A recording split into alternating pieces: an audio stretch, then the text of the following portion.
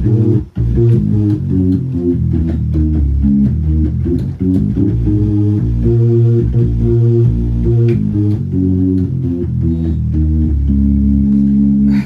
right. My subject is um, pretty much straightforward. It really just depends on you as a musician, on your drive, on how hard you want to drive your practice, or your skills or your abilities to do what you got to do to get better in your craft. At the end of the day, no one's going to push you, or you may have support to push. Actually, some of us may, and some of us may not have nobody to push us to do better, or to, you know. Guess I better take this off now. I'm gonna get hot. He's heating up. All right. Good morning. Um. So, or good evening, afternoon, or wherever you're at in the world. Let me put this over here before I forget. So it all depends on you, and all depends on your drive. All right. If you have a drive, and it's a little drive, you might do okay. But if you have an extreme drive to do better, then you're gonna take off pretty quick for my beginner musicians out there, or maybe intermediate level, to get to an advanced level if that's what we want to call it. I printed out this calendar and never really followed it, but I will say it's a start. I did start it actually. Matter of fact, I know today is the 15th now. No, the 14th, but I didn't put nothing else in that slot. Um, and that's me. That's on me, right?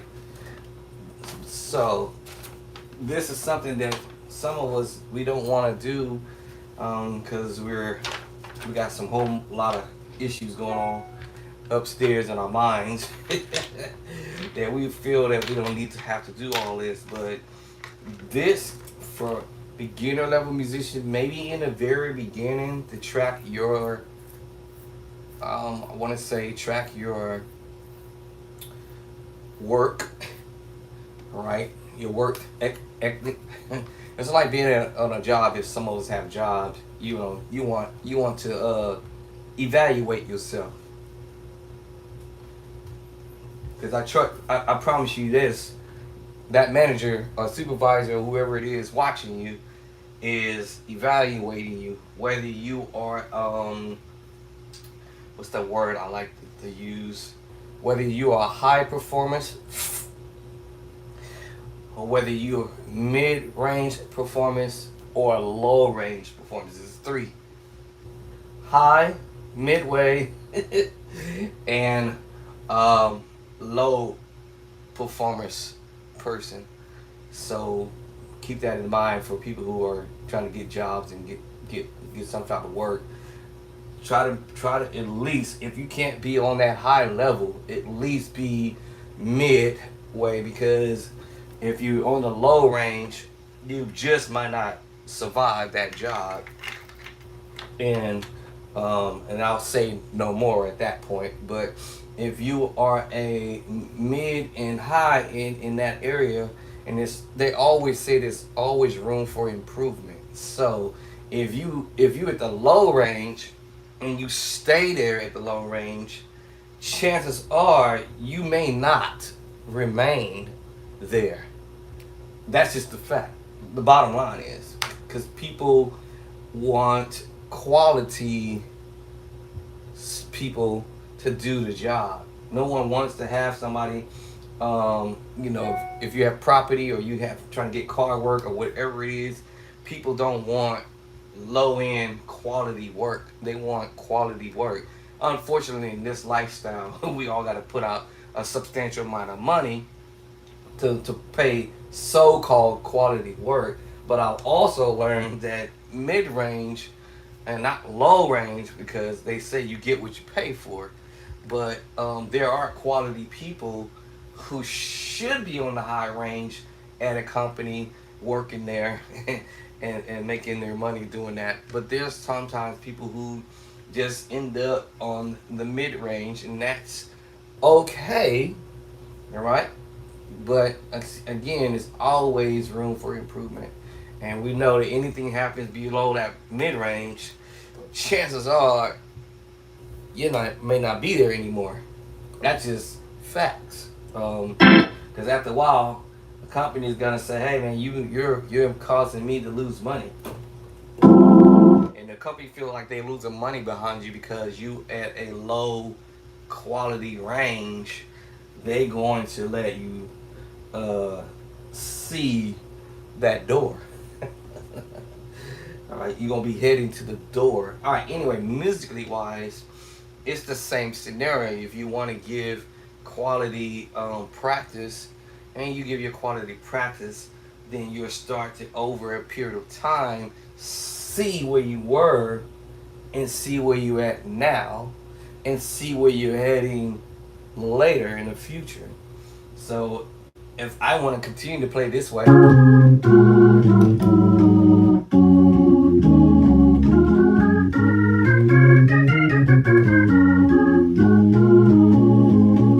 and that's it, that's what I will remain at the low range or low area or low quality or whatever. And maybe lower quality might not be even just be that, but it could just be low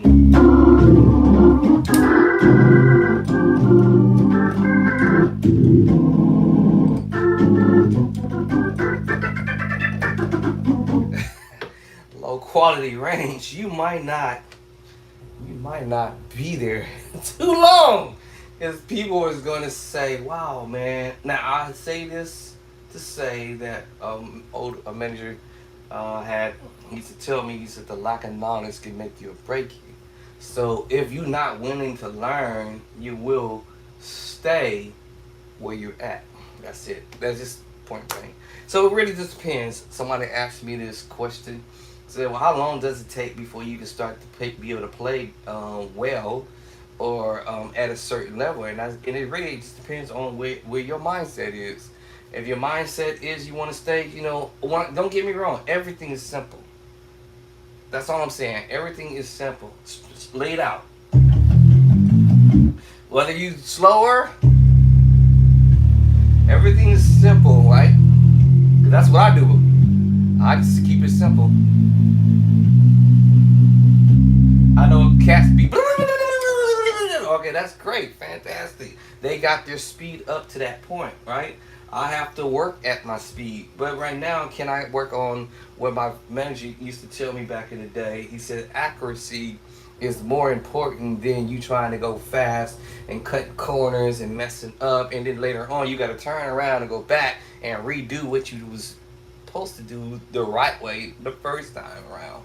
So, with that being said, there's nothing wrong with taking your time. Now, I know me, and you should know yourself. How fast do I want to get this though? Because it all depends on your mindset. It all depends on your own mindset on how quickly you want to get this. Like, how fast do I want it? Oh, what is my drive or my desire? My desire is, man, you know what? I need to get this right now, today. Like, I'm not gonna wait and try to do my all 12 skills for the next 12 months. That will be kind of ridiculous in a sense. I'm just saying. I should be able to sit down and say, listen, I'm gonna take one day. Within a day, this should hopefully get me a clock. I don't know how I do this on here. Let me see. Can I do this on here? Give me a clock. I think I can do this on this iPad. I've never tried it. Get myself a clock. Let me see if I can find it. Actually, the app. Never done it actually before. See? Never done it before. So let me see if I can figure it out. Okay, I found the clock. Okay, let's see here. I want to try to attempt to set the clock. What time we have right now? 11. No, it's 10:46 right now. So I want to say I'm gonna spend 15 minutes trying to learn some stuff. Alright, or less than 15 minutes, because now it is 10:46 right now. So I'm gonna set this clock for 11 o'clock. Like 11 o'clock, this is how much information I want to sit here and learn. So it's up to me. Even if I don't learn it all, at least the game plan was start. Okay, so save. Now, excuse me, clock is ticking. Let me get going. So I'm gonna say, and I'm gonna put stuff down on the calendar what I want to do. All right, whatever date it is. Today I'm gonna do the 14th. I'm gonna I'm gonna sit here and work on this material, even though I already did it. But I'm just making y'all understand that I have less than 15 minutes to learn this. I'm gonna learn this, some ideas from here. I'm gonna attempt to try to learn this. When I mean learn it, memorize it. Good luck to me on that. All right, let's see what happens. All right, so my attempt is to try to get these two projects knocked down and memorize them. All right, so let me get started with one. And I got under 15 minutes to do it. The game plan is, can I just do it at least? All right, that's the game plan. All right, now time is ticking. Let me go.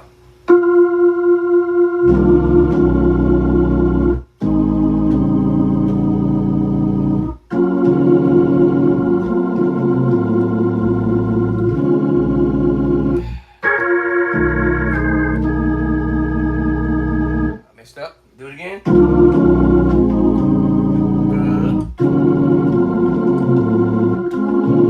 All right, here we go. Okay, next part. Next part. Next part. Alright, so I'm gonna stop right there on this first page. So I'm gonna turn it over here and see how much I retain. Next move. Next move. Next move.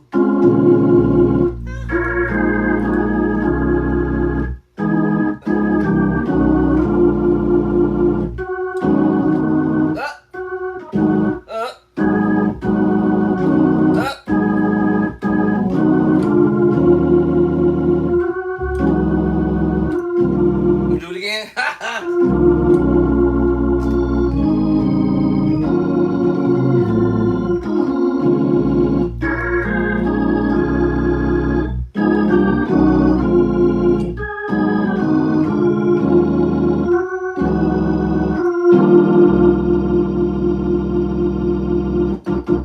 Alright, so I covered that. Okay, so let me get to the next part. Alright, so now flip this over, and I did another part. Up.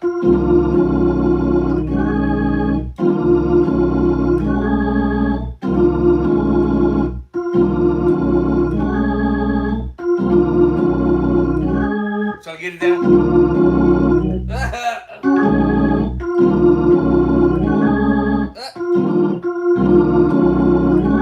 Feel the pressure.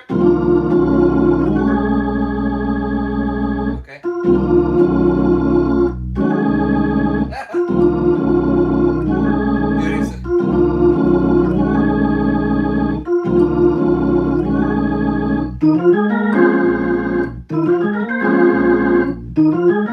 Okay.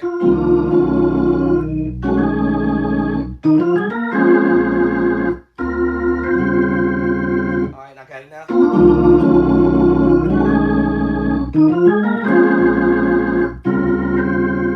Okay, now I'll turn this upside down and move it out the way. Now let's get the whole thing.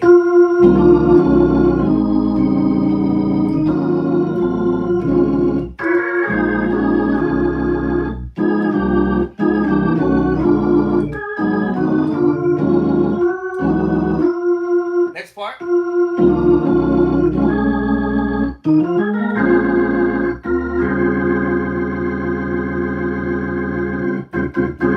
Now, did that take me 15 minutes or 10 minutes or 5 minutes or 2 minutes to get it down? I still got time on the clock. I got 10 more minutes to do something else.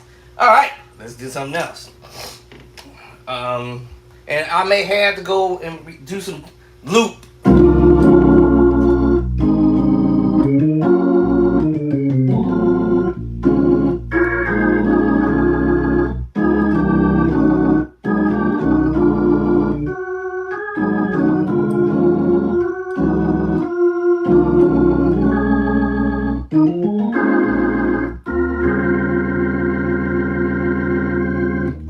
Now I'm ready to go to something else.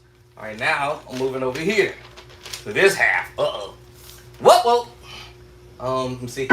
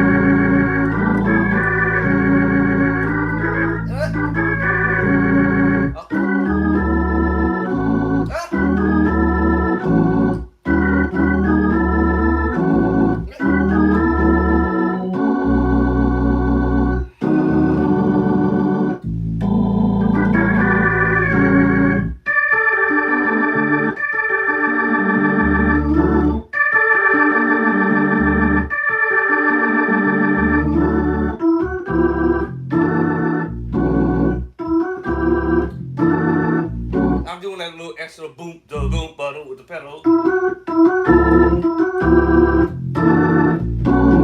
That's extra.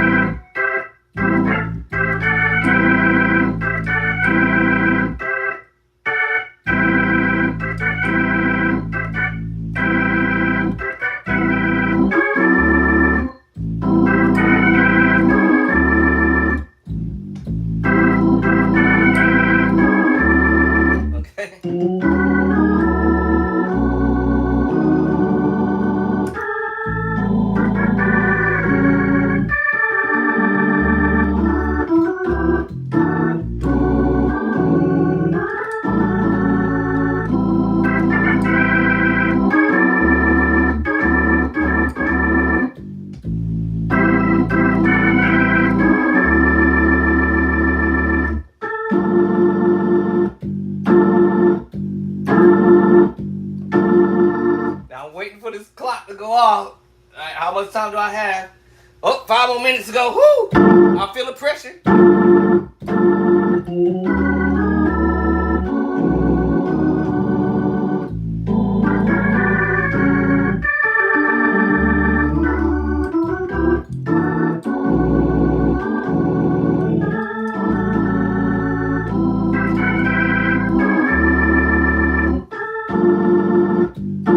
Okay, next part.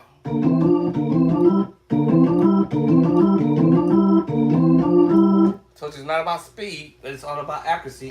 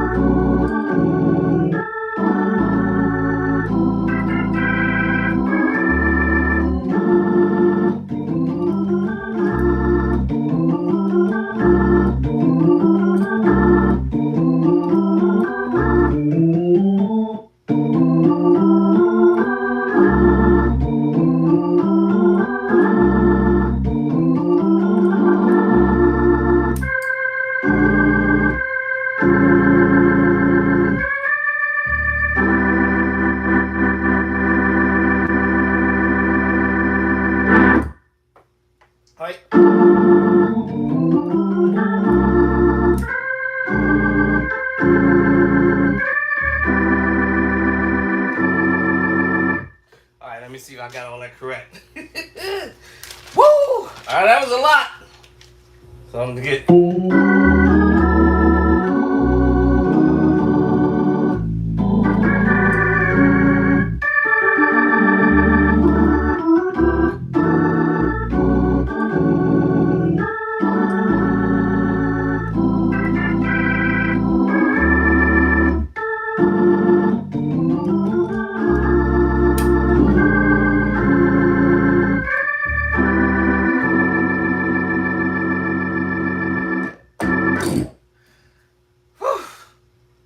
That was rough.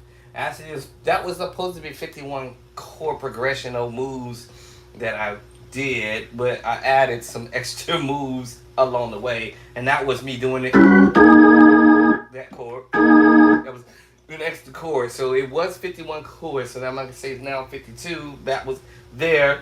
And then down below when y'all did it, and that was another two more chords that I added to the mix. Here, so this one and this one.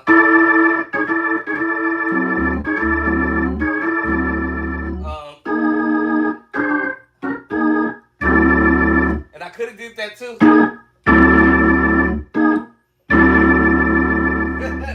But I decided not to do that at the very end when I got down here.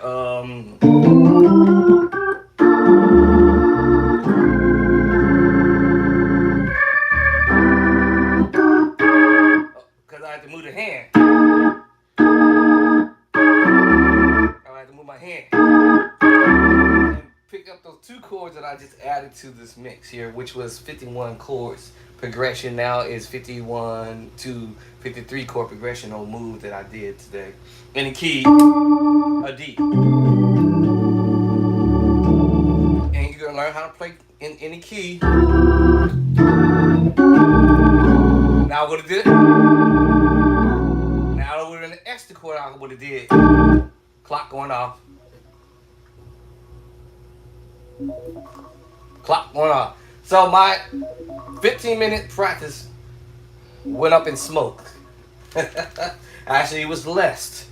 It was less. As a matter of fact, I actually did more than what I didn't think I was gonna be able to get that. This part in the backside in this, I'm actually, when I say actually surprised, I'm actually pulled that off. And again, it was all about the fact that I wanted to push myself to get it. Whether I had to repeat them a couple of times when I could have just did it once, but sometimes when you plan stuff, repetition is a man's best friend.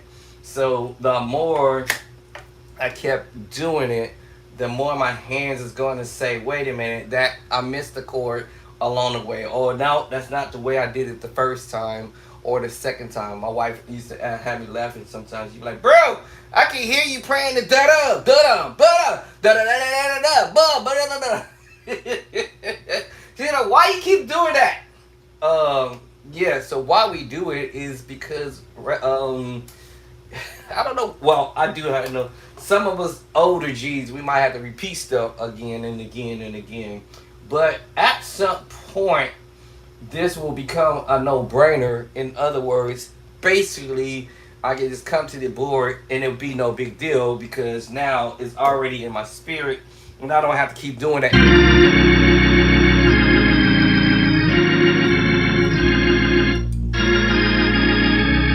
It becomes now rememberable because now I have repeated it or looped it around so many times. Oh, what's one of my own?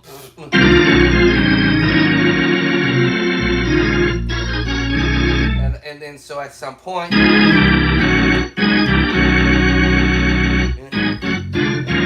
it becomes a no-brainer because now the hands has now recognized, okay, you doing this move, okay, fine, cool. You know, so because the hands will start to remember it. And it become a no big thing. It's just like listening to this young guy playing that move.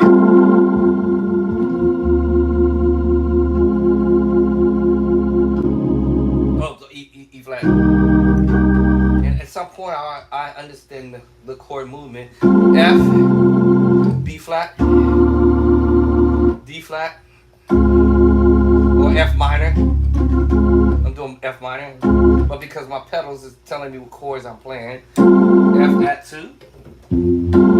Kind of like you almost sort of do this with your eyes closed, so to speak, because you already have the hand is gonna go to where it's supposed to go. It's supposed to go.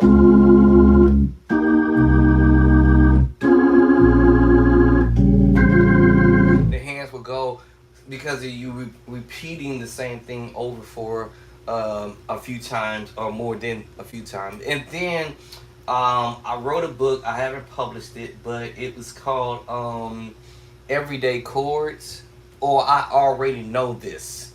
I haven't published it yet, but um, and the reason why I named it that was because after you have played chords, um, they will become familiar. You will become familiar with it because of the same old thing we say with the same old thing. It's not always saying what we sometimes like to excite ourselves to say, "Man, oh wow, man, this is new to me."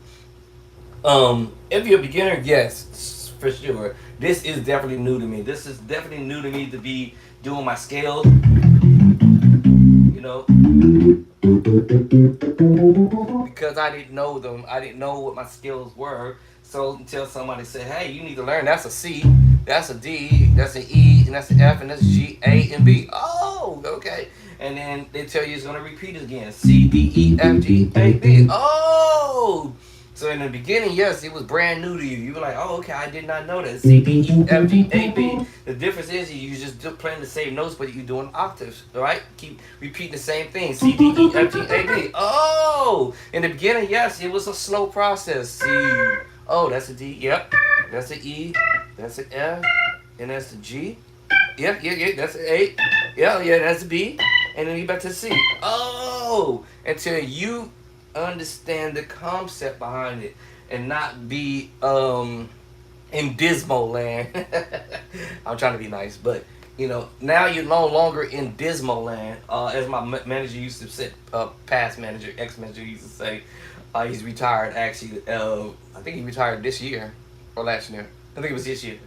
But he always was encouraging me and says, "Hey man, the lack of knowledge can either make you or break you." So when you just don't know something, it is what it is. But what are you going to do about it? What are you going to do? All right, about it. So I had to go and do something about it, but I wanted to share it back with you guys. Those who don't know the information, I wanted to share it back with you. So I created or written two books, Play by Side, edition number 1 and edition number 2. And I'm dropping this information in the book so that you can be able to learn how to play at your own leisure, wherever you like to do, and have fun. So you can go over to Amazon, straight directly to Amazon, and get your physical copy for your books. This is the hardcover for both books here, and this is the paperback book for both books there at Amazon, and also digital download as well.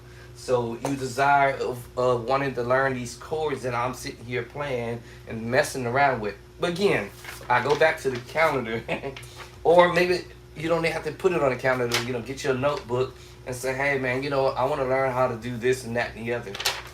For me, I would have said, "Hey," just for me, for now, I would say, "Well, I want to learn how to play this little project that I put myself on," and so I would just put like project number 1, whatever it's gonna be. All right, so I will write down here for the 14.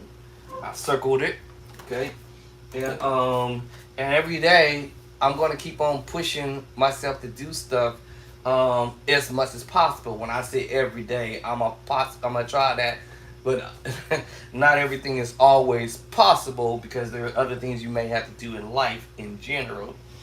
So just every day, I'll just say, "Okay, I want to sit down and I want to practice this little project, number 1." Okay, and I might say it was supposedly, I don't know how many chords this was because I done lost count because I done added stuff to it along the way. It was supposed to be 22 chord progression. I believe it's probably like 24 or 25. I don't know. I'm not gonna give a count. It doesn't matter to me. But what I was to say is I'm working on project number one to beef up my skills in my playing. And by the way, I transcribed this myself. No lessons from nobody. I just sat at the organ. I mean, actually at the keyboard and Photoshop this in my brain on how this would sound once I get to the organ. Then I can add the pedals to it as I go, and that's what's happening here with this little project that I put before me. So I transcribed this a long time ago, way several years back. But you're probably saying, "Wow, man, you just now doing it?" Yes, I mean because I had things in life that was going on that was more important than me having to sit here at the organ and play this. But I'm here, project number one, right? And then my project number two, this page here, right? So now I can say I knocked down, well, partial of project number two. I didn't do the whole page yet. I didn't do the whole page yet. So I'm gonna take a crack at it a little bit, and then I'm not gonna worry about what time and all that because it doesn't matter, but it does matter how much time and energy you want to put into it. So if you put a little energy into it, that's the energy you're gonna get out of it. Basically, you put a lot of energy into it, that's what you're gonna get out of it. So I put what energy I had in me to learn this stuff, basically, And on top of that, I'm switching up my drawbar settings to play up higher versus me playing in the middle. Notice the difference? So now I have to revamp my brain, be like, okay, all right, because I've been playing this way for a long time.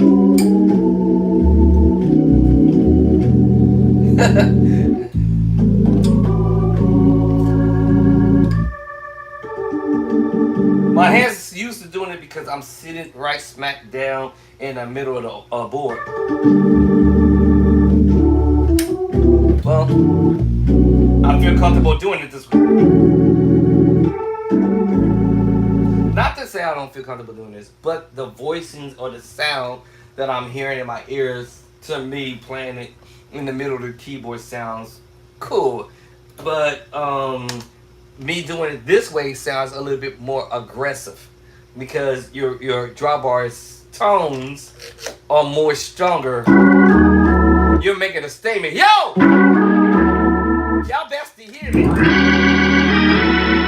You're making a statement because of your drawbar settings are set to, I'm gonna call it, I'm out to kill.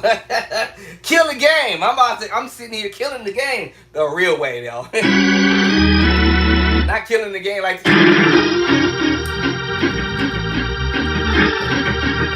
Woo, he killing the game. Yeah, I'm definitely killing the game for sure.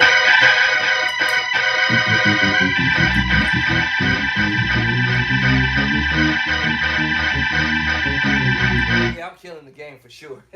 No, killing the game the right way. So yes, that's just playing your sound aggressively versus playing your chord in a much more smoother way, or smoother sound, or gentle if you want to say.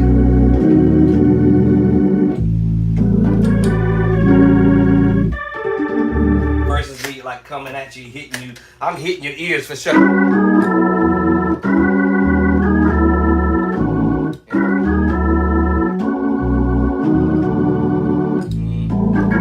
I'm making a statement.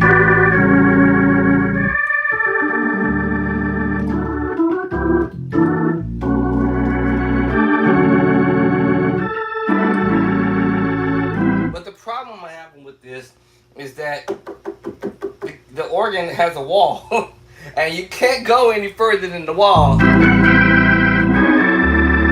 You can't come back down in here and do it because it's muddy. It's muddy. So I'm now having to adjust to playing around with different routes to give a different route of how I'm going to play this if I desire to want to go this route.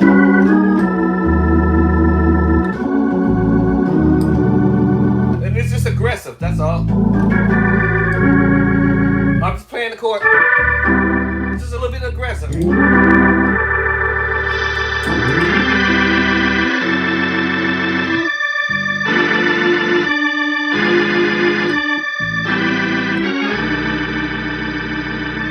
I'm just playing the voicings a little bit aggressive.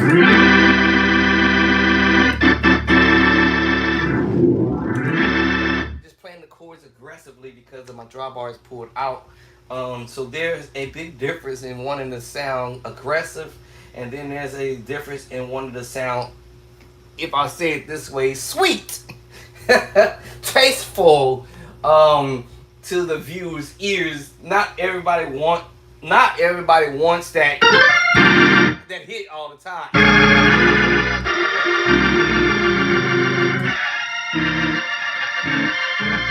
Right?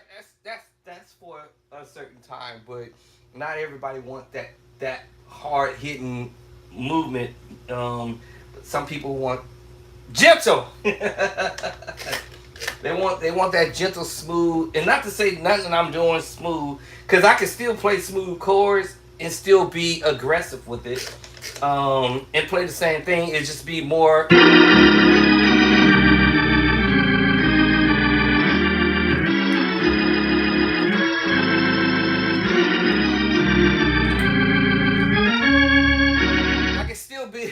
I can still play talk music.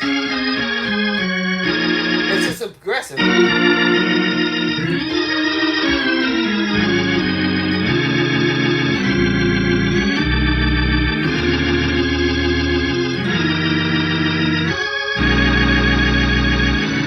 But it's just more aggressive. Alright, so bring some drawbars in, yeah. Smoothing it out.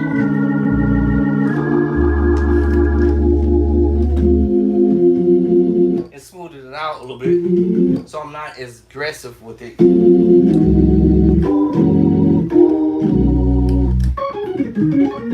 Alright, so I'm not as aggressive with it. So just kind of keep that in mind for my new organ players out there. You're a beginner and you're trying to figure this out on what type of style you're trying to get at. Just keep in mind that, with your drawbar settings matter, as they say, And again, I can still play smooth with the move, but not as aggressive. Smoothing it out.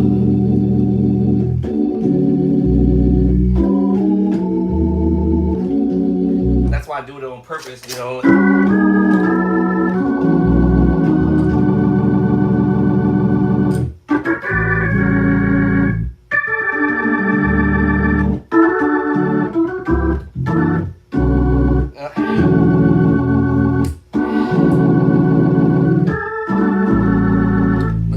I'm gonna run into the wall. I have nowhere else to go. I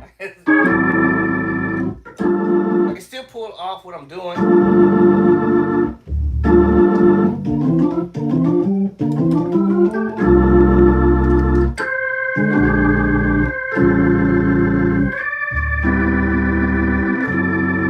I can still pull off what I'm doing. It's just more aggressive. Just a slight aggressiveness. That's it. Alright, let me go back to what I normally would do. That makes me play right smack in the middle of the organ. Right?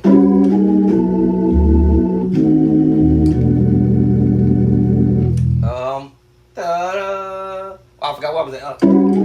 After I start doing it that other way now, my brain's like, hey, yo, what you doing?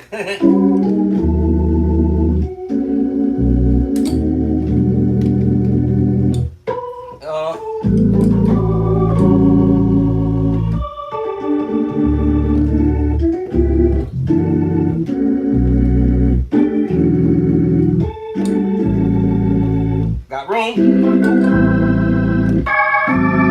If I want to do that, I got room because I can go up or come down wherever.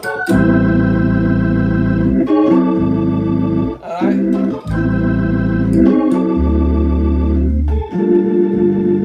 If I want to move up, if I want to move the voice up, I can do it because I got room. Alright, so.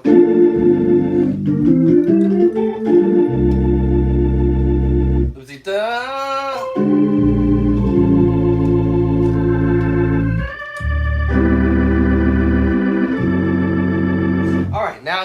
study the other side. May the force be with me. Alright, so da. So let me see how many chords is that. 1, 2, 3, 4, 5, 6. Alright, so let me get this 6 chord progression and then I'll take a time out for a split second, I'm thinking. Okay, so we're at the last chord. Let me go back to do this at first.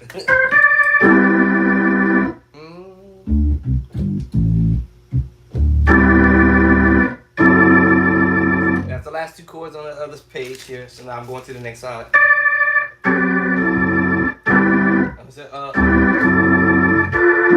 Minor move, diminished. And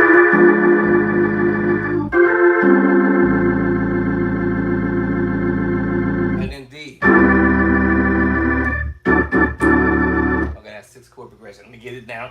Let me see, that move is after we come out. Let me see. Let me work my way out of it, the other part of it first. See, now I gotta adjust my body a little bit up on the organ.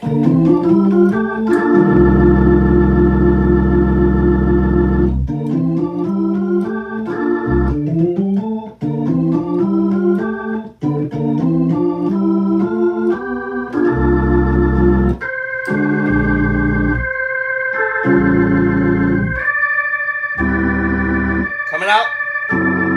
Now go to the next page. I'm going to the next page. So I'm going.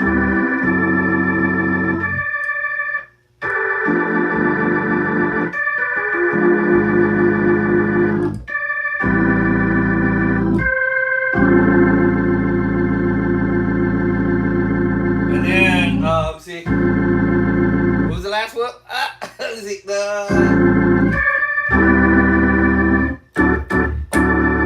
Okay, I think that was a 6 chord movement right there. So after that was this one, this one, this one, this one. Now, if y'all hear me doing some extra loop, all that, that's just me flavorizing it a little bit. That's just me giving it my own little something, right? Straight, straight, straight, straight, and straight. Now, after I play that a few times, right? So I took myself off the clock now because I know I can do this in less than 2, 3, 4 minutes or whatever.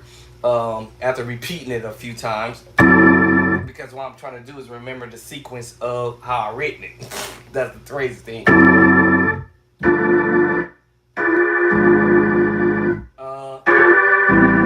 I'm doing.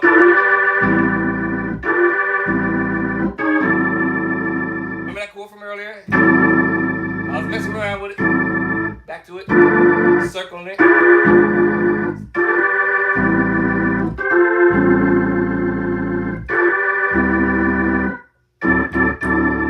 Alright, so let's get at it again one more time. One more timing. Now I now understand my diminishment. All that stuff in.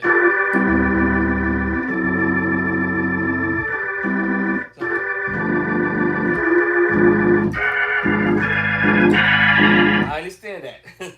I didn't write that, but I understood it. Right? Alright, so let's get at it. Minor move, diminished move. Every one of these chords in the book. Major move. Right? Major 7 flat 5 sharp 5. And out. Ba, ba, ba. Okay, now I remember those 6 chord movements, hopefully. So let's start from the top.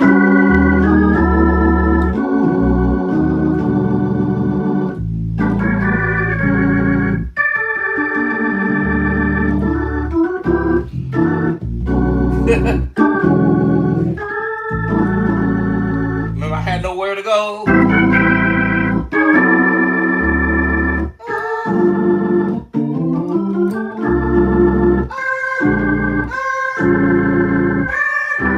Here we go.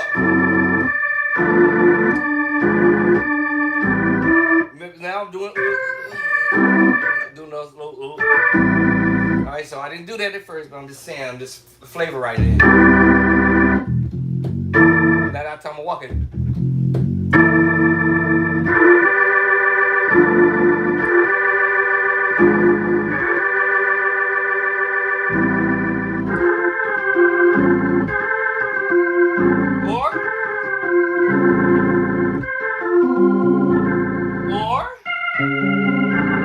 Or I can do all this other stuff, which is also in the book. Alright, so now after playing it a few times or more than a few times, then my brain will start saying, okay, you can do this now. You can start doing this. You can start playing around with it now. Change the bass line. Change the bass line. Or change the voicing. Change the voicing. Because now instead of me going major, I can use the sus chord. Sus4 chords or the 7 sus4. Every chord in the book in my tritone. What? Hello. And I can move that around now.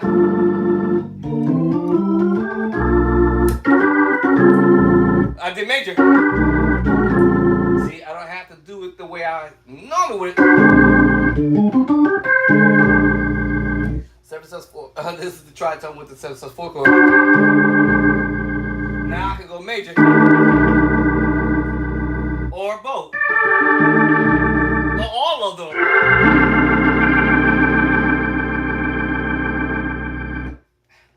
Now, when you're practicing for my beginner music, just stick to the script. Stick to your script first, and then venture a little bit to change up your style. At the end of the day, it really is depending on you, on how you want to progress your plan, and don't let nobody, not even me, don't let nobody, not even me, slow you down and tell you, no, you ain't ready for that. No, no. I had a thought from one of my coworkers. I was training her for a short minute, and that literally was like under 10 minutes for to operate something at my job. And I was like, should I give her my key or should I not give her my key? And from my view of showing her, she looks interested and wanted to learn. But at the end of the day, if I gave her my key and she wasn't ready and she have an accident, I'm going to be questioning, who gave her the key? Then I'll be blamed. You gave her the key, but who told you to train her? Or who told you to give her the key? Or give him the key? So, yes, I didn't give her the key because I felt that she wasn't ready yet. She got the concept a little bit, but it's one thing getting a little bit of the concept, but it's another actually getting on it and just do what you got to do right off the gate. Some people you can see that they can catch on quicker, and some people might take them just a little bit longer to get it. All right, I'm not saying that this person is not going to ever get it. I'm saying they just wasn't ready from my personal view. So I wasn't giving up my key. That's just period. Because then now I'm held responsible for what this person might end up doing, putting a hole in the wall. All right, so basically what I'm saying is you have to practice, right? So that means my coworker has to practice. All right. So when I probably go in tonight, if she's in tonight, she might need my help. Maybe not. She maybe be able to catch on quick, without running through a wall. All right. Y'all know the story. You gotta crawl before you. Anybody know that story? You gotta crawl before you. You gotta crawl before you. You can't walk and then crawl. You can't run and crawl and walk at the same time. So you gotta crawl before you can start trying to walk. I don't think I've ever really seen too many babies come out of mommy's wombs and then end up walking immediately right away. I have not seen that, but I'm sure that could possibly happen. But I can't really imagine that. Well, actually, I just did. Baby come out, okay, mommy, I gotta go, and just start walking. It's like, wow, that's nothing but a miracle from God. That's all I can tell you on that. A little newborn baby come out walking all out from the gate. That will be a massive miracle that only God can do. Only God can do. Only God can do. Only God can do. Only God can do. What kill me? Only God can do.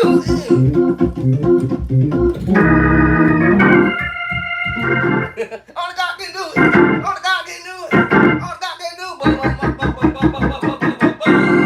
it. Only God can do that.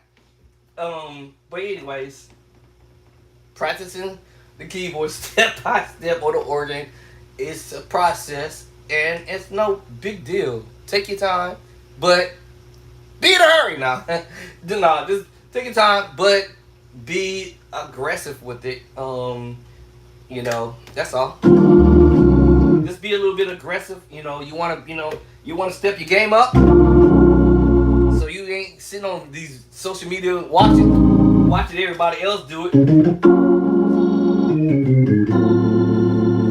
So learn your skills. The number system is 1, 2, 3, 4, 5, 6, 7. 1, 2, 3, 4, 5, 6, 7. 1, 2, 3, 4, 5, 6, 7. 1, 2, 3, 4, 5, 6, 7. 1, 2, 3, 4, 5, 6, 7. And all 12 keys. Now we might use this other word, continuation of the number system. We know after 7 is 8, which is the same note as C in that scale. And then D was 2, is now 9, and E is now. And all this information you're going to get in my very first book. I explain that very, very well in the very first chapter. All right. I give you all that right here on the very first chapter of Play by Sight, chapter number 1, explaining the number system and the scales, how they work. They're super easy once you get to learning it and sit down and practicing it. As I say, 1, 2, 3, 4, 5, 6, 7. But the continuation of the number 7 of the number system is 8, 9, 10, 11, 12, 13, 14, back to the 1.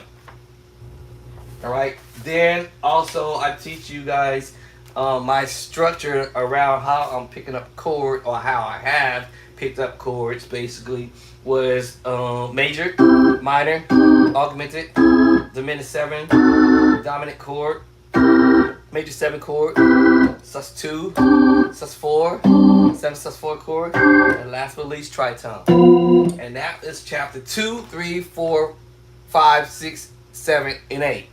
And then chapter 9 is where I'll take that same information over in chapter 2, 3, 4, 5, 6, 7.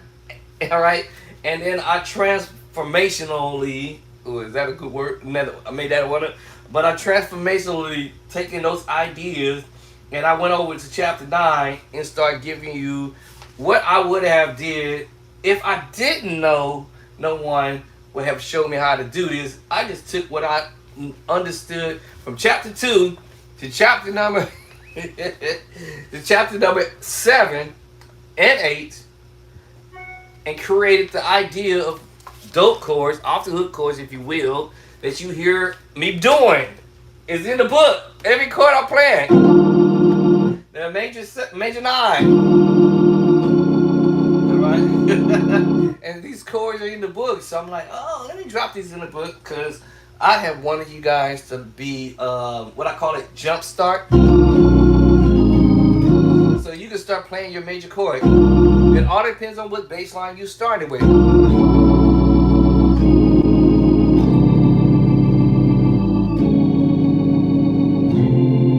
And all 12 keys. And these are the voices, whether you go up and down, or whether you change the bass line to a different bass line. And at the end of the day, we can go to E flat and play the same chord. E flat. I started it with C.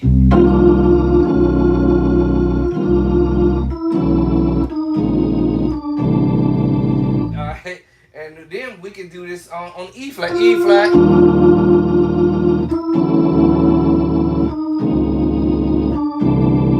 What? I can go to F with it. Same chord. What? That's y'all tripping. Y'all tripping. Y'all, I'm telling you, once you get the concept of stuff, let's do it on B flat. B flat.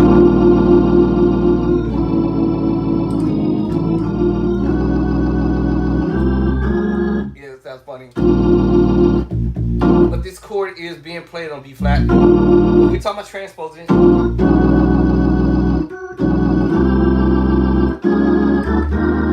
Here it is.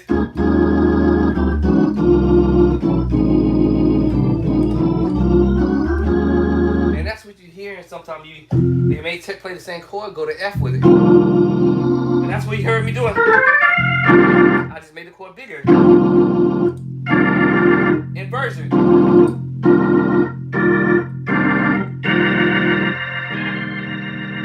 It's the same chord, but it's just doing inversion. And I'm just doing it on the B, F. Let's go to C and do it.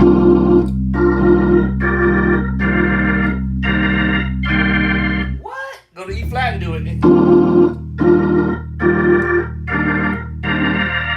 What? Yes. So I'll pick C, F, and E flat.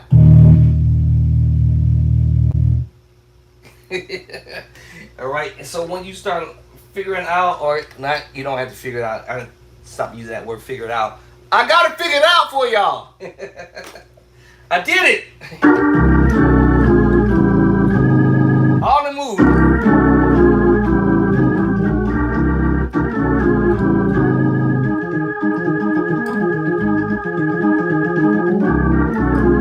All them chords. All that stuff. All this stuff.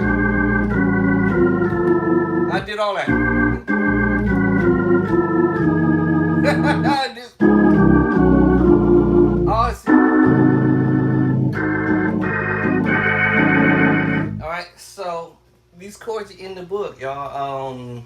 I spent a lot of energy trying to get this out to everybody in the world that might be wondering how to do this stuff, and so I wanted to make sure y'all get it, you know.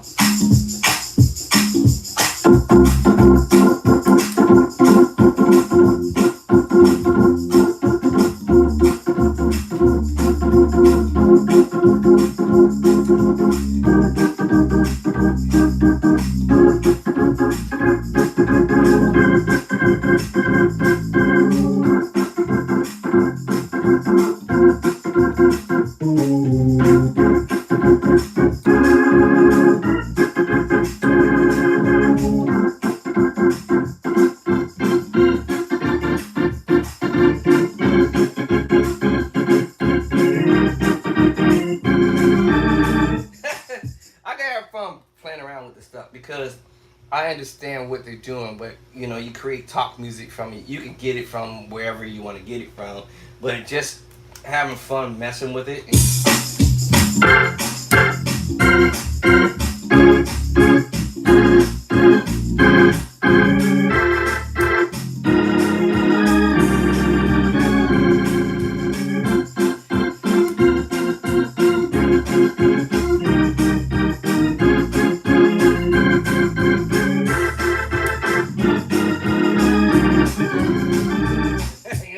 You can have fun messing around with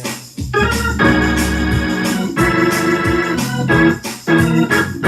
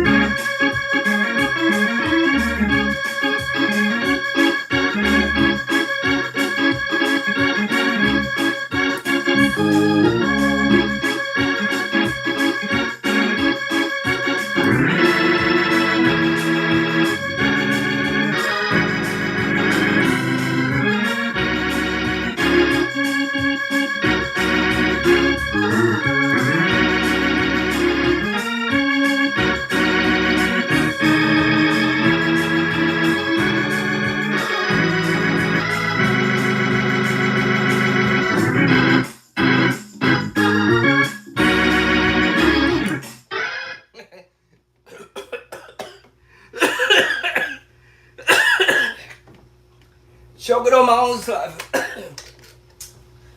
Woo! But you have fun, y'all.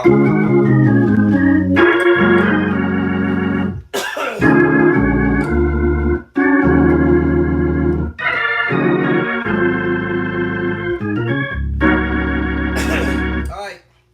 Let me get back to what I was doing. Woo!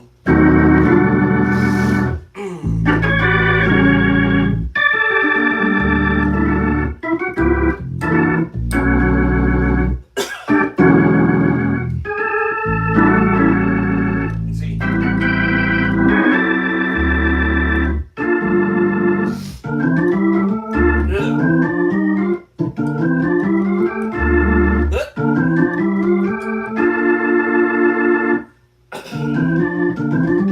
D.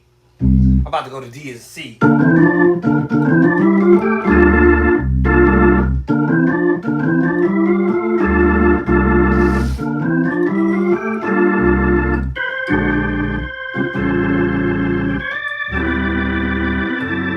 Next part of it.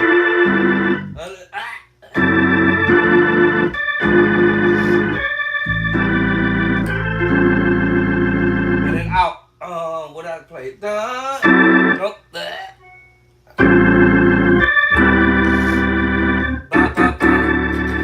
Alright, so I got my 6 chords knocked down. So you see I went back to it, alright? Let me see, what's the other part of it?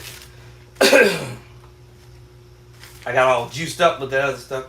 Let me see now, my next 6 chords, B, E flat, E, C sharp, F sharp, back to B, A flat. I don't know what I was thinking. Let me see. Oh, I forgot one. Okay, I forgot something there. Okay, it's supposed to go. Oh, okay.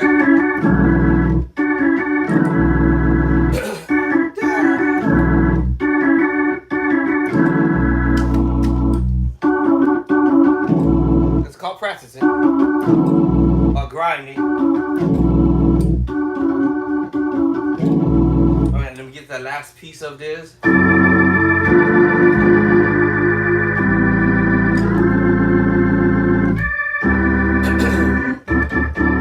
And then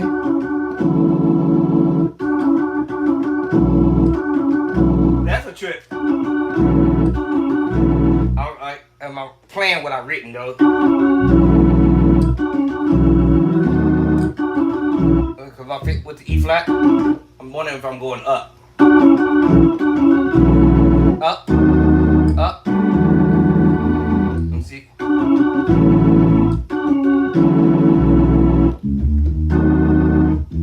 walked it up.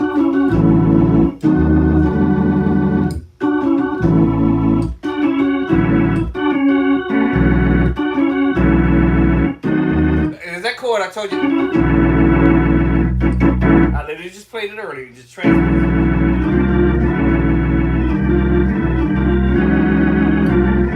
Just transpose.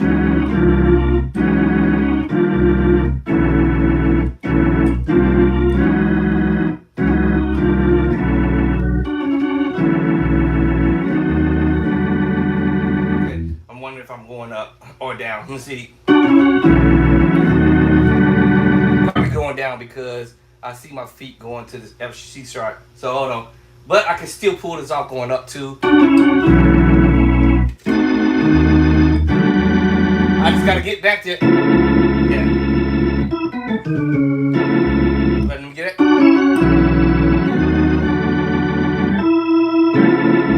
Oh, I went to it. Okay.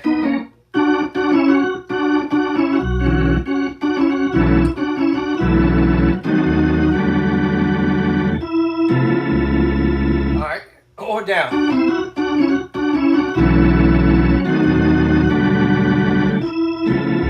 I would like to go. I like to go going up.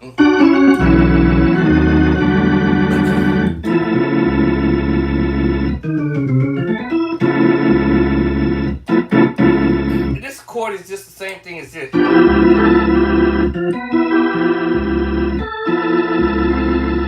The same chord. But we just spread the voicings out. We just bring in the inside. It's a minor chord. But we just taking the voicing and spread it out like that.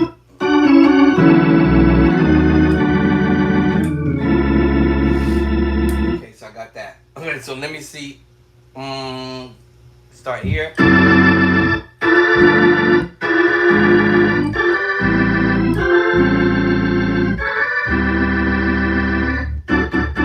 Then here. Then by this time I will probably pull my drop box in.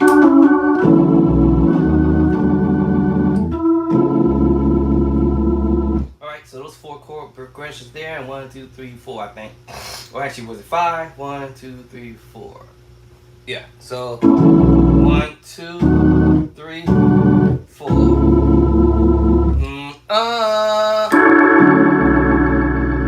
Ooh, that's nasty. And I'm doing some extra low. Actually, hold on.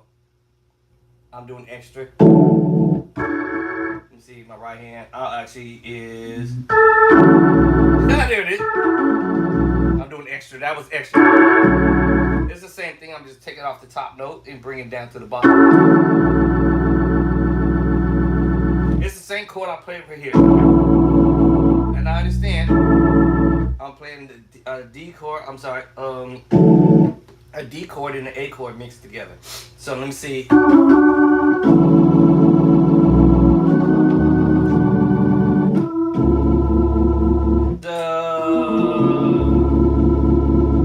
Hold up.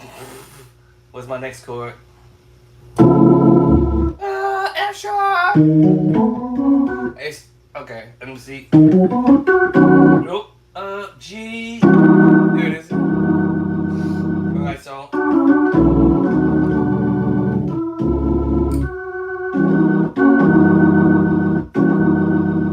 So step by step, I practice this.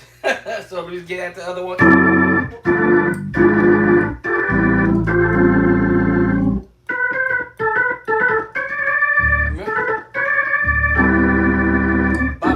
Okay, then.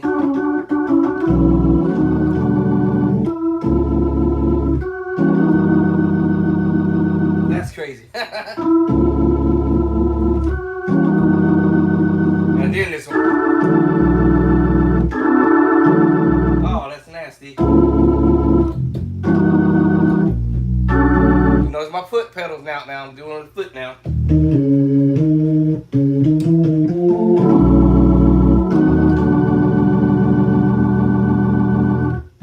I want to play this voicing, but I'm gonna play that voicing.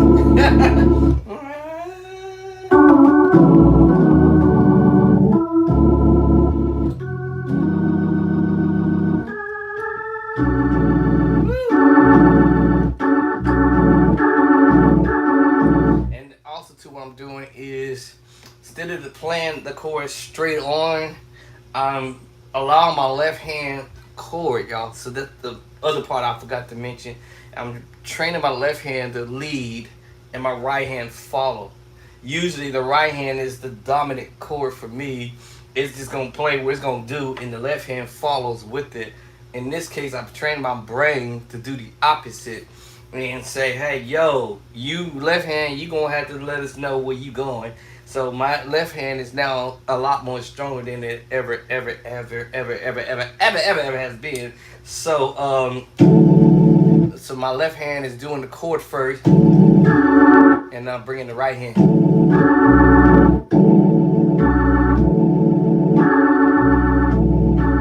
So if you notice the left hand, the right hand follows. Then I'll probably drop down, left hand, and the right hand follows.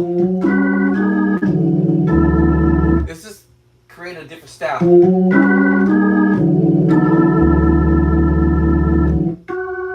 Might hit them a little man like I promise you with that left hand and the right hand.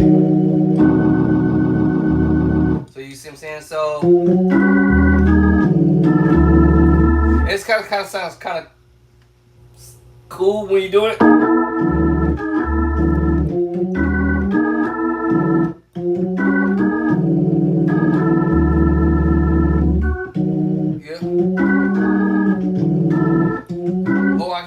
time I do it simultaneously at the same time.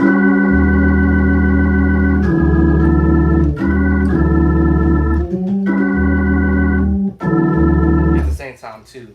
So it all depends on what mood I'm in.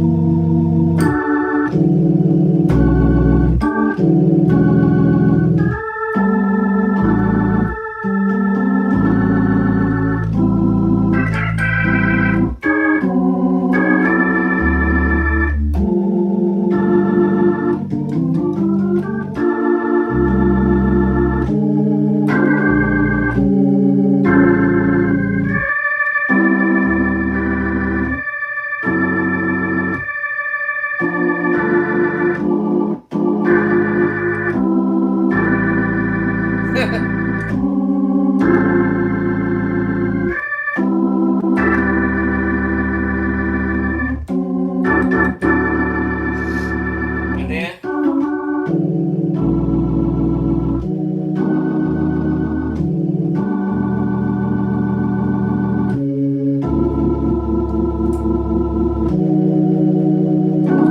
so here's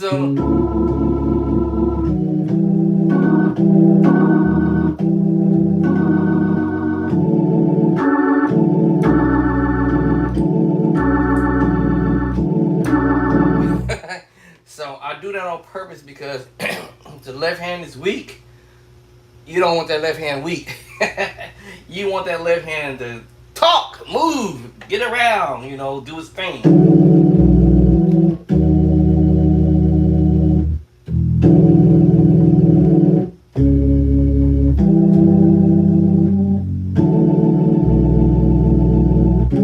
Let me see now what I'm doing here. Diminished move. I want the left hand to lead, and the right hand will follow.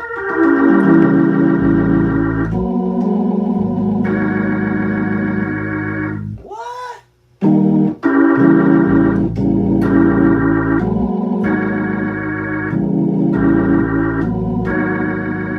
And honestly, be doing that with my left hand makes me remember the chord movements that I'm doing. To be honest, it's actually that and my right hand pivoting notes will make me remember where we got to go to next. It's the next step. All right, so I have this pivoting finger. Lets me know this is the point we're going here. We're going here. We're going here. Wherever we're going.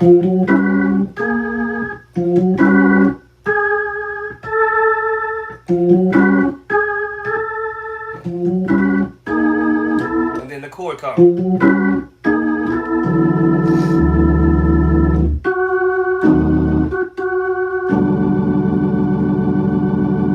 So it lets me know where we heading. Right? So yeah.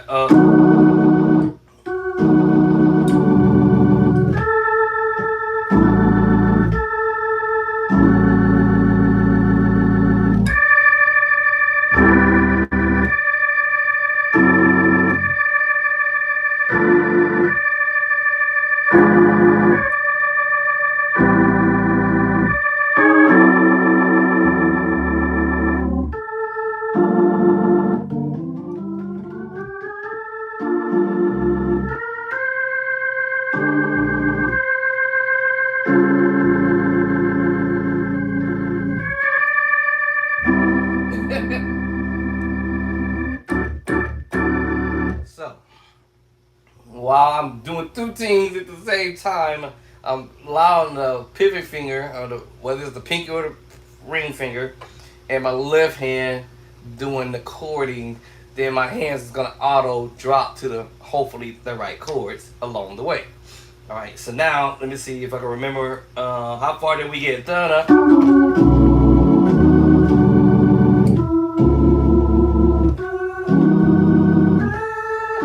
You see, because that pivot finger is gonna help me out.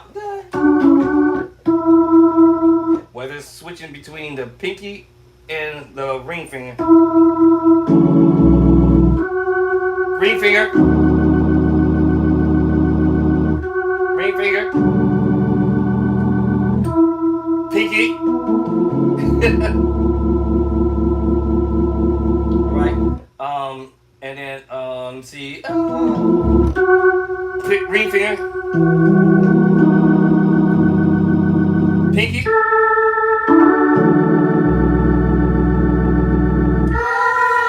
ring finger, pinky. So it all depends on them two are like working together as buddies, you know, cousins or whatever you want to say. So that's how I'm able to move, and then it allows my left hand to say, all right, you gotta help this out.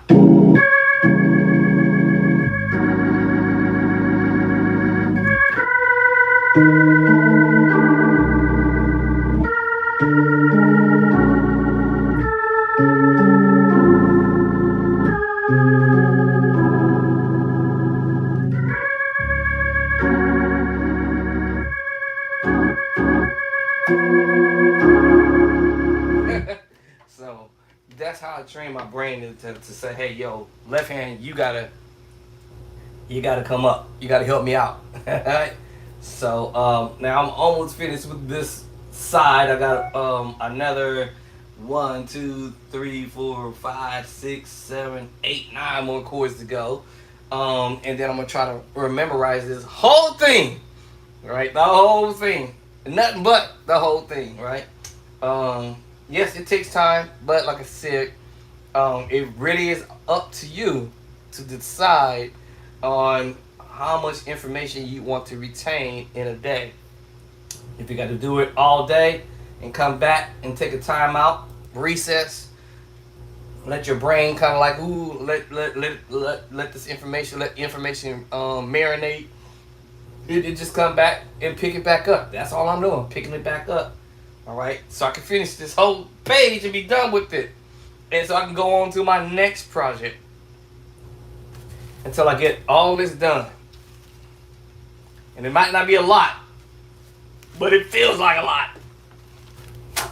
But actually, it will become easier because the more I'm practicing, I'm gonna run into chords that I had already played before and be like, okay, I already played that. Oh, okay, I already played that. Oh, okay, I see. All right, but I'm doing it differently every single time. All right, so let me see now. How far did I get? So.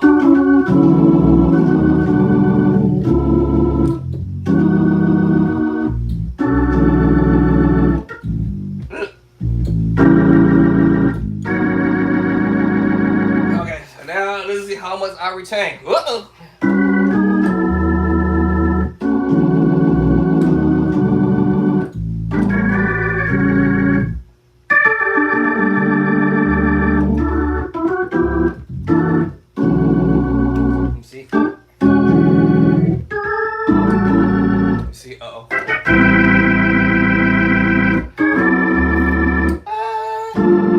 I'm about to tell my talk to my time.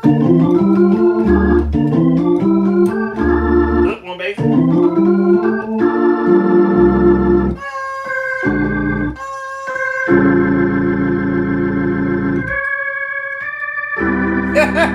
Almost got stuck.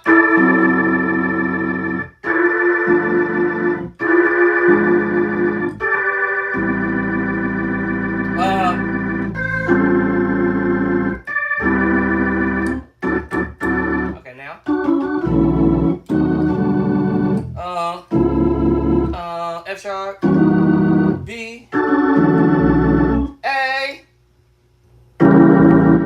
flat. I had to photograph that in my brain, right, when I got there. So.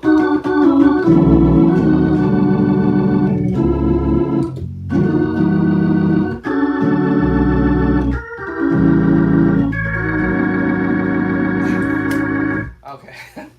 Ooh, that was a lot. Okay, now the last piece of this.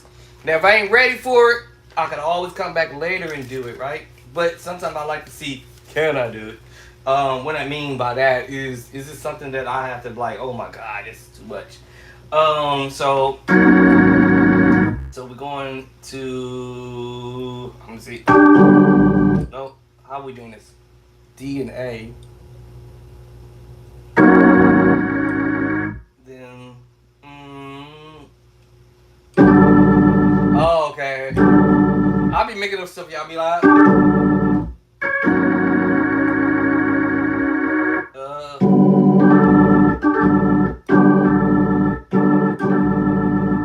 And then.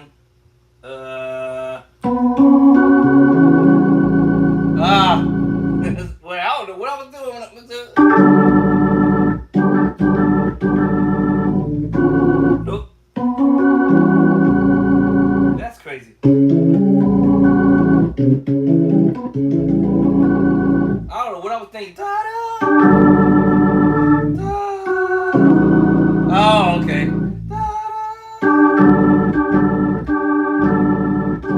Y'all heard that earlier when I was doing it. I did it in another spot.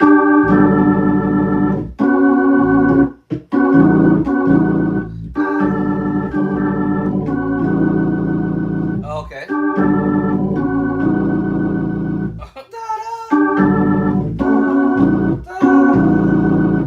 I'm adding some other moves.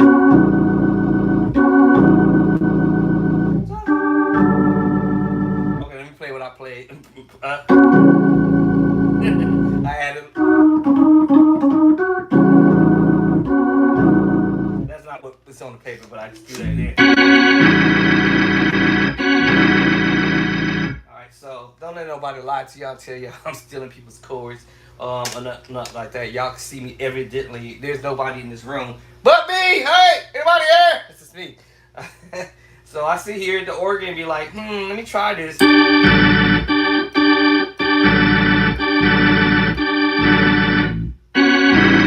me change bass line to E flat.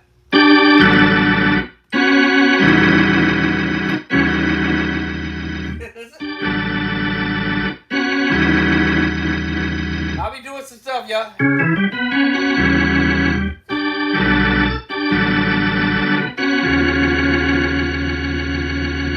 I'll be doing.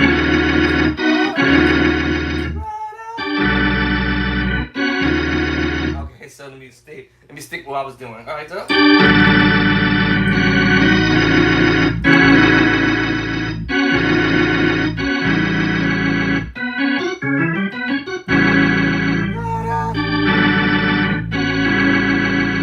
As much as I want to do the twain.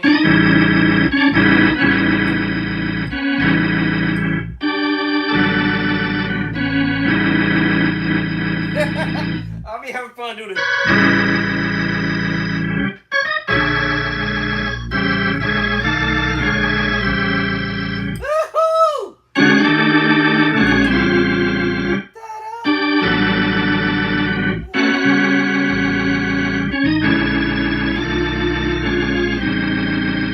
Nobody said,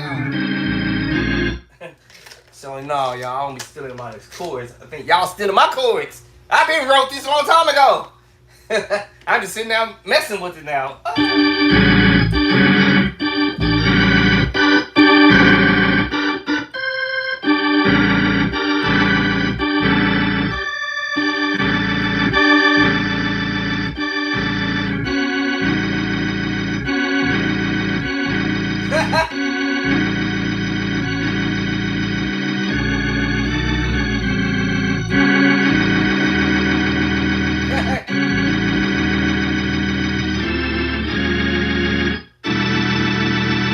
I'll be doing this stuff, y'all be like,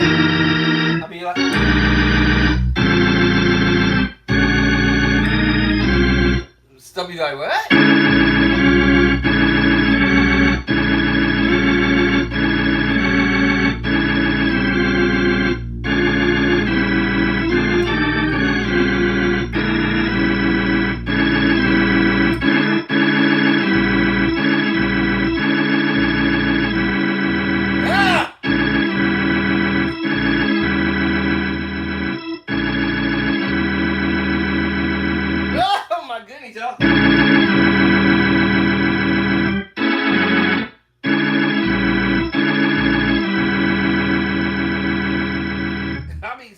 I gotta write this down, y'all.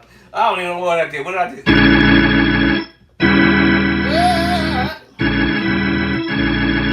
I do.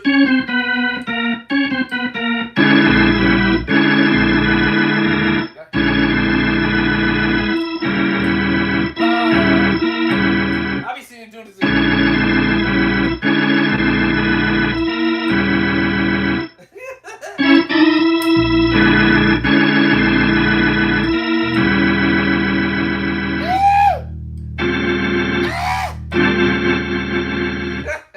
Yeah, but see, I used to do this. I used to do this a long time ago. I used to practice it. I'm like, hey, I've been sick for a minute, so I gotta get back into it now. Gotta get back into the game. Killing the game.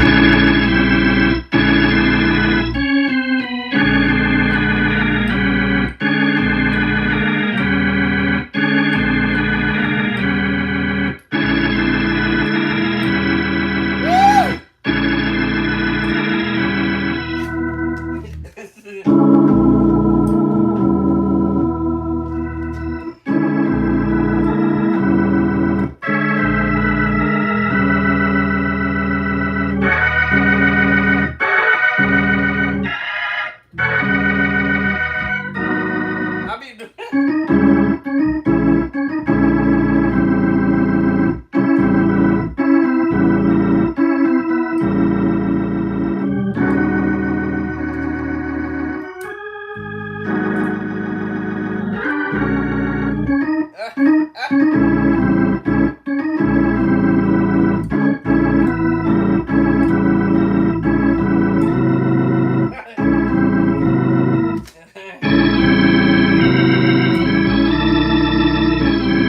I'll be doing stuff like, but now here's y'all. Normally I would be doing this on the keyboard, and then I write it out, and then I come to the organ and let me see, can I do that? If it makes sense to me.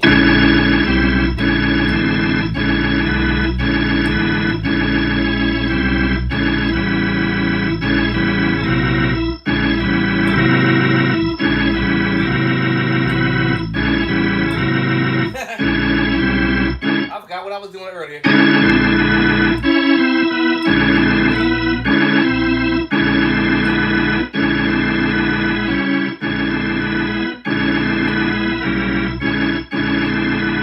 I forgot what I did. I forgot what it was. Okay, that. Okay.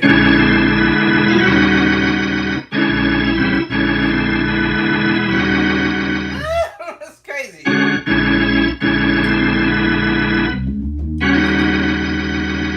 Yeah. I think I gotta get my special pen out again, and my books, my music book. I guess, y'all gonna make me start writing again, transcribing. Like, but yes, my game plan is put this stuff in the book, cause y'all might be like, man, what is this dude playing, man? Cause that sounded kind of wicked crazy. But anyway.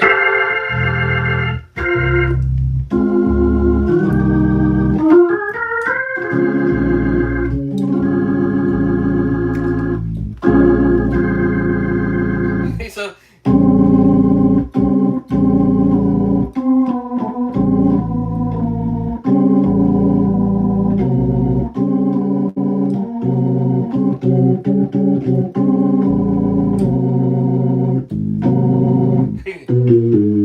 so man.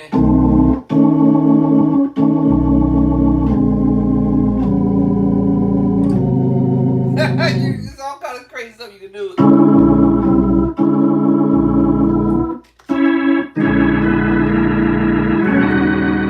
Or the other one.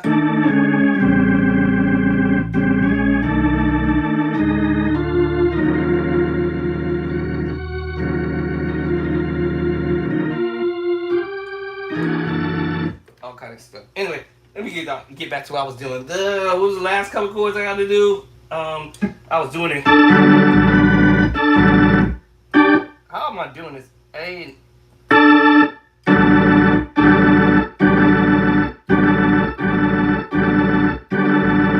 then that is crazy. Well, I don't know what I was thinking. Oh, what was I thinking, y'all?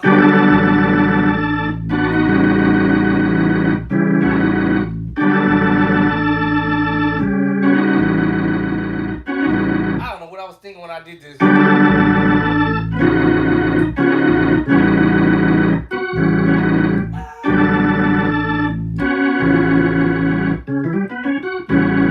Play straight this time. Straight.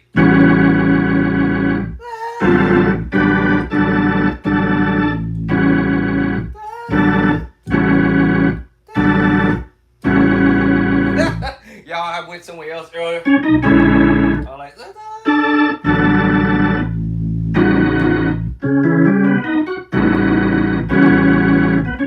sus chord. Alright,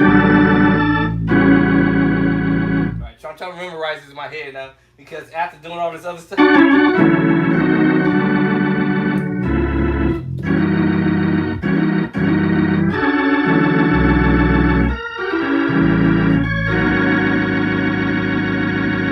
Turn on, do this. What?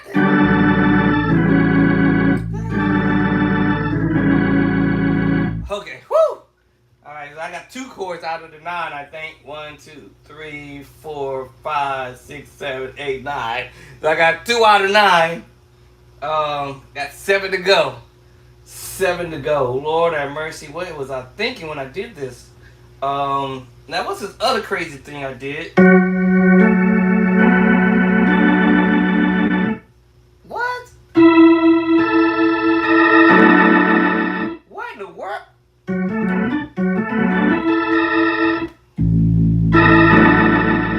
don't know what I was thinking. Hold on, y'all. This is crazy. I'm sitting.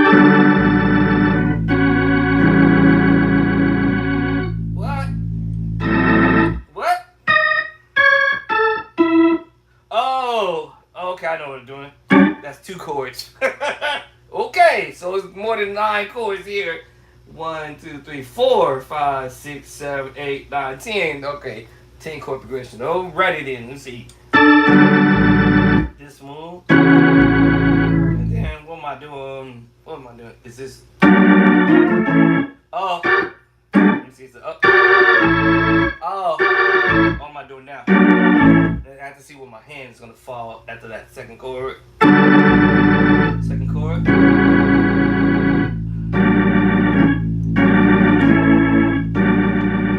Or should I do?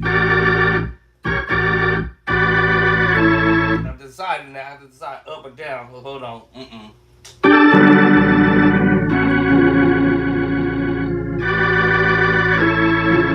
Okay.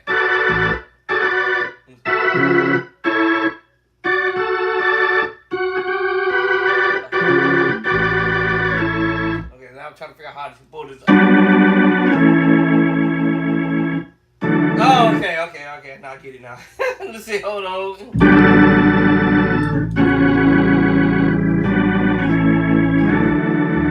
Oh! Okay, I think I know now.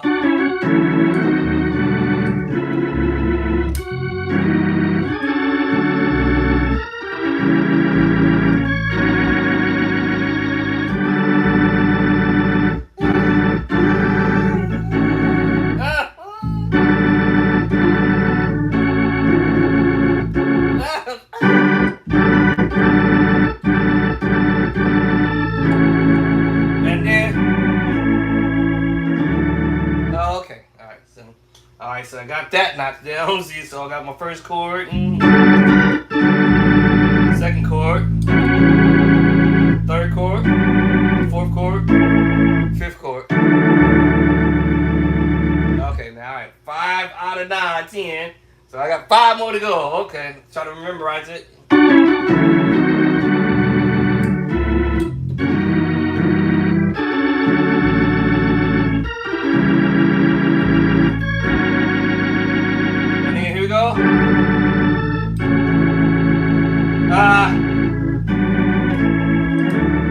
Okay. Okay, now I know what I'm doing. Alright, sometimes I'm going to pull the draw bars out. But like I said, just seeing what is going on, actually what I'm doing. So...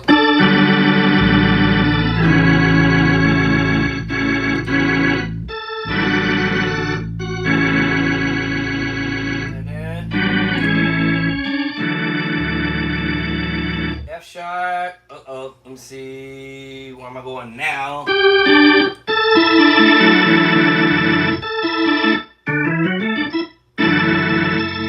Oh, okay, I know.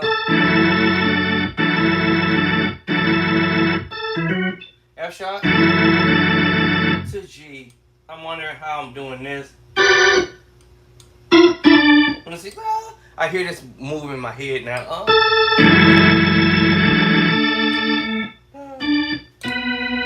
I hear that in my ear. Let me see something.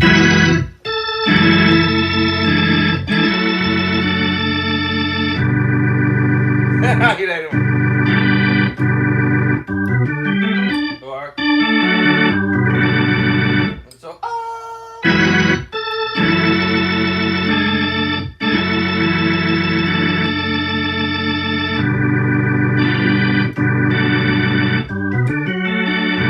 Now see, this is crazy. And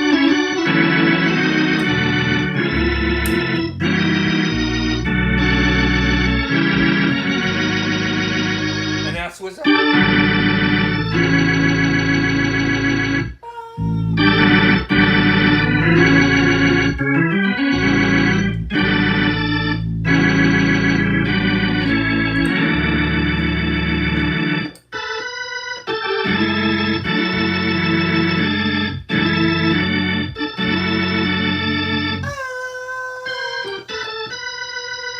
See,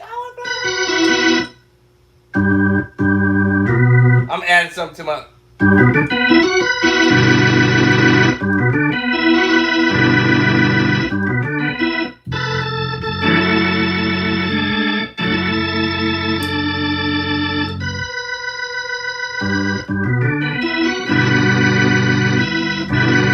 Oh, it's not on paper now. This last chord, because I voiced it.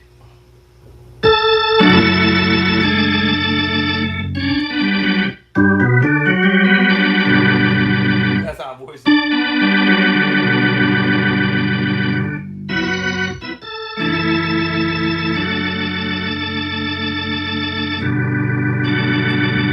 This is the voicing I use. This is the major 7, so I'm basically just.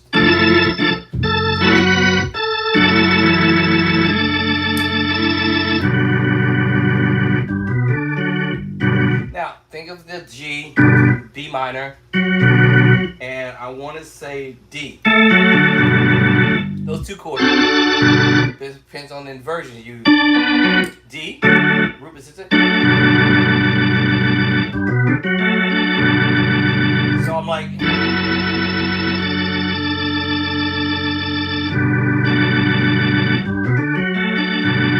Now I'm thinking of using the B sus4 in the place of that, but using the G chord underneath. Or the D chord underneath.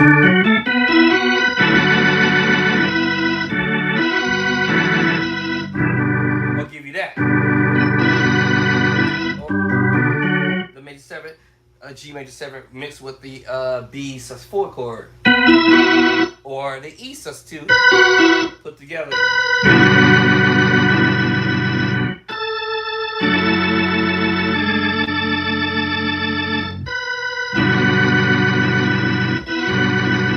What? It's crazy.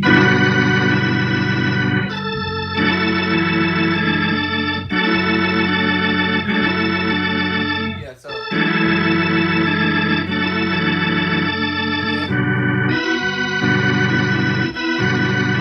Now, if I don't want the highs up there, I'll just bring it down.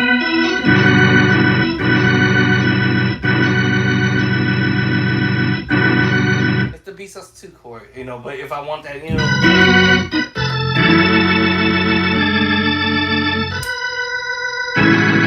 I'm sorry. Again.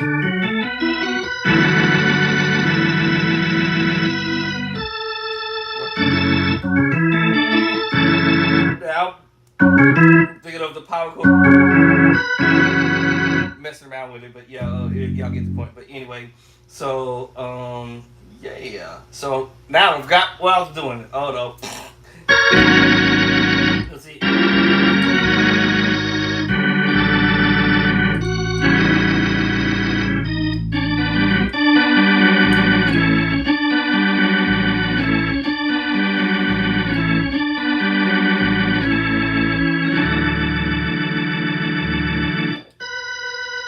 so then after that, I do that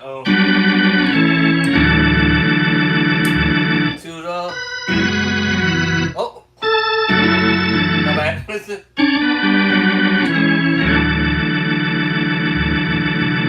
Walking up to the F sharp, move.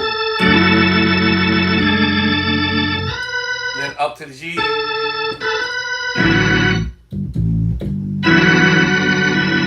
Because I understood, or B minor, or D major, or all of them, which is just a G major 7 chord in my left hand. And I'm playing basically all of the chords. G, minor, D. I played all of them. E sus2, B sus4. You're making the chord fat, Now, if you take the drawbars back, right, now you're going to hear this.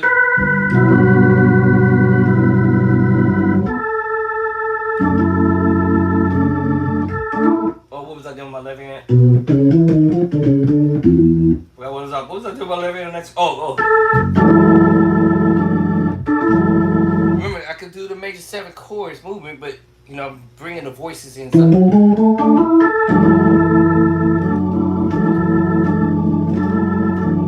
Bringing the voices in. Because I understand. And I'm using what I call it the 1, 2, 3, 1, 2, 3, 1, 2, 3. All right, the 3-finger chord. I call it. So I'm like, then drop back. I'm gonna do the D chord. Oh, I'm gonna use the 3-finger chord there. 1, 2, 3, 1, 2, 3 in the scale. Oh.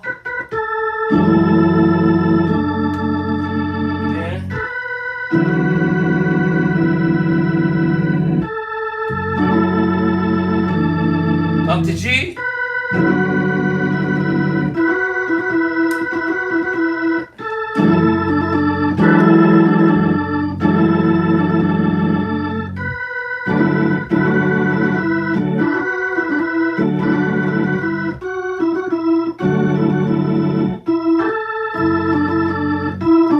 So I'm thinking of the sus4 chord, right? And thinking of the other sus4 chord. And then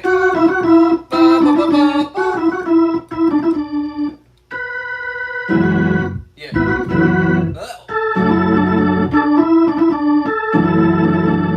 Sus4.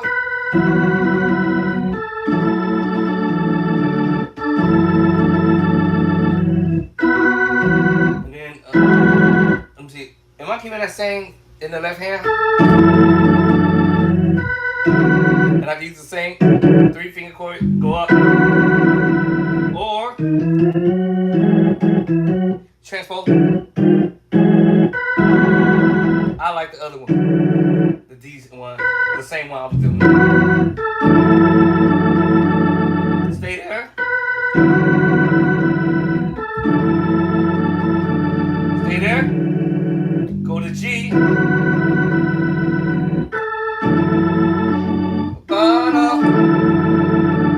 Stay there, go to G. Alright, anyway, so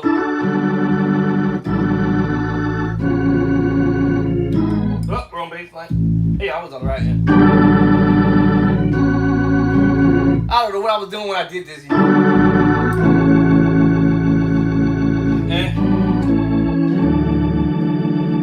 And then,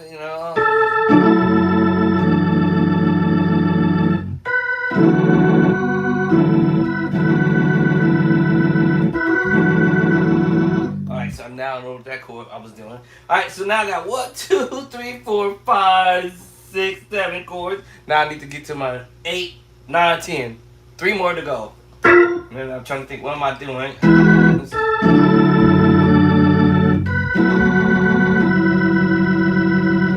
Hold on, so wait. Yeah, G. And then, what am I playing here? Where am I putting it? Let me see where I'm putting it at. How am I putting this? Actually, G, A, and D. How am I putting this? G, A, and D. Okay. So let me see. I'm going.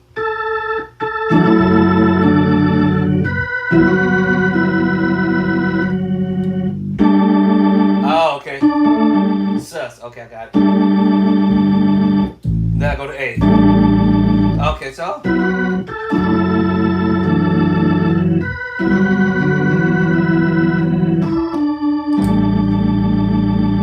Diminished. Played it earlier. I remember this move. And back to this move.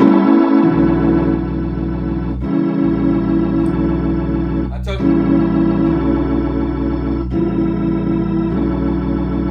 That's crazy. I gotta memorize this out.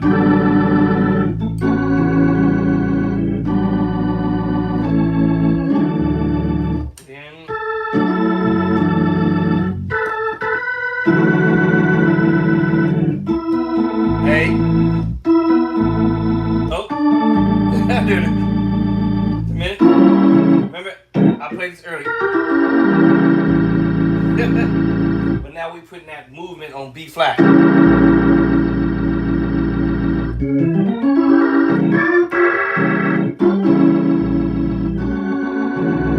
like that. Even though that's not the chord I play. I told you these chords. It's the preacher chords.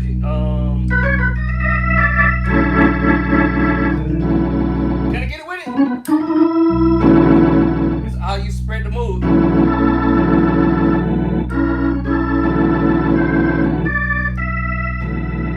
It's how you move your chords around, which is inversion.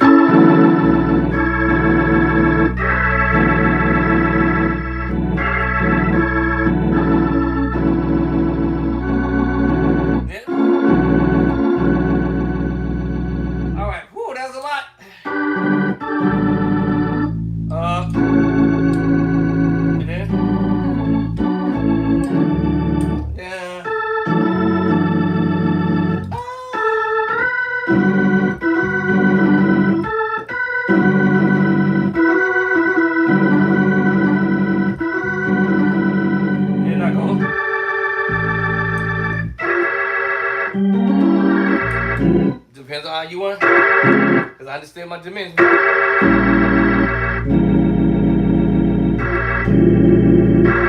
Whichever one want to go through it. Or underneath. It depends on which direction I'm going. Or if I come underneath.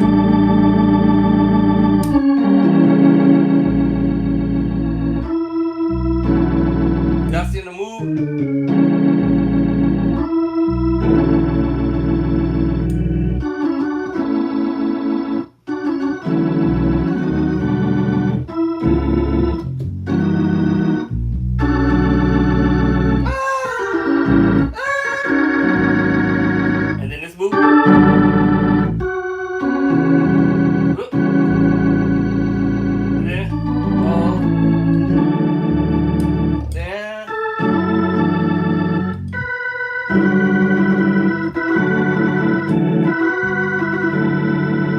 Come inside. The men's move.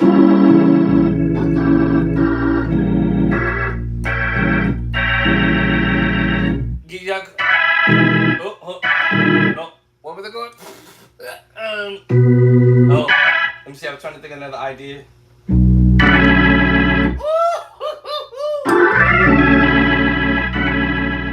Oh, that was an accident, but.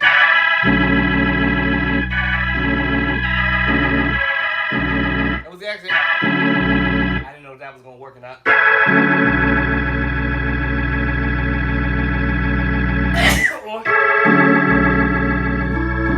So I can go in between the A chord, the A major 7th chord.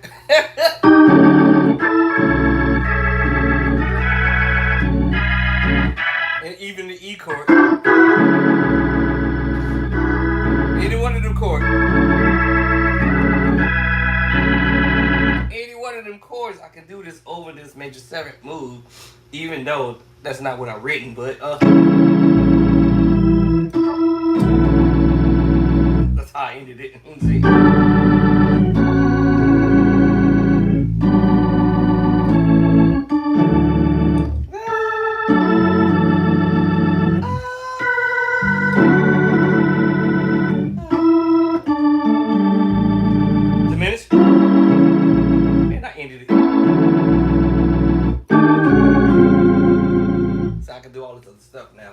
Every chord I did, y'all, is in my book. Now listen, can I remember the whole thing?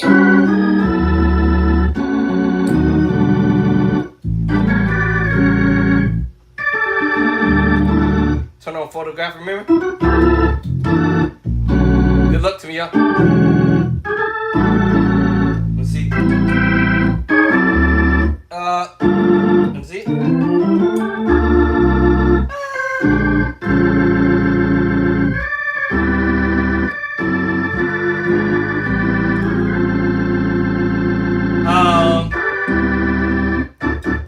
Okay, then the other part was am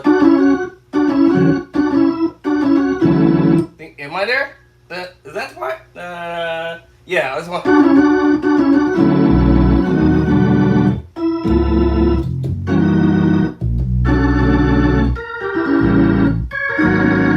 And then this part, I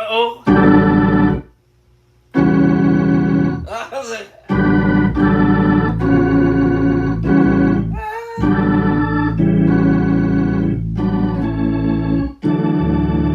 nah.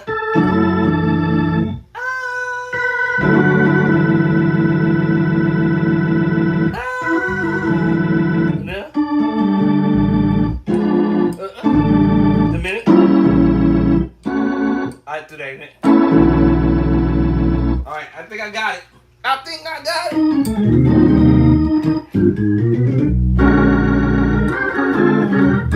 I think I got it. Let me see. So after that little last part.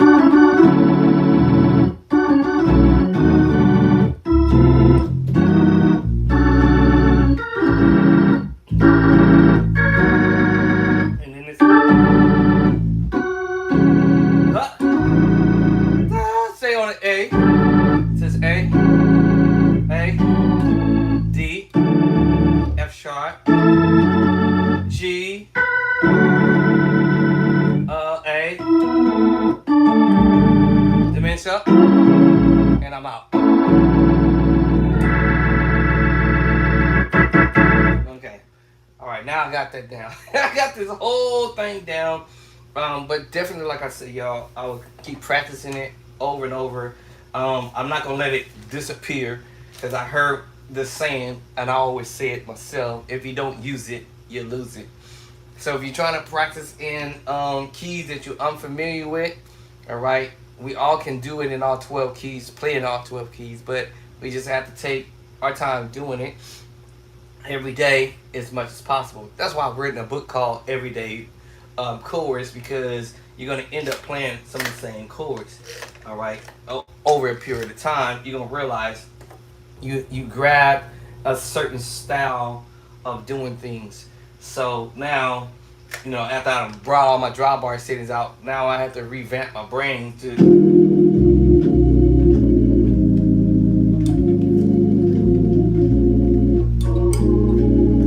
from all that loudness.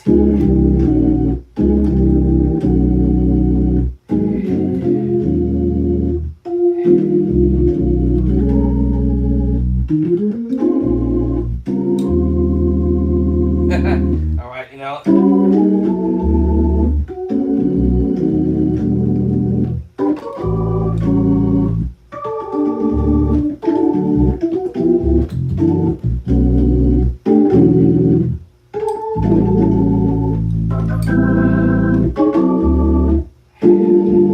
I have to revamp my brain.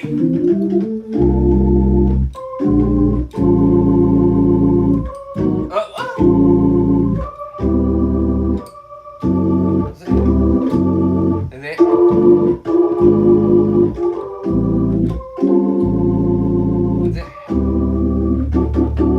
the other.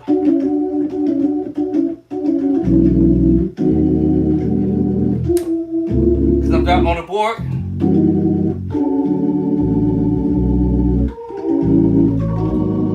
All right, the other part.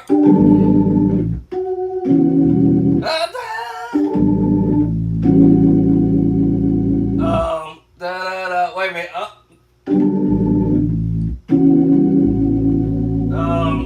What happened to this?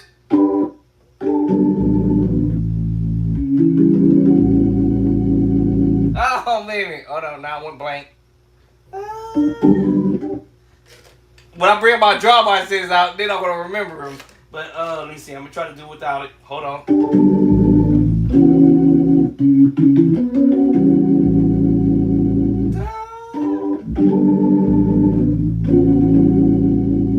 Oh my goodness.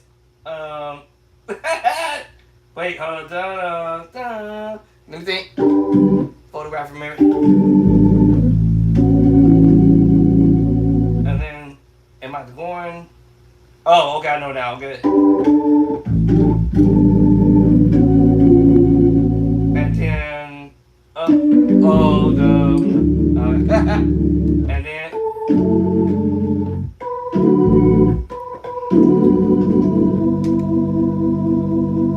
Hold on, I lost track of. Okay, let me sneak peek. Did I miss? What was it? I missed.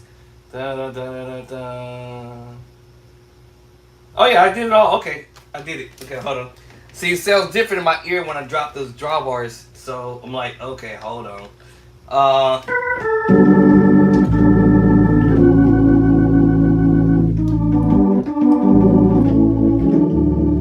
And then. See, when I brought the drawbars up, it helped me remember it.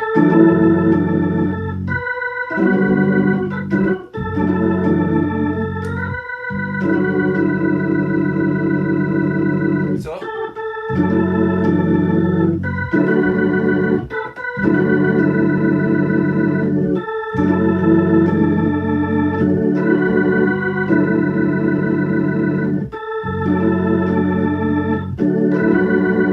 Now I'm stuck on dumb right there. Let's see, what was that? Oh.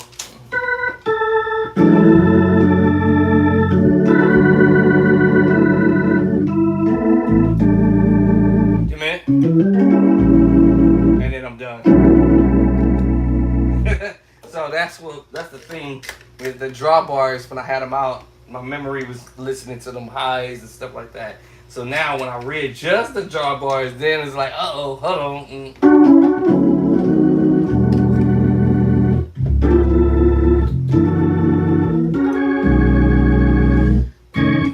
Alright, y'all. So I'm going to come back and mesmerize myself over these little projects. And as I did, written it down on the calendar that I was going to do what I'm going to do today. Alright? And keep track. Project number 1, project number 2, project number 3 will be coming up. If I get it today, more power to me today. All right, but at least I say start is the key. Don't overwhelm yourself, but do as much as you can, based upon what you think you can do, and make it happen. You might be able to do way more than you might think you can do, but believe it or not, you probably will be able to conquer that. So every day, as many days as you can. If you skip tomorrow, no big deal. It's just as long as you come back. That's the key. Come back. All right, and then keep growing musically wise. So like I said, when I'm listening to stuff, I'm like, what can I learn, different or new or whatever. And I just keep on keeping on, and picking up ideas and run with it. Let me see. There was another piece he did I gotta learn from this other musician. I heard him doing something. We were messing with, what were we messing with the other day? Which one was it? Which one was it, actually? I forgot which one it was. No, I think it was this one.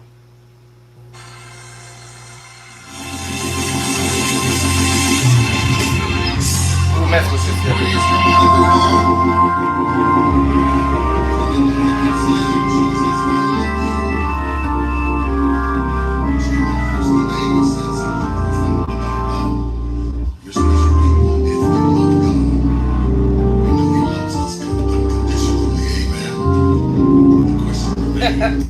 It might not seem like a lot.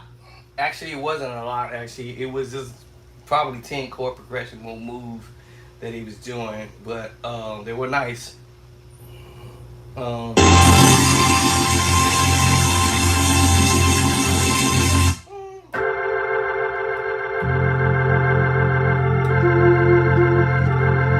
it's F on the one. I don't know who was in there. This is F chord. And then when he came on, he said. Then you lowered the volume and changed the dry volume.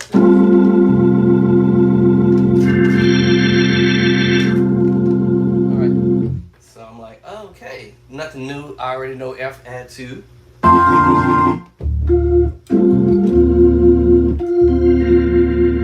B flat. I'm using the sus. But it's B flat with the sus chord.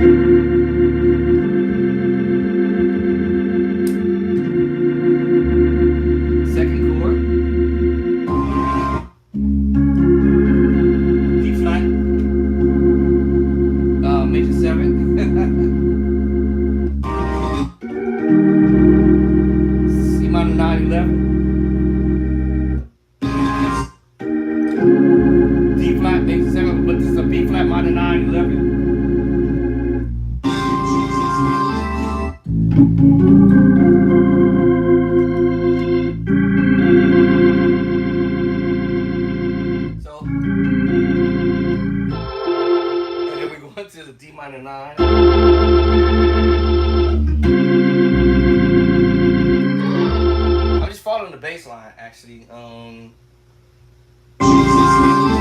yeah, so you know,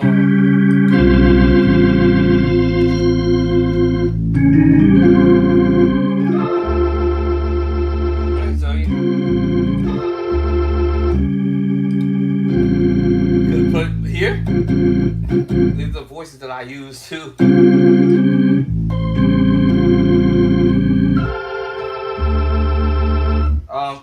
It could be a D minor 9 11. It could also be the D 9 sus 4 actually too. Depending on how you hear that or perceive it.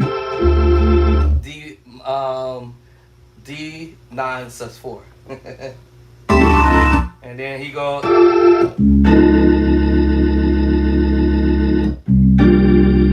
C minor 9 11. This D flat is a D flat this is a D flat major chord with a flat 5. I'm sorry, with a yeah, you got to use a flat 5. I'm gonna say hold on. 4 5 flat 5. So that's not flat 5. Hold on. Cause he's doing this little crazy thing. It's really flat 13. And he dropped it down. So after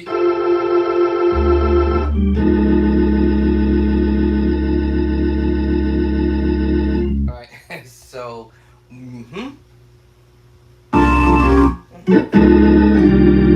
right, as I said, I don't know how you got drawbar set up, but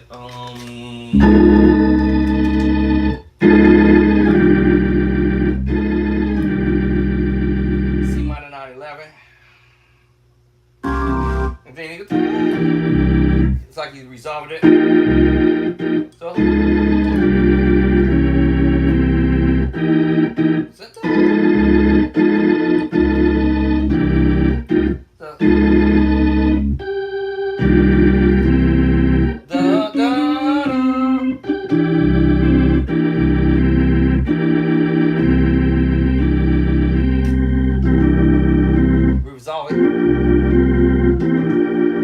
left hand move. The tritone. What?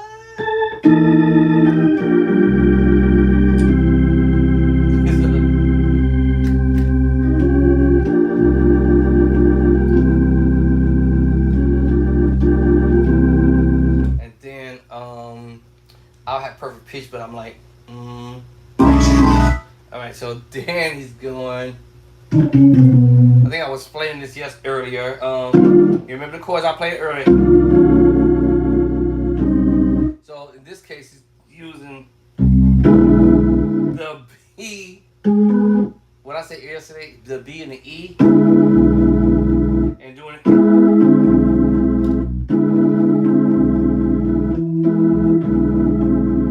So it's like.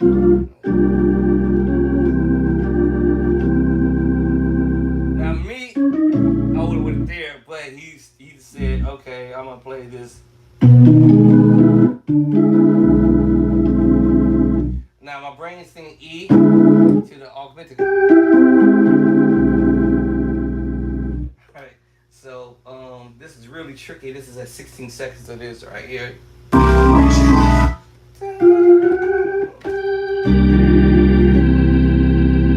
he's walking down. So I could look at this as the E chord, or I gotta look at it as the minor move. Like the.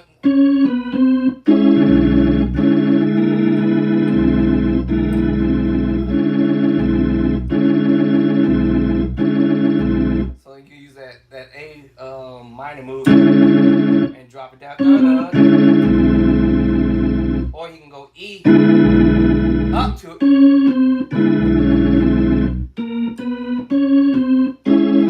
E up to this minor, down. E, C sharp minor.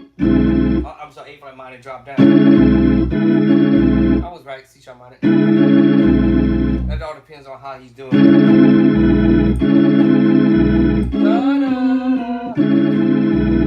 Or if I'm perceiving this, let me see. Let me see. Let's go back.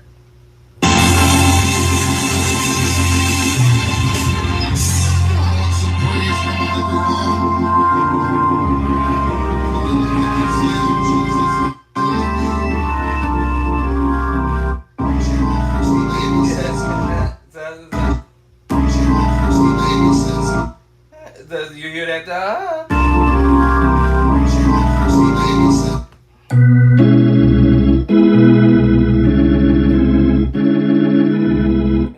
Go to A with it.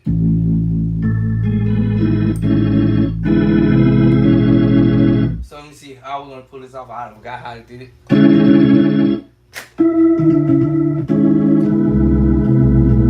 Hold on. So we here. Oh, actually, we here. Walking it down.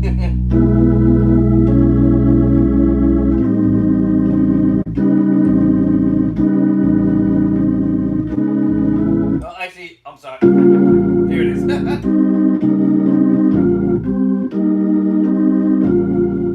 The chord I played earlier.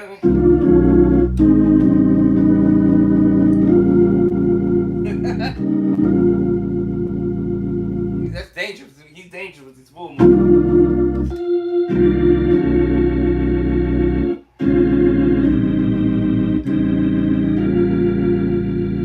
So you can do that too. Still going on the B. Technically, I said B flat, but B.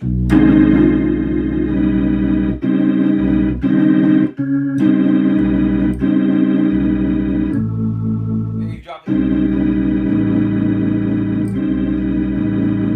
So he's doing this crazy movement. So I say, may the force be with me. Let's see here.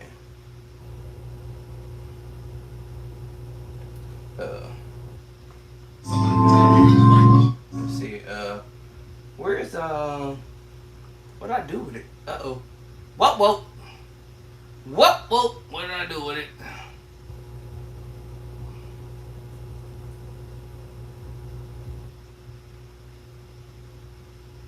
There it is.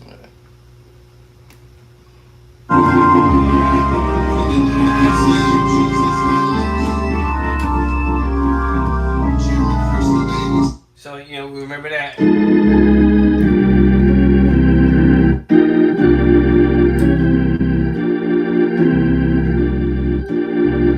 So,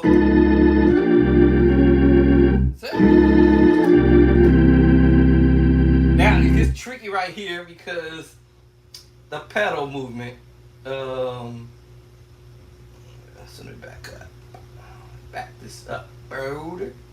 Brother.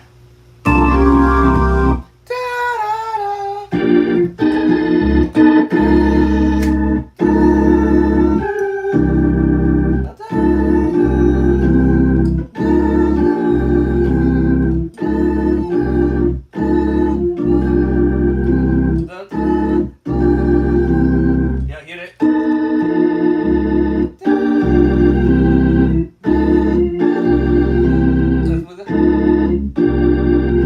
Let's bring it down in my slow motion mood. My resolve. Okay, this is where it gets tricky because going to the B. So my brain's like,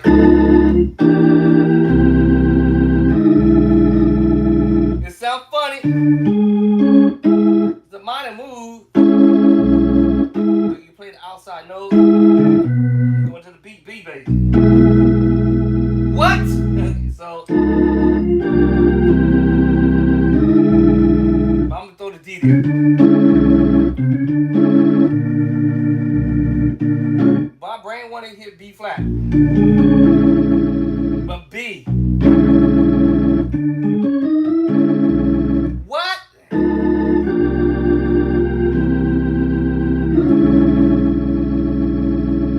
Like I said, my brain wanted to hear B flat with that tritone, but we gonna smash on the B. In case y'all want to know what the chord is. So F add 2, going to B flat. I guess we're in F. The walk down is 1 to the 6, to the 5.5, to the 5, to the 4, to the 3, 6, back to the 6.5, to the 6,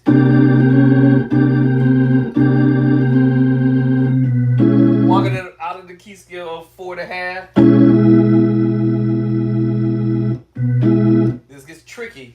All right. Now I just try to play it with one hand, but doing this with both hands and following this is interesting.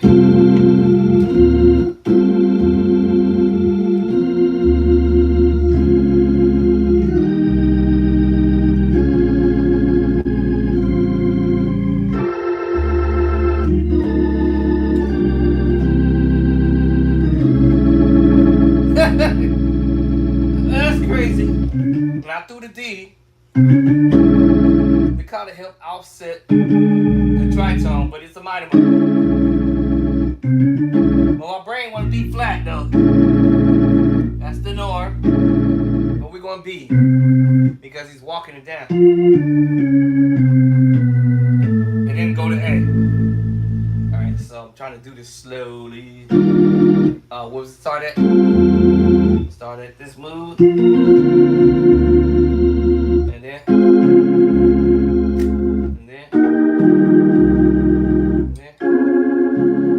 Whether he's doing this or not.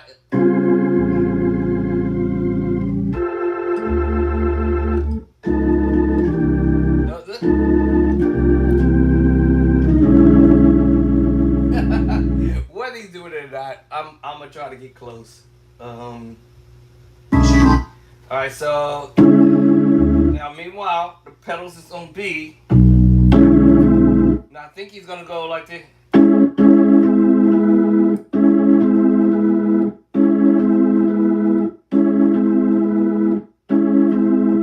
And that left hand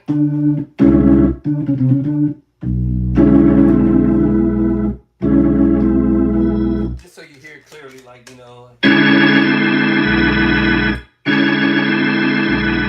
And he's doing it quicker. Which is dope because you're moving quickly.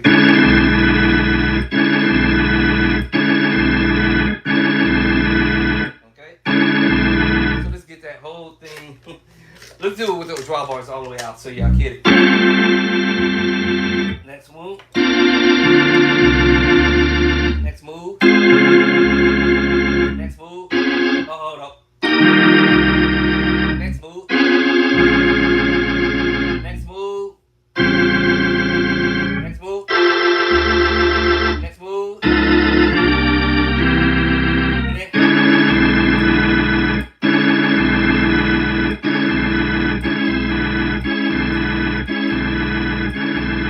It's quick. And I don't know how you figure that, but I'm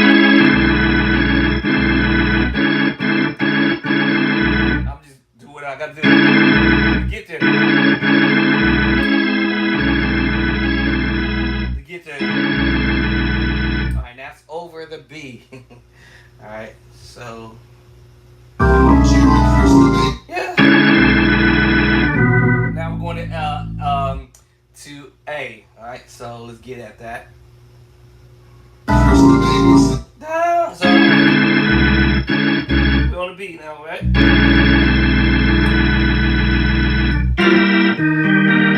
And then we're going to B. A, I'm sorry. Now remember, we was under D. And then it starts to make sense now.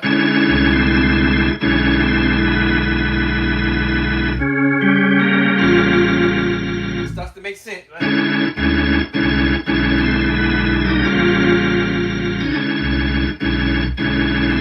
As much I want to do is go to B flat, but he's doing it over B.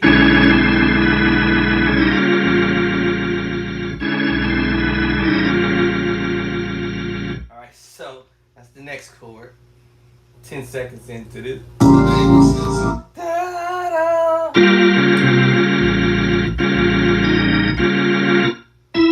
Okay, let me get that move. And then he's going to the B flat.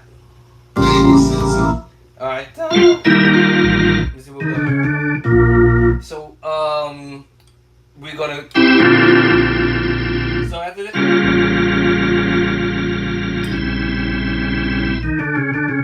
Oh. So what he's doing is.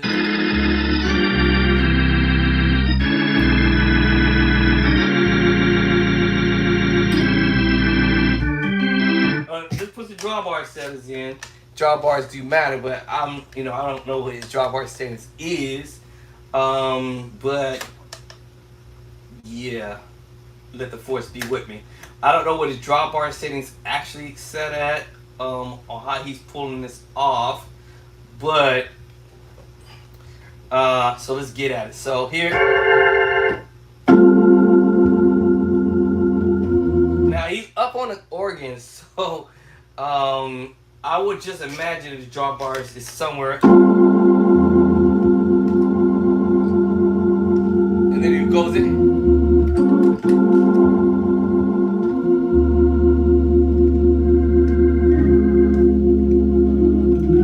Something like that, but anyway, it doesn't matter.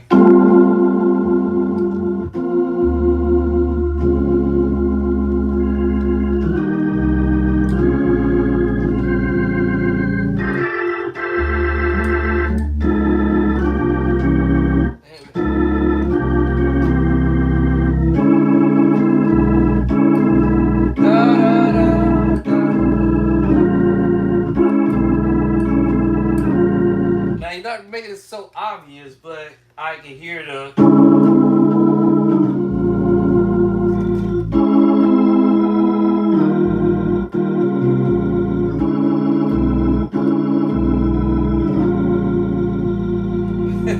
Smoothing that out, but and then what was the next move? Then we going to the 6/9 sharp.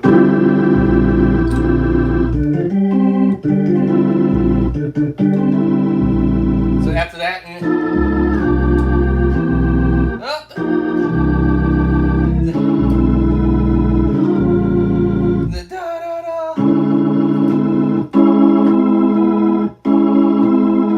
the D over B, and then. sharp. That was the C sharp. C sharp.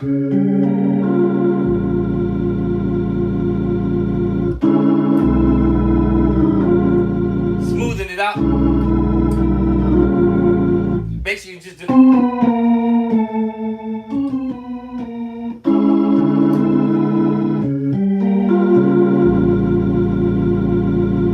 And then B flat 6/9 sharp 11. Alright, that's what I can come up with so far, thus far. And we are, I don't know where we're at. 10 seconds. Ooh. Hey. So that's why here it is.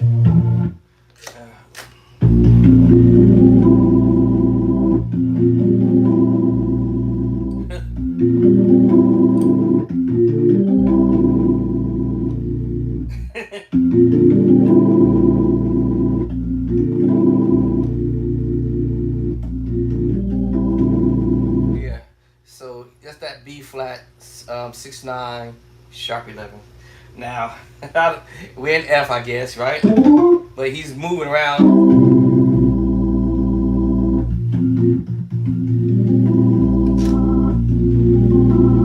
Depends on how y'all want to do that, but anyway. So all of this stuff.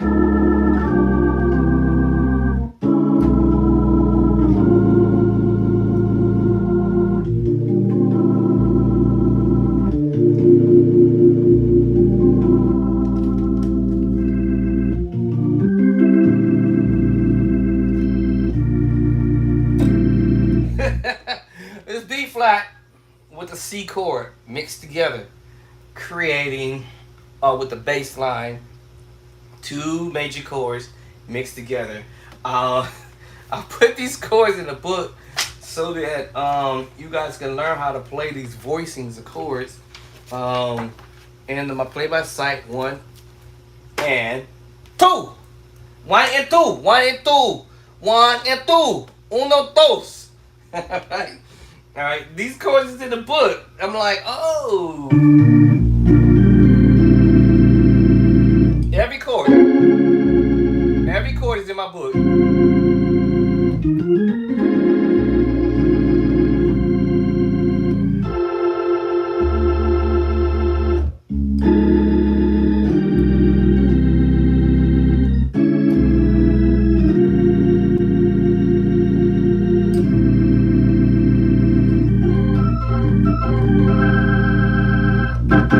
One of these days I'll be a professional organist.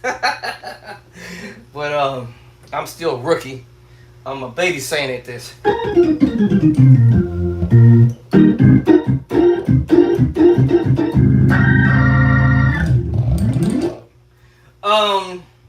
It's 1 o'clock. And should I push a little bit further? Oh Lord.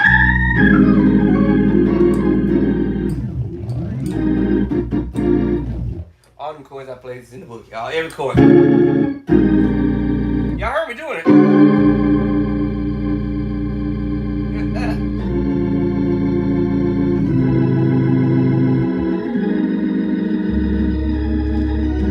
It's all about transposing chords. It's just about transposing.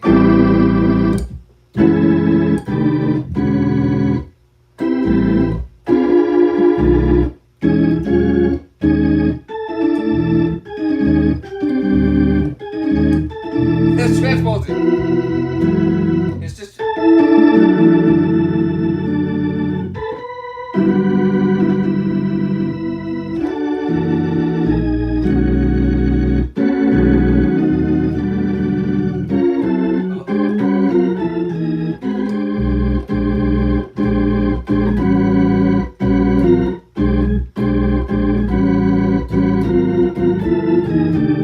It's all about transposing.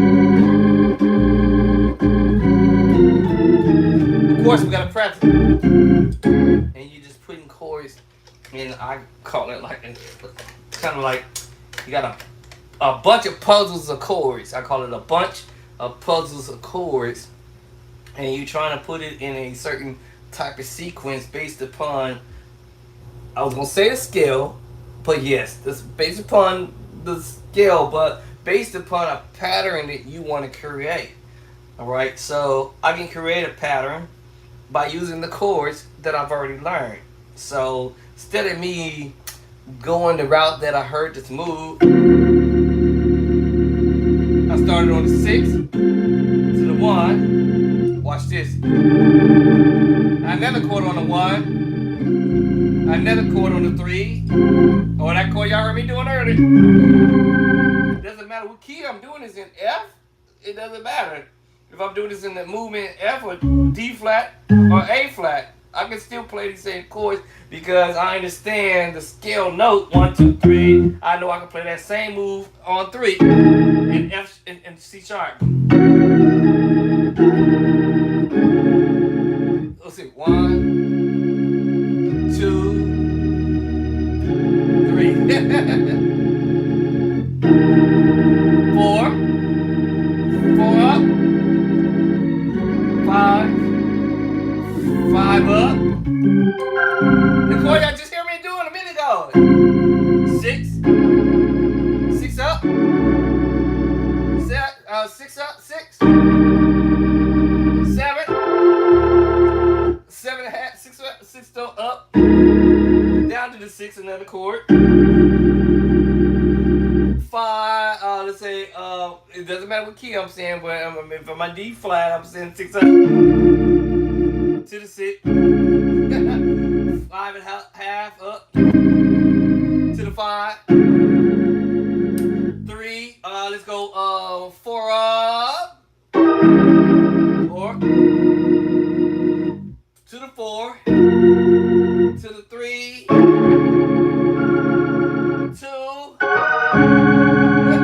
I can put whatever chord I want to put there. 2, 1. Or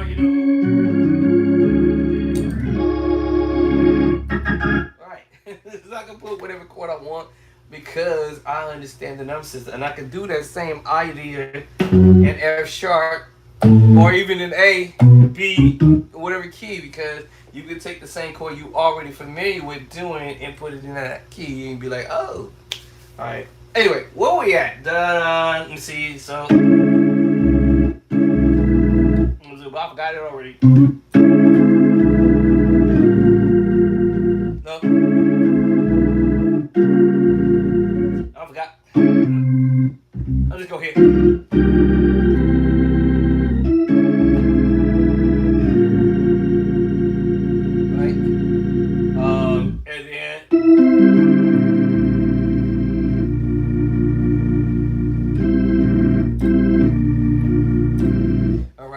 So we go to B flat. So how many seconds is this? 11. And now then you go. Ah!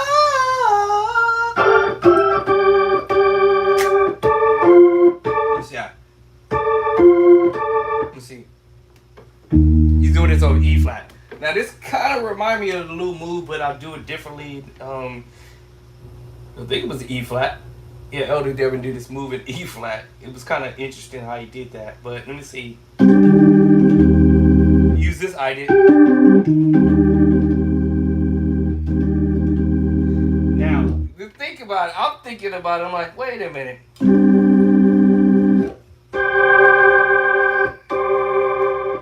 Wait a minute. So when I heard this, I thought, and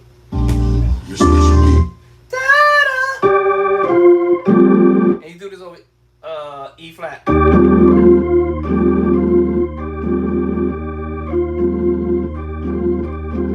So I'm like, that was interesting.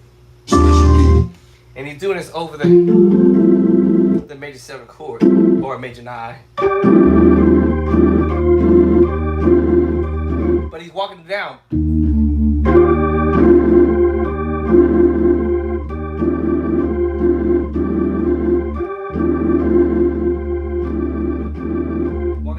Walking it down, so I'm like, I'm gonna pull this off, I don't know, but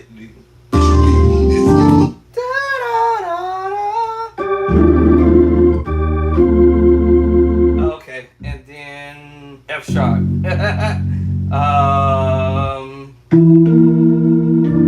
We heard that earlier. Remember that? Remember that? So I'm like, oh.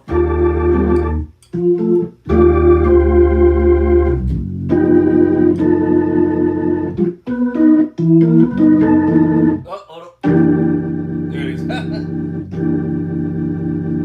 Now, let me hear the other part of it because I missed it.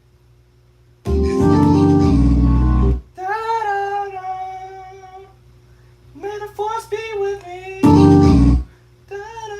Right before that.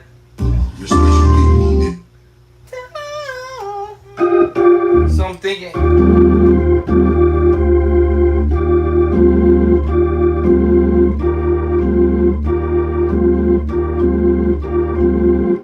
He's gonna go jump to the F sharp.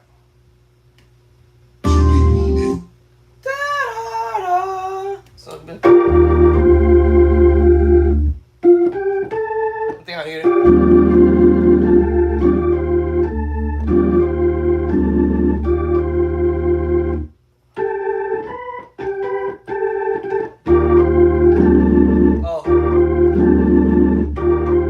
Cause my brain's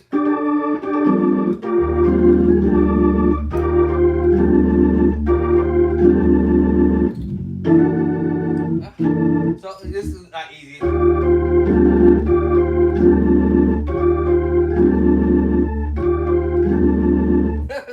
That's not easy to do. Or mimic. Oh, actually it is. Actually, after I keep listening to it 1,000 times. One more time.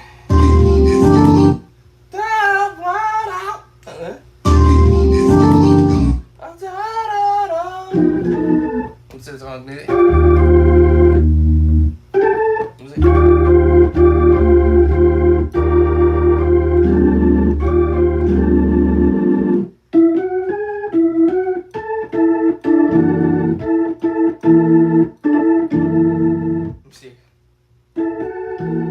Hold on, that's not easy. 15 seconds into this. Oh, okay. I'm trying to figure out how my finger's gonna pull this off.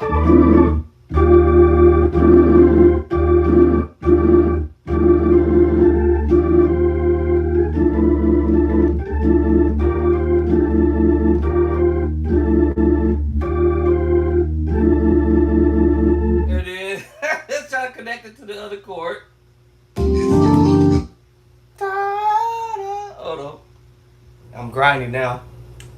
Wait, right before that.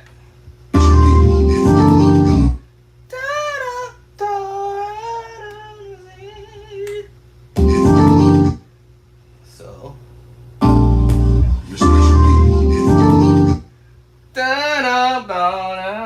How could I interpret that?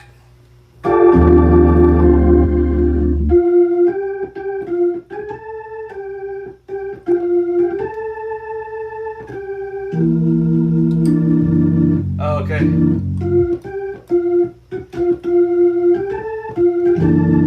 Oh, okay. Sometimes I can interpret it, sometimes I can't.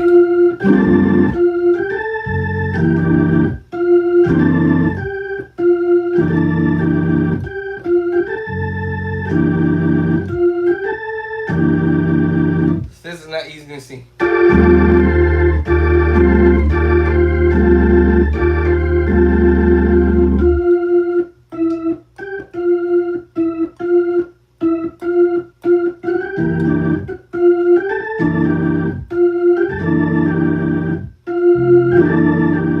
Good luck to me.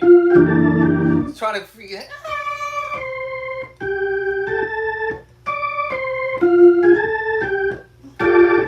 I'm gonna interpret that in my head.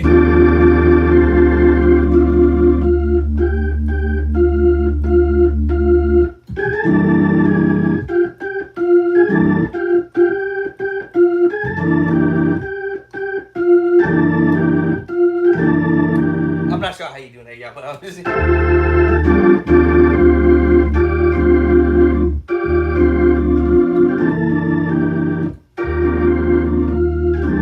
I'll put it like this, y'all. that I ain't never did before. So it's kind of like if I don't nail it 100% like he played it, at least I got a different idea of doing something that I didn't do before. And the question is, are we doing this over B? Oh, he's doing it over the B. Wait, hold on. How do we get to B?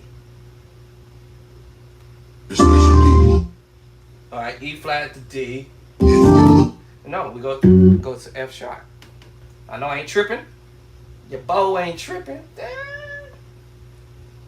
So I got this, and then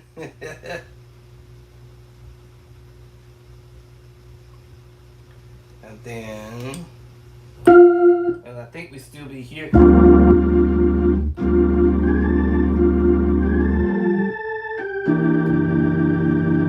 That one makes sense.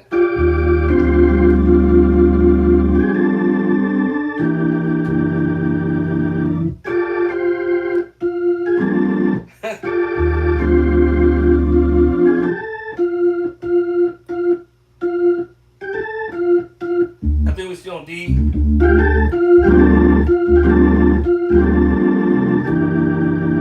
I think that. Let's see. Hold on.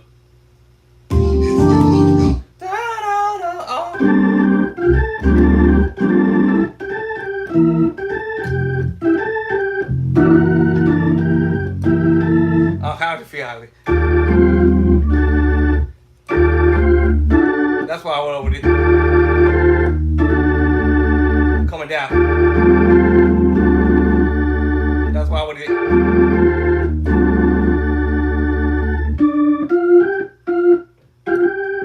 I'm not feeling down, lost it out.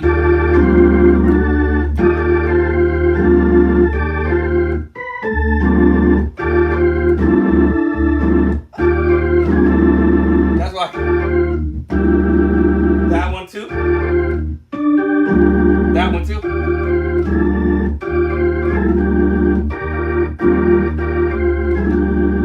I think it's.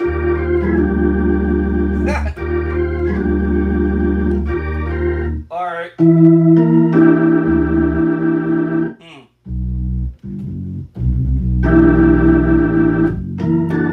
I had to work on that one, y'all.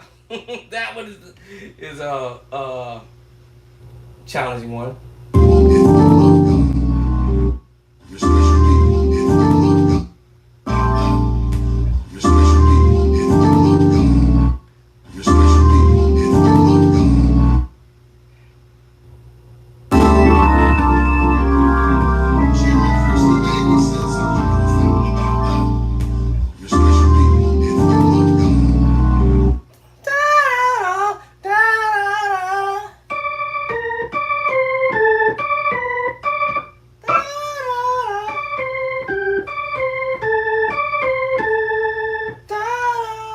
Okay, if I get that little melody in my head, good luck to me.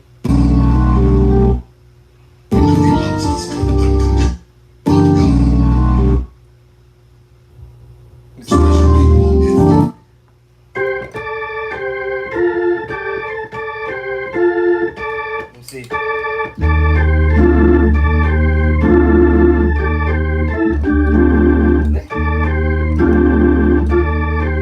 I'm not sure how. I'm not sure how. Cause I would have did. That would have been. I would have ended just like that. And then.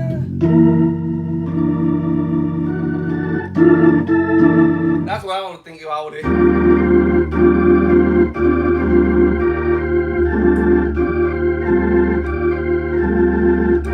I forgot what I said.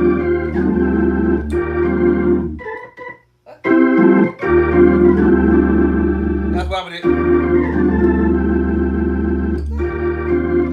What that is just playing the D minor 9 11. If he would not gone to E flat.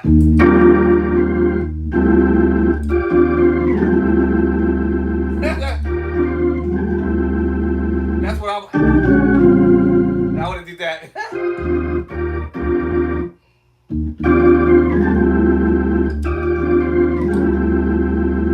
And then so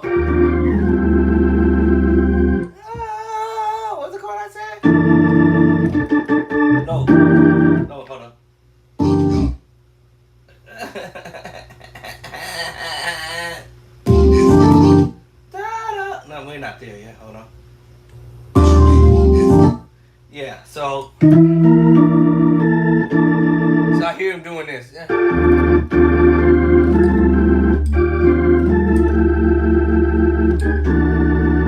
Yeah, that move. And that's when we go to F sharp. So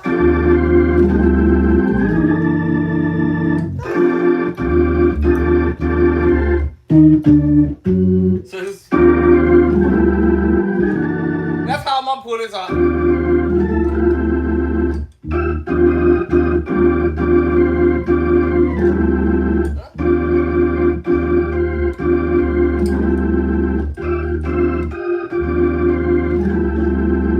That's why.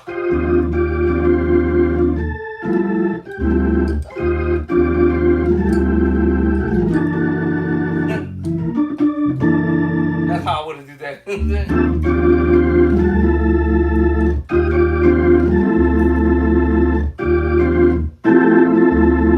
Or the minor move. I'll probably go for the major move. Da da da. Yeah, so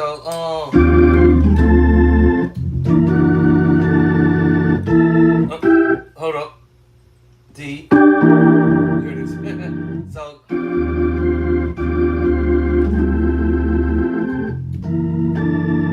a D. Keeps hitting the A.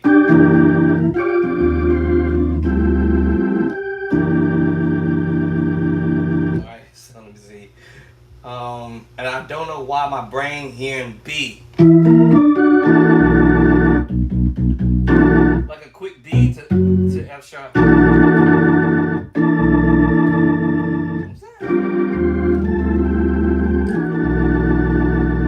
Normally C.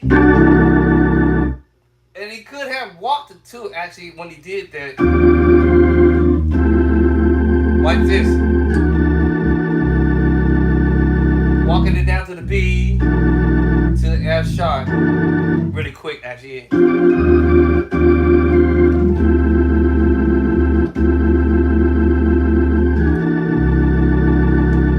Come from D to C. Minor 9/11. And then to your C69 sharp 11. Well, actually, that's not right. Your 9 chords, your C9 chord, actually. My bad. I said 6/9, right? Did I? Yeah, I was right. C69 sharp 11. Yeah, that's what he's doing there. So I'm like, I mean, maybe not. I don't know what he's doing.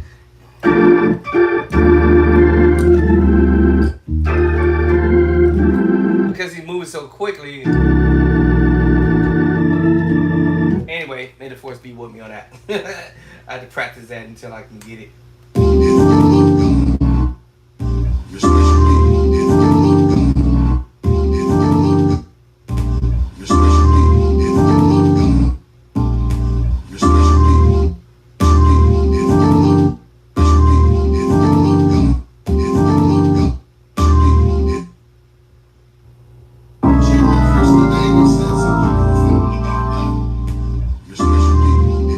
So my brain is catching it. Okay. And then, so it's really not that much he's really doing right there. It's just like, and then, I'm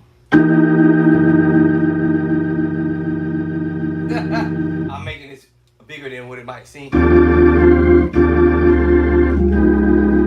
But, there it is. Actually, that's what he's doing.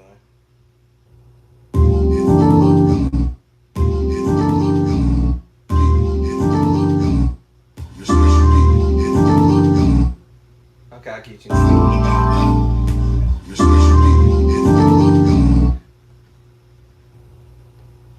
What's that?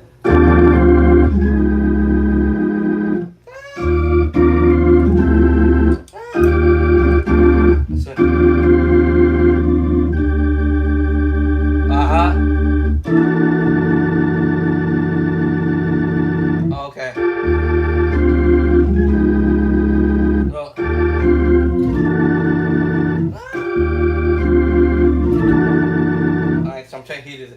my head. Da, da, da, da, da,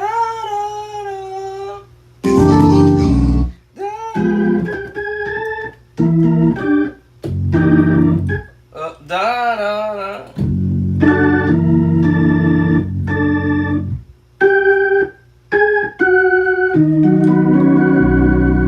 Okay, so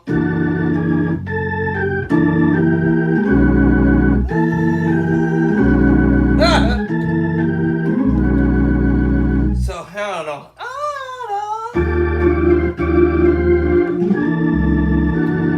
That's what.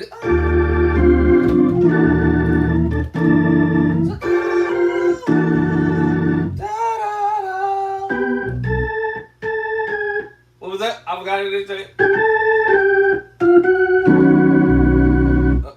Wait. Wait.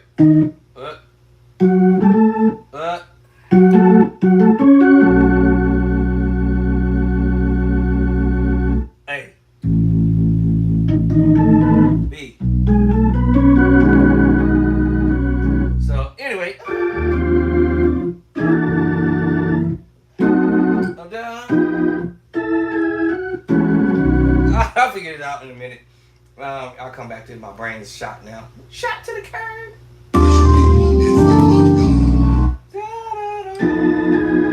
Hold on, right there. And back up.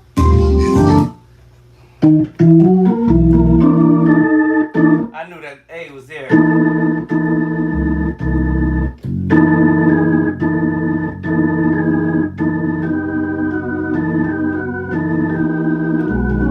That's what I thought. So that was a trick earlier when I was thinking when he was doing. When we went to the D, that would make sense to my brain.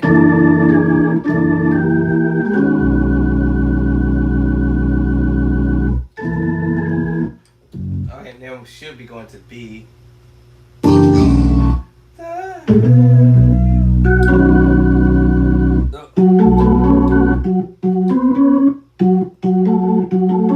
There it is. That's why I was like.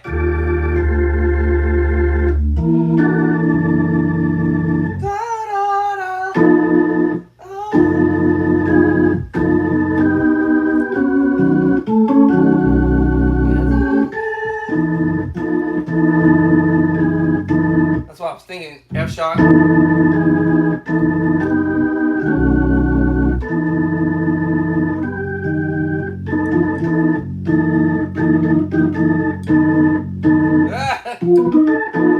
I lost it.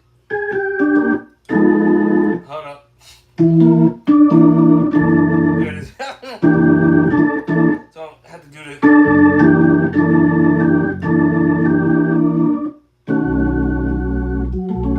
Yeah, there it is. It's not as hard as it might seem like it is.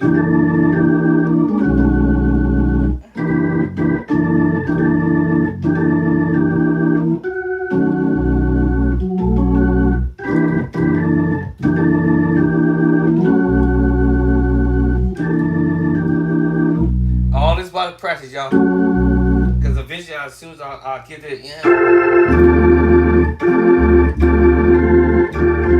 I forgot what he was doing. What was that? Before that, I forgot it already. Your specialty.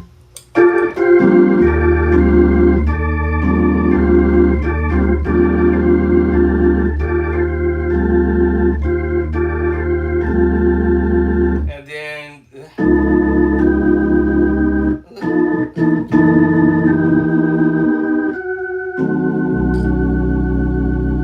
I'll work on that piece. Let me see. Your specialty.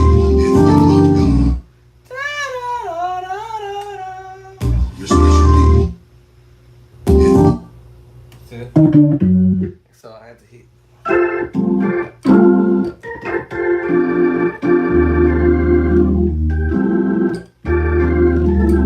I want it.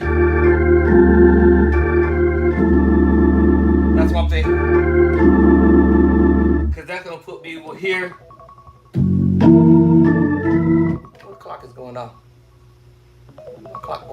Oh, okay.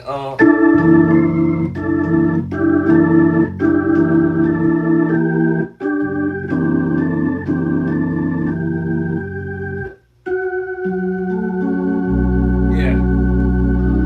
So how I'll break that down is I'm like, okay, so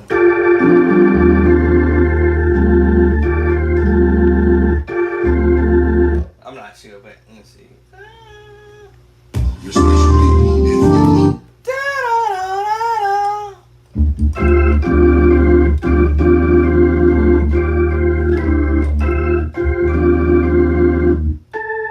hear it. That's what I'm thinking that, and then the next part, the next part is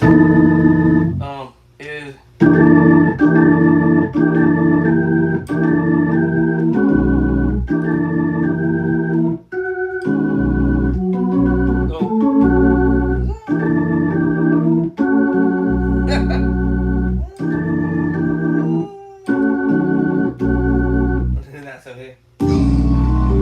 Yeah. And then he's doing G, I think. I'm not sure. Let me see.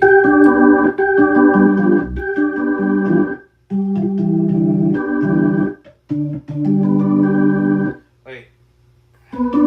Then he's doing the G. It's kind of tricky because he's doing it so quickly. So it's like, how's he doing that? Okay.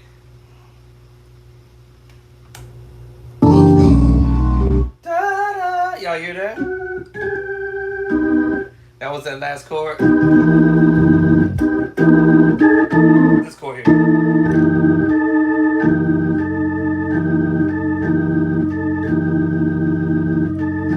And then he plays that other chord. I'm like, okay.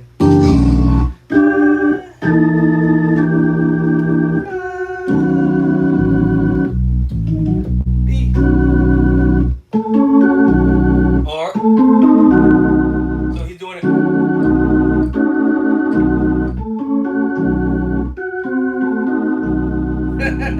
Two chords, so it's a whole crazy movement you're doing.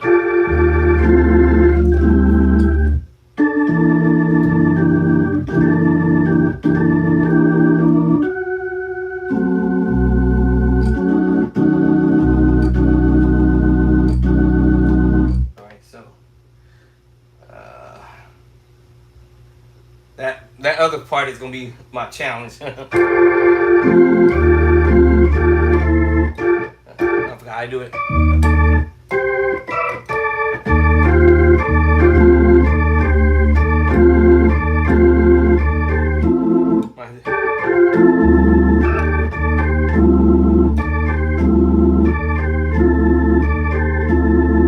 And then the next move.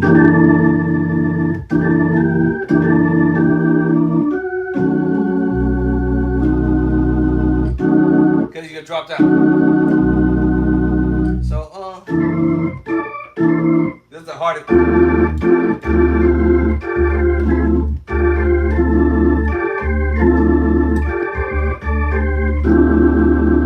There it is.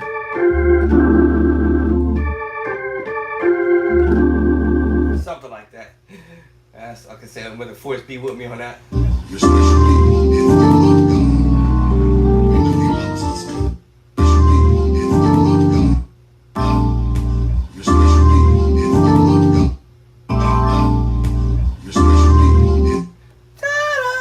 I hear that, yeah. Cause I hear the so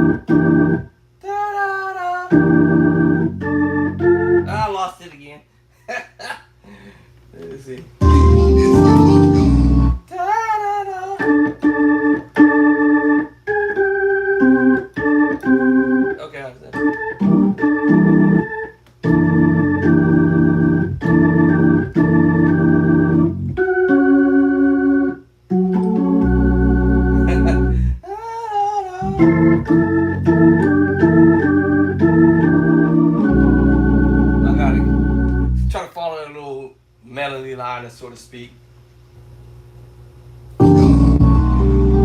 And then he goes to G chord. So after all this craziness, you know,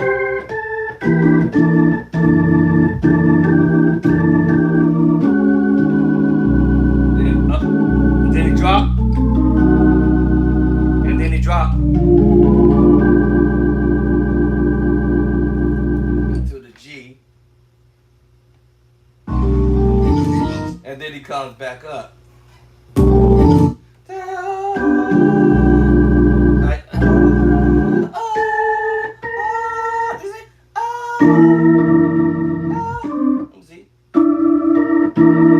Normally I would have played it like I play in a minor chord or E, not an E flat chord, but a G minor chord.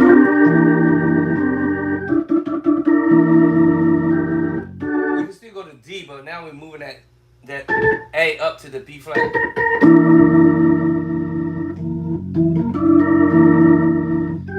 I might omit the G.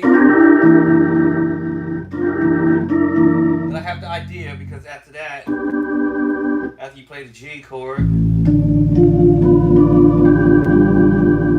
and then you come up back to F sharp,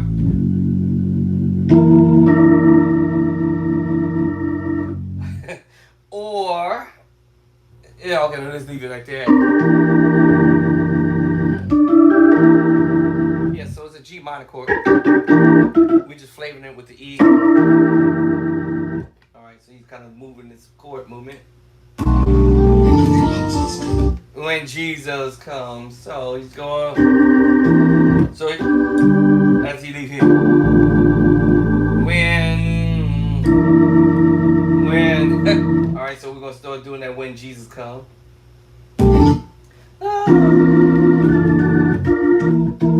So so he's doing this move here to D, or without the D. Hey, when Jesus, this is gonna be when Jesus comes. When Jesus, all right, he's working it up to that part. Yeah, so you went here and when so.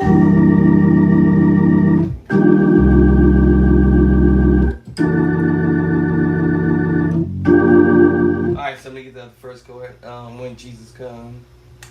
From here. When this is gonna be when Jesus. Right? And let me see. I think we're going to G. When so this is going with Jesus comes. When Jesus nope. When Jesus remember I play like this. Here it is. It's the same chord from earlier, y'all. But we was on C sharp doing it. This time we're moving it to G. So it's like, so we're here. It's G. When Jesus, right back to this move. All right. When Jesus come. When Jesus come. So it's like he's going. When I want to go like this. When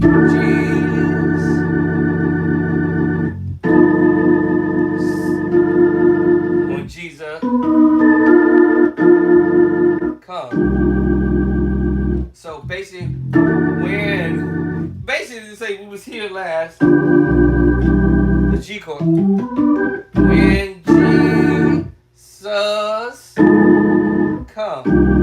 What? So you almost could say when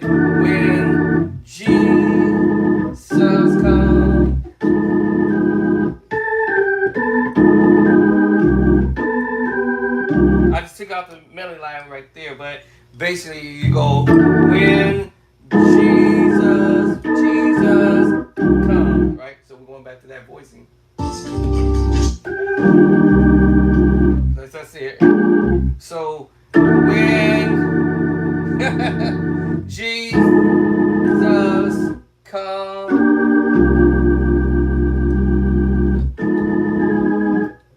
when Jesus come. So when Jesus come. That's basically you kind of doing it kind of quick though.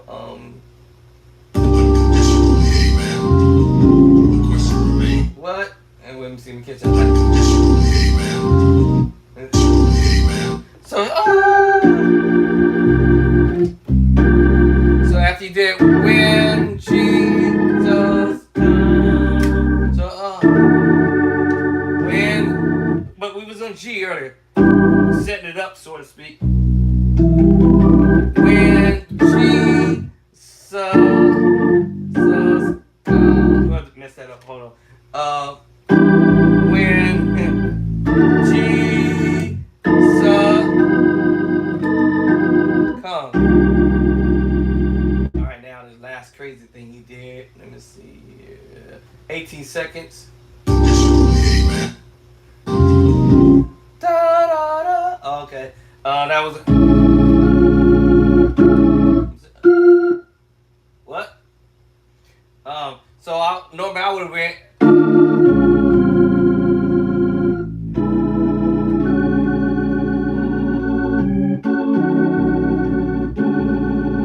So he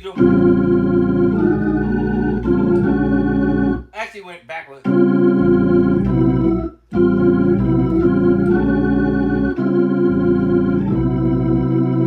All right.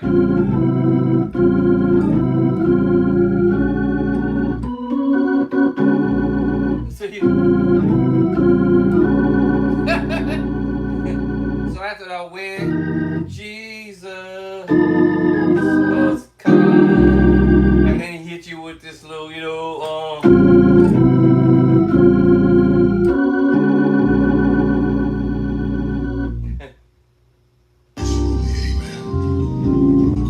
yeah, da da da da.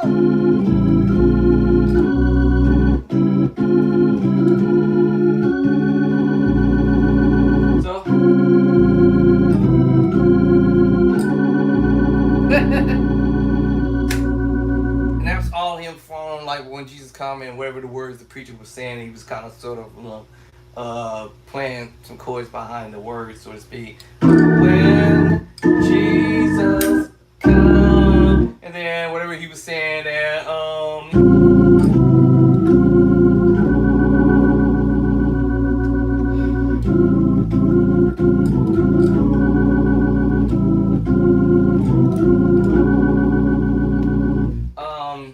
yeah. Let me see, is that it? That was it, I think.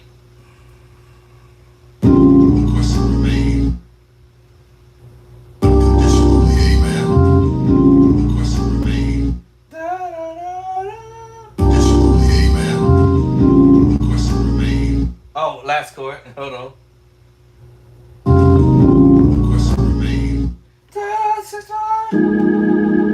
Was it 6/9?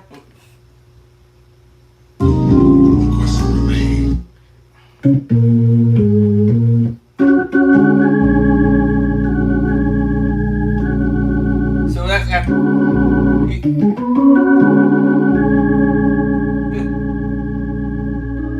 Yeah. Just by a note.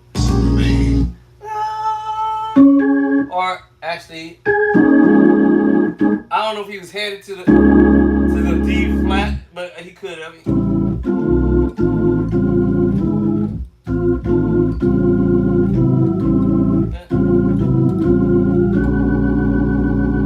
And then to the 6/9 move.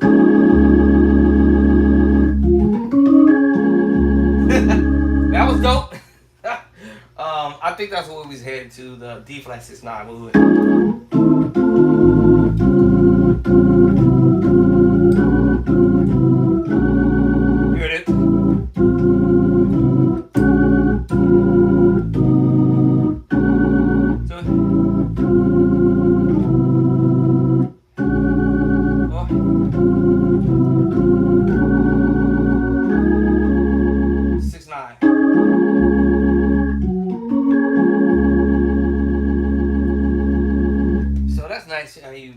around with that.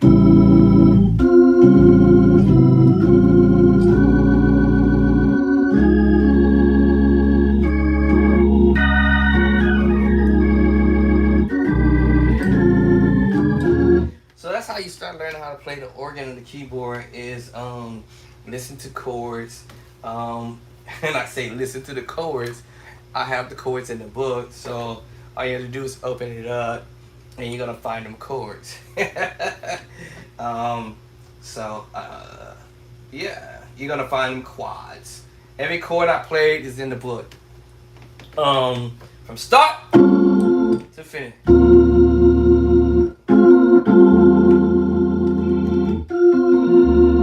Like I said, F add 2. Chapter. Let's go to the chapter. Let's go. Let's open up the book, y'all. For those who already got your book, you ain't got a trip. For the ones who don't have it, get it. Amazon.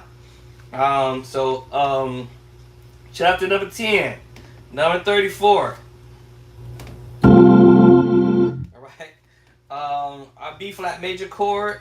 Just a regular major chord. I think I put the major chords in here again. I'm hoping that I sort of did not do that.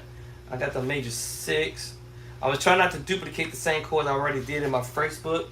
But I did start thinking now there are ideas of approaching the major chords, which I did.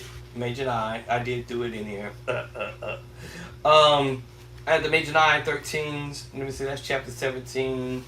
I'm just trying to make sure I did not duplicate the same chords. Major 13, 9 with flat 9, so I didn't. So that was gonna and then earlier I heard me talk about the 9 chords. You had the dominant chord, which is the, and if you add the 2 to it, that's the 9. All right, I'll have that in chapter 22. All right, and did some more the 13 sus chords and the 9, 13 chords. I did a lot of those, and then the 7, 13s. And I wanted to make sure I did do a major 9s in this book because I had already did them in the very first book, so I didn't want to duplicate chords that I did. All right, so that I've already did. So we have the major 9s, and we make sure I did it is here. All right, it's also in the new book, which is in chapter number 5, the major 9 different approaches. There, so I did duplicate that. Also, what else we have? We have the diminished major 7 chords. We have the 6 9s, sharp 11. We have the minor 7 chords. We have the 7 sharp 9, sharp 5, and as well as the sharp 7 sharp 9 flat 5. So forth and so on. We have the minor add 2s, the major adds 2s. The major 6, a different route of doing the 6 9 chords in my second book. So I just pretty much try to lay out these chords in both of these books so that when y'all sit at your instrument, you're gonna be able to dive into these chords because that's how I'm able to do it. And find out there's more than one way to approach the same chord based upon whatever the musicians are doing in their whatever that they're doing. Then I can pick them up because they're end up playing. Is this thing upside down? This thing was upside down. I'll end up pick up what they're doing because I have the concept behind the madness on. Oh, hold on. My wife just texted me. Didn't even see that. Hold on. Let me respondo, amigos. Señoritas, señoras, where is that at? Oh, she just texted me just now. Okay, may the force be with you. Y'all, were you saying that to your wife? Okay, may the force be with you. Guess she wants to be. May the force be with you. Winky wink. Alright. So I just texted her back. She said she's working a little late. All right, cool. That allows me to practice a little longer. Okay, no, I ain't gonna practice any longer than this. I gotta go eat because I haven't eaten since yesterday. Last night, matter of fact. I have not eaten since last night. Let's see, what's this foolishness? What's this foolishness? Right. So, okay. So, anyways, I'm gonna get off here in about maybe 5 more minutes or so I can go eat. I don't want y'all to see me passing out over here. Let's get TikTok back on board. TikTok. There he is. Ooh, the first shot got y'all back in. But like I said, it all depends on you. All depends on your drive, and your hard work putting behind your practice. So everything we do, we have to practice and have a drive. If you don't have the drive, you may not move as fast as you want to, but you do definitely have to have a drive to want to practice and get better at it, at whatever it is that you're trying to do. And every time when I practice, I feel like I'm winning. All right, that's a win-win for me. All right, that's a win-win for me, to practice my little projects that I put before me that I have not actually finished them. So I'm gonna make my attempt to get them done. So I make no excuses that, hey, I'll let all this stuff pile up on me and then I'm not doing them.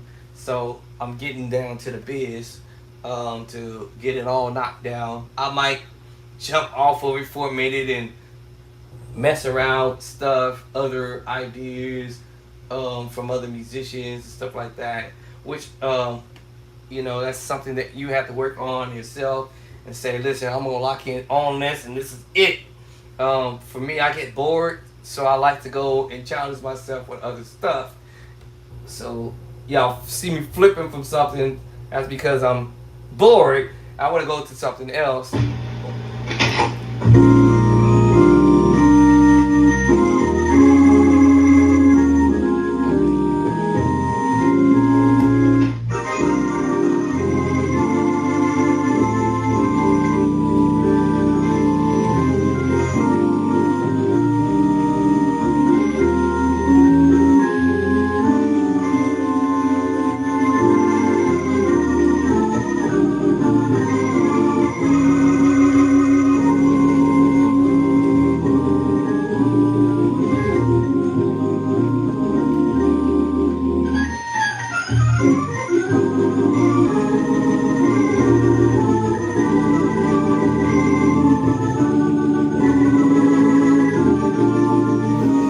I quit.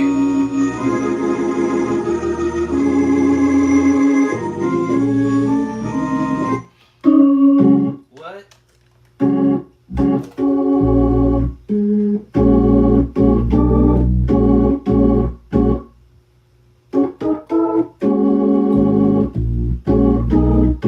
What?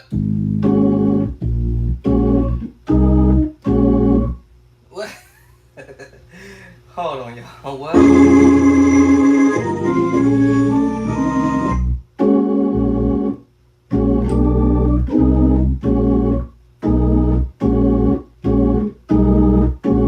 What?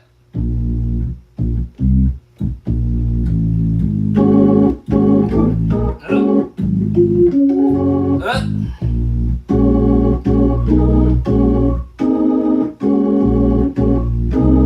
uh,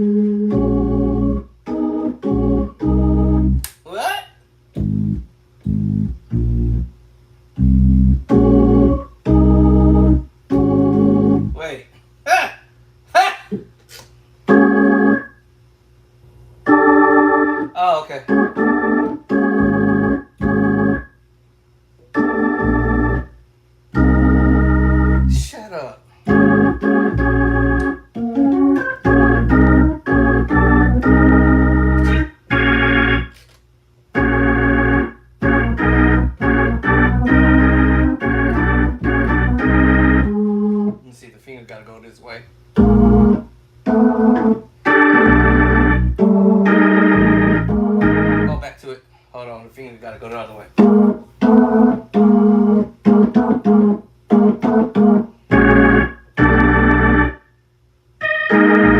Ah, the finger going, yeah, the finger going back.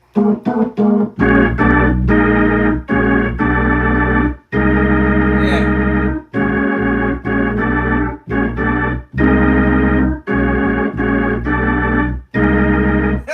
The finger gotta go the other way.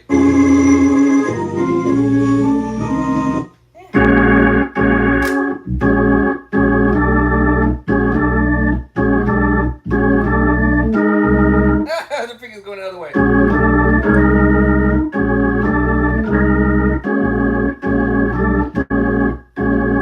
Nope, finger going the other way. Down. The finger's going down.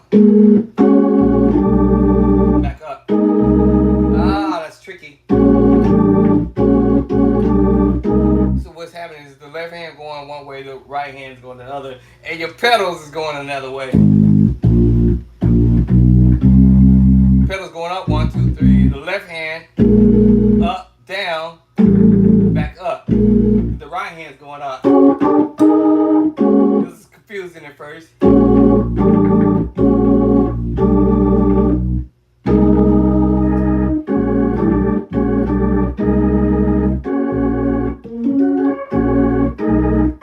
This is tricky.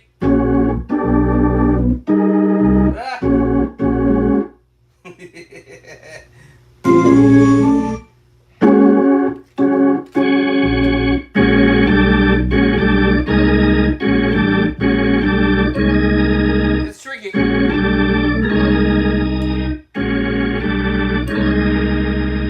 Oh.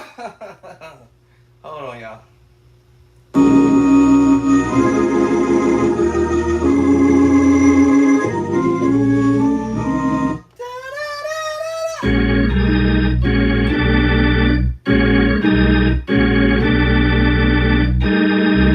The hand going the other way.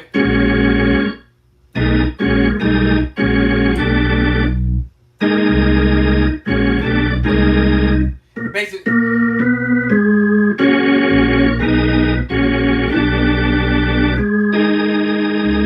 It's going the other way.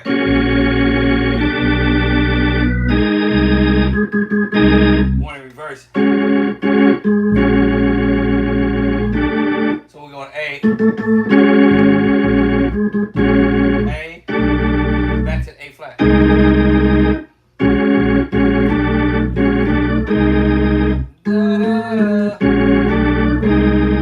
That's great. It's the sus chords, y'all.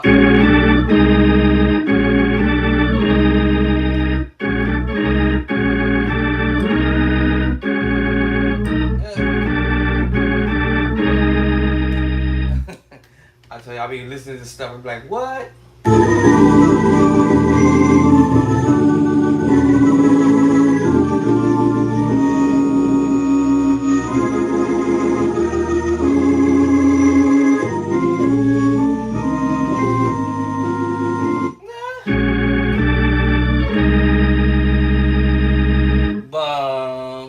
Hold up.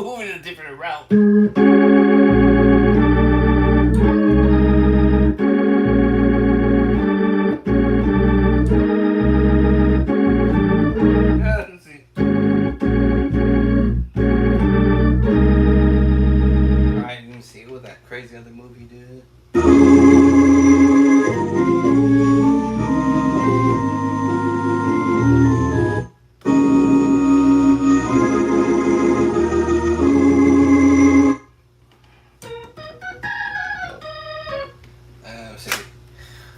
Lord help me, Lord. And then there's another route I hear that too is going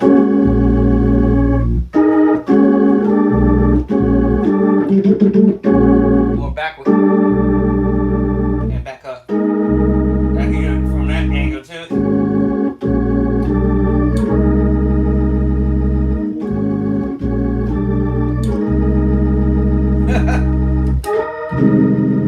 Alright, let me see. See, then that makes me want to go to my other stuff. I want to see, actually, am I actually playing that movement actually nearby, close? And let's see if I got close to it actually. Where is that at? This is at the end of this project. This is project later. But I'm actually curious to see if I actually got close to what I'm thinking I'm hearing. And to see can't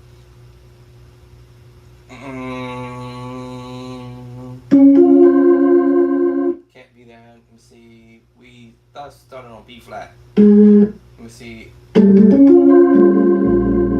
see. Hold on. Where am I at? Should be.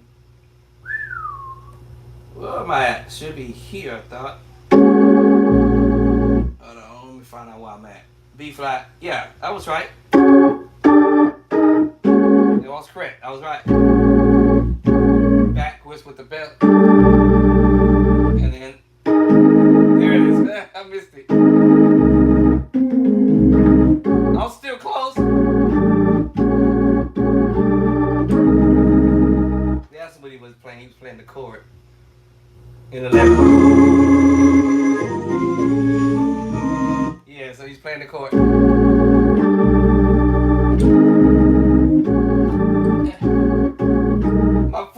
My brain's like, what? Backwards with the left hand. So technically, it's the sus4. So that's what he's really doing. But I'm using the two notes to do.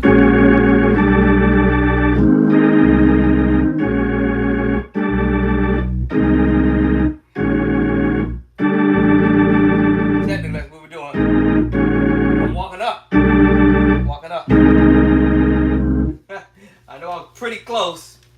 All right. Let me see what else we doing here.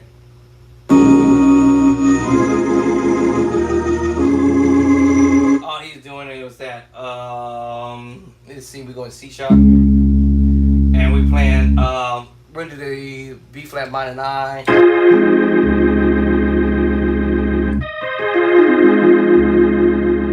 It's y'all heard this? It's I don't know which one of them R&B songs, but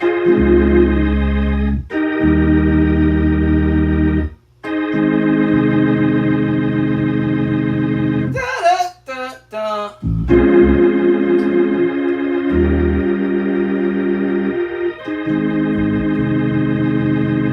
And the pedals he's doing is C sharp, E flat, A flat.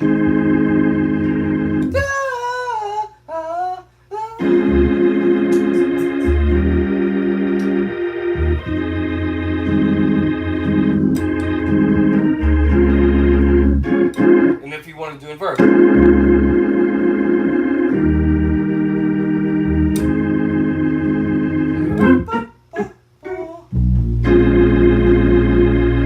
Yo. A flat. So these are chords I played.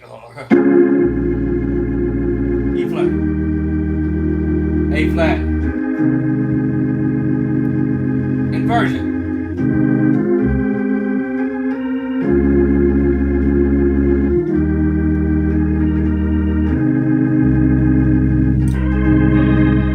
So he's doing this move.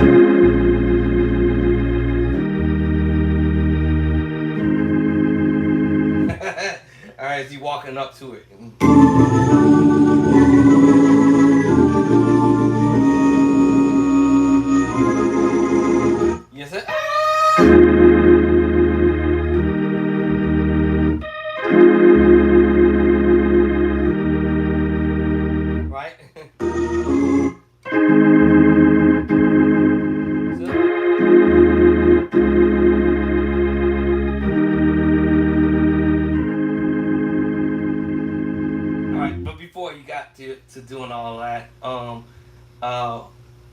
so we're gonna work our way to that, and then what's the next move? Oh, no, what's the next?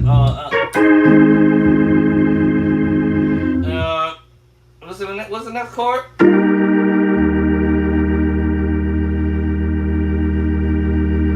think that was the next one. Hold on.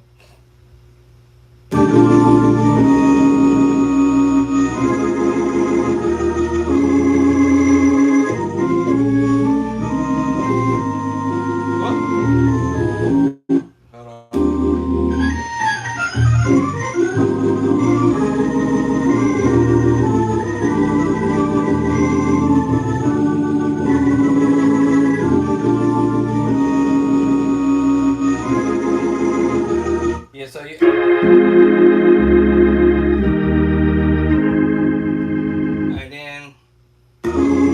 and then back to I think see A flat, and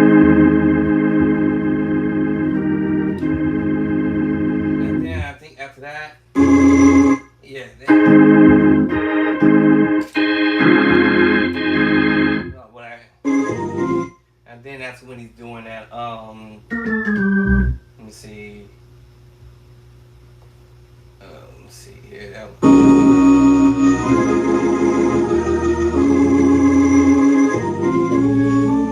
yeah, then that's when he's doing that. Then I think I'm missing. I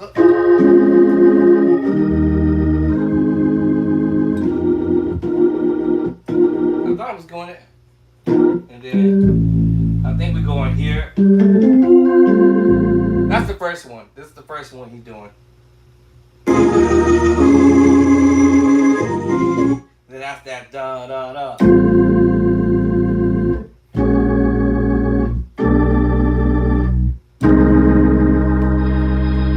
All right. So after you do and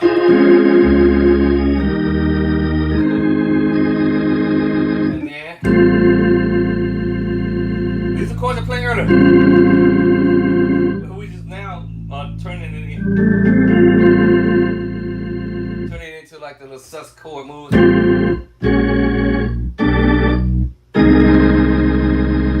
That's what you're doing there. Alright, so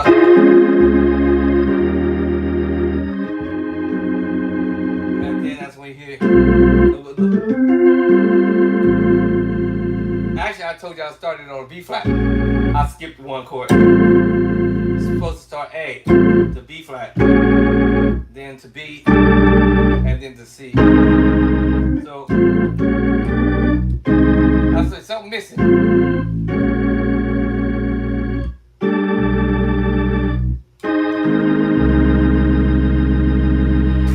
So yeah.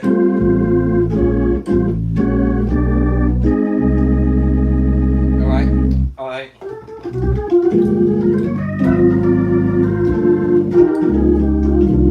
So I venture off a little bit because I get bored and I'm like, let me try something else. Let me do something else. Let me see something else. All right. So basically, after he does that little.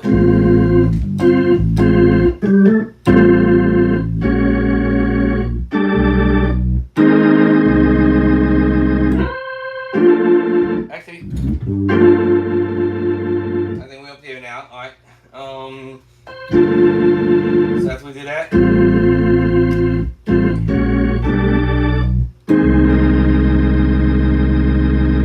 And then we go 5-1.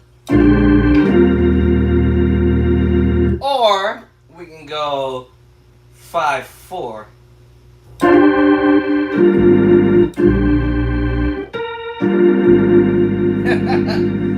So you go 5 and then to the 4.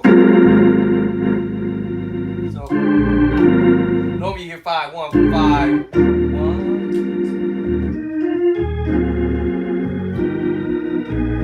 5-1. This time he's doing the 5-4. 5-4, 5-4, 5-4.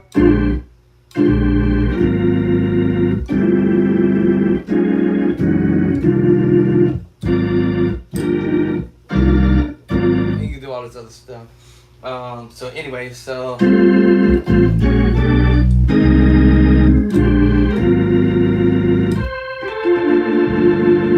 right, that's when we're gonna do a little walk down. Woo!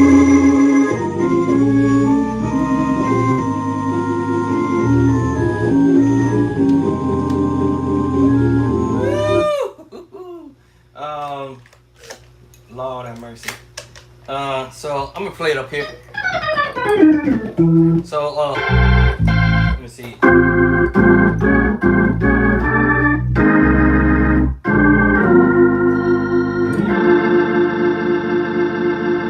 So that's what. And all the chords is drops right there, yeah.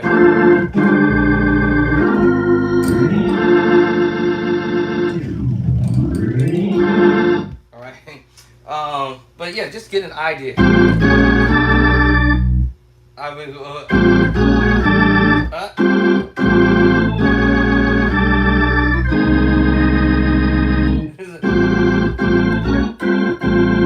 now here's the other thing too is I don't necessarily have to play the 5. I actually can go. It actually makes it. It's actually easier. It actually makes me go a lot quicker to get to where I'm trying to go.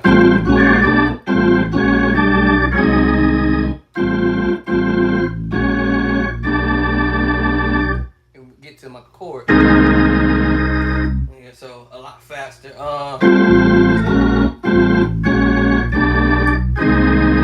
Then.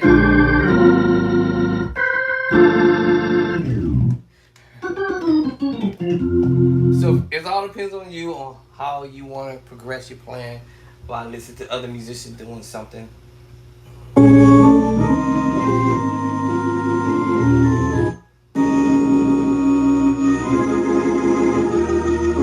So that. No, I'm on the wrong bass line. Wrong bass line. And then.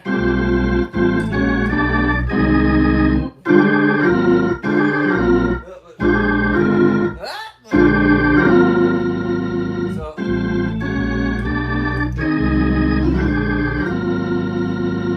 Whew, that's a lot to remember.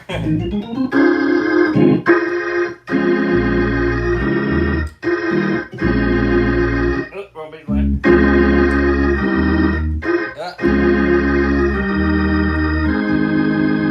And then.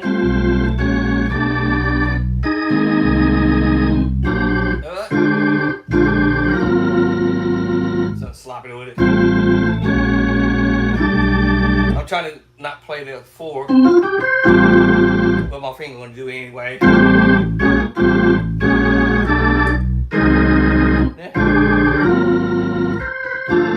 Yeah, weird. That's crazy. Well, I'm gonna still hit the wrong one again. That's me. Yeah, I keep hitting the wrong one.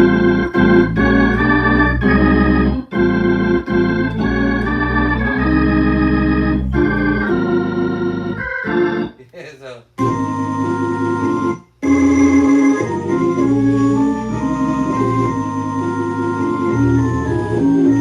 Yeah, so.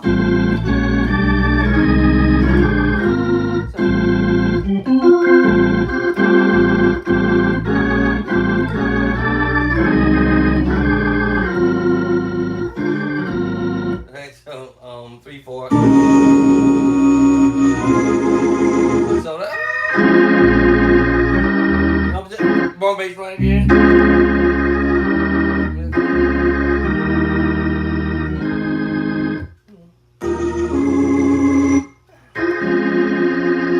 Let me see. Yeah, there it is. I was playing a high E flat, my bad, y'all. Also, so I'm gonna see that again.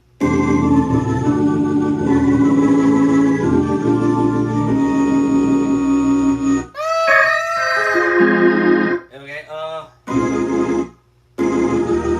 Yeah, so you just playing that. Or double up. But I hear that finger come off the E flat. So I hear him do it.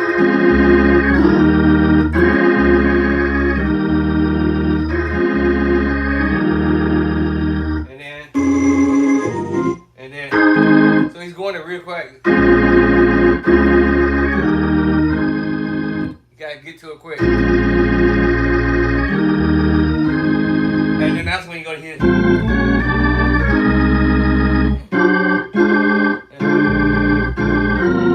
He's doing that quickly, right?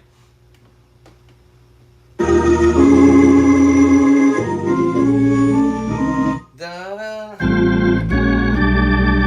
Oh.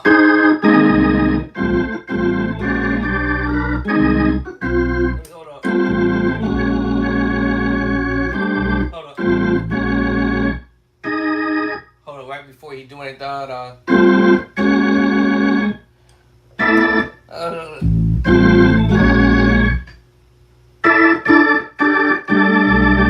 See, he's doing it, da-da. I'm trying to get that in my head.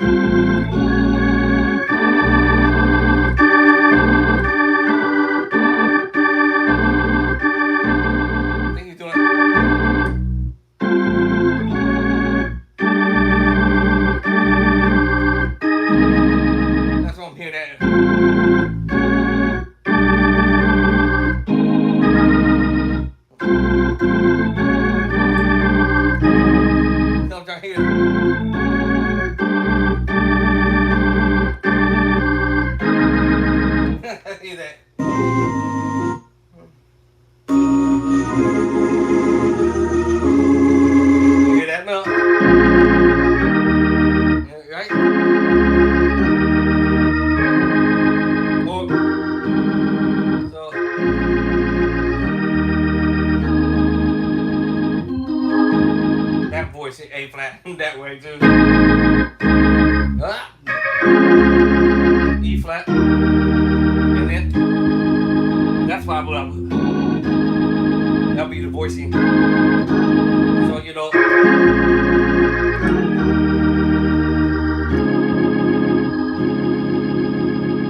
And then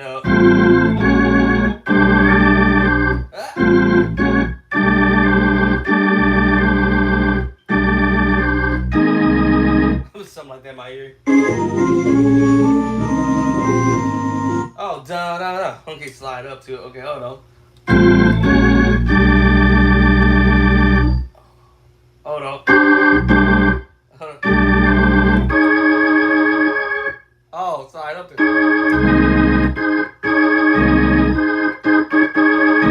Oh, I missed it. Oh, okay.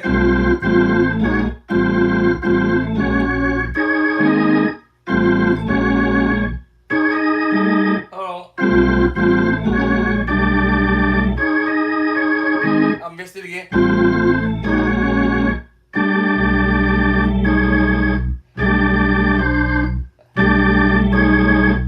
I missed it again.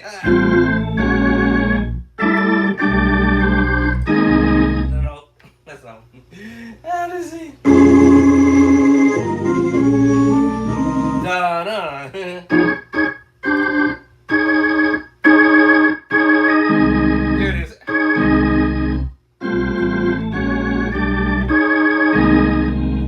Okay.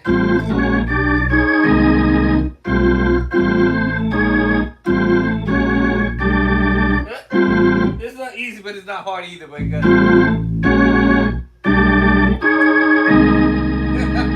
little concentration. I like the challenge too. And so now. So after you done that, da da da.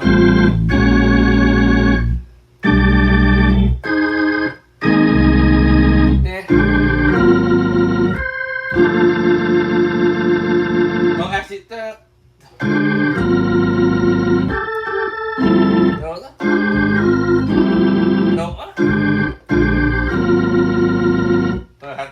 Rocky doing?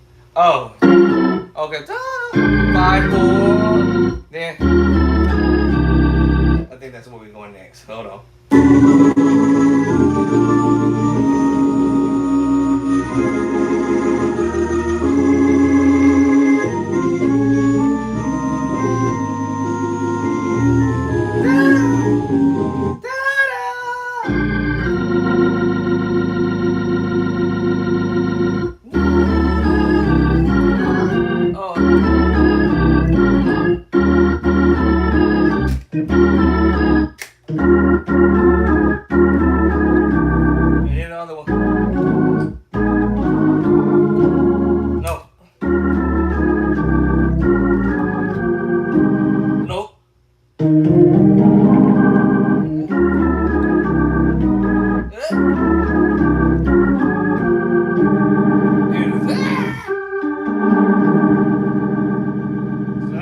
Crazy stuff. And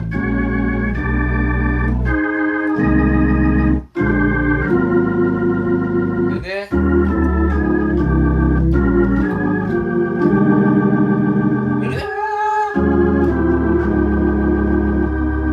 I think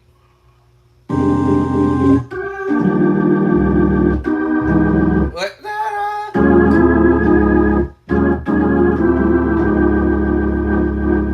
Yeah, you guys heard me playing these chords already.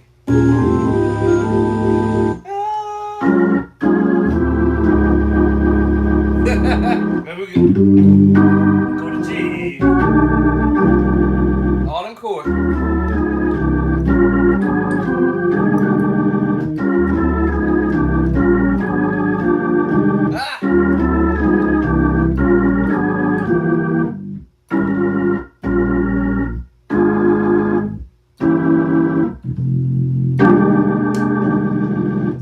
Trying to be good at your playing, your craft on the organ, on the keyboard, and whatever, we gotta practice. You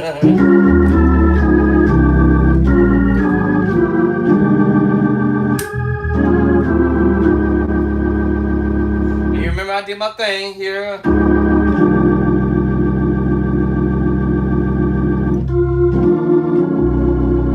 My thing.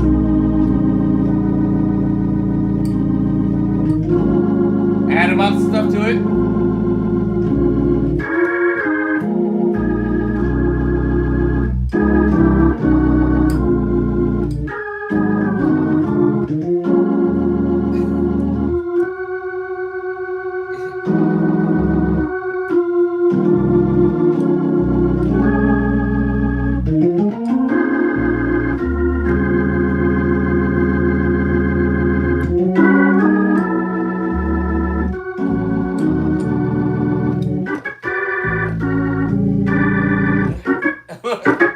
Oh. I'm messing around. Now I can play around with this stuff.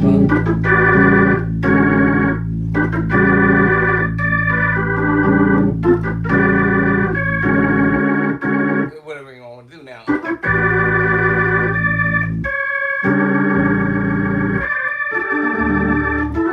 I went to a whole nother key. I went to a whole nother key now.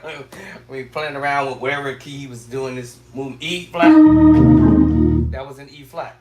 Alright, so you see what happened was I was playing around.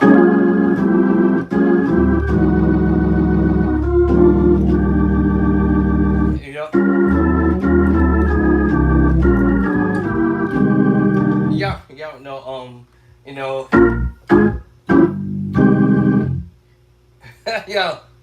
Y'all remember this one, right? You know.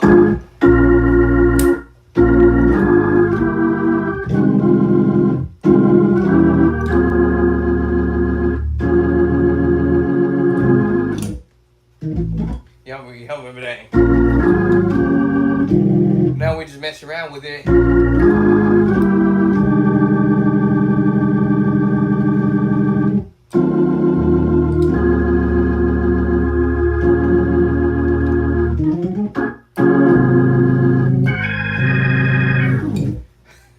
Elder Devin did this move here. Remember this?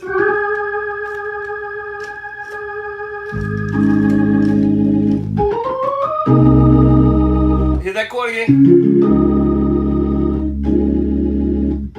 And then and then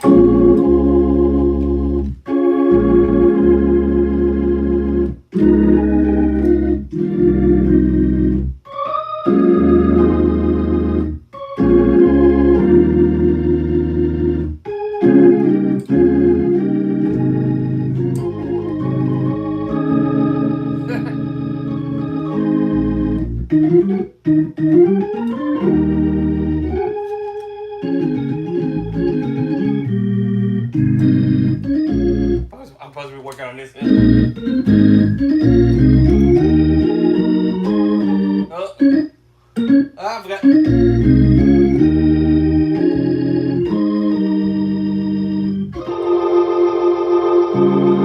That's crazy.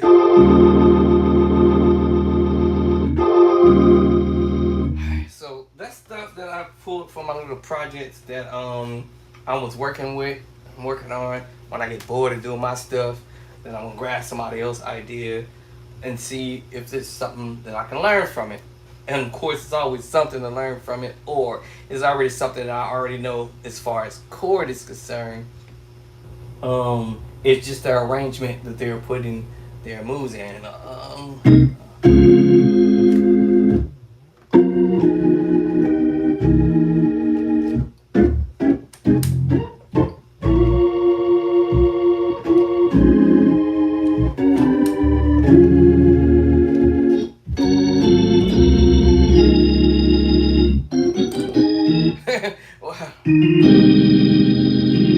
It all depends on what you want to do, how you get. I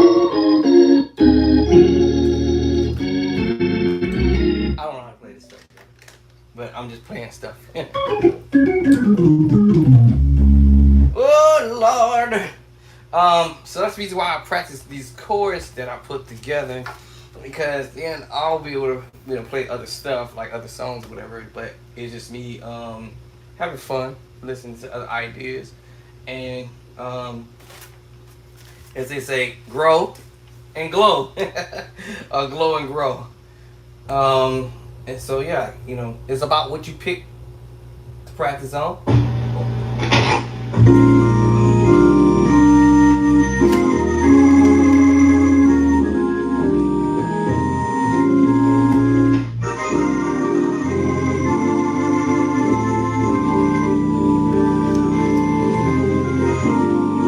That was the beginning of this.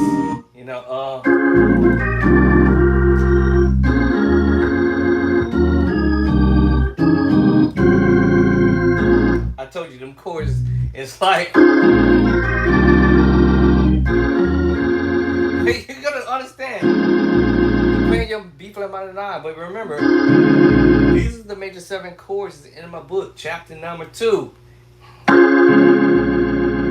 Tritone chapter 8, as well as 18.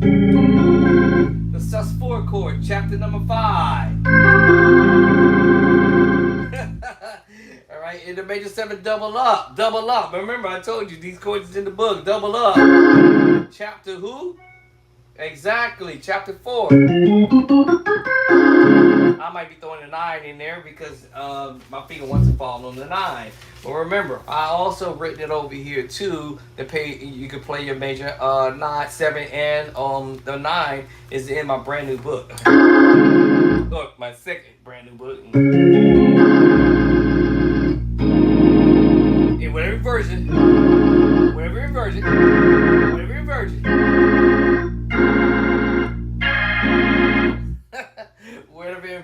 I'm like, oh, okay, alright. So when I hear something, it's more than likely 9, 10. It's just the route he going, 5, 6. That's what's going on, is the route. What's the route? 5, 6. 5, 6.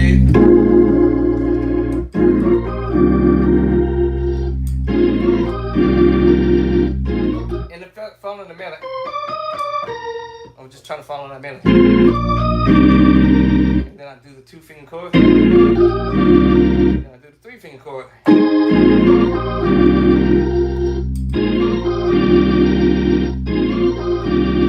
long as I know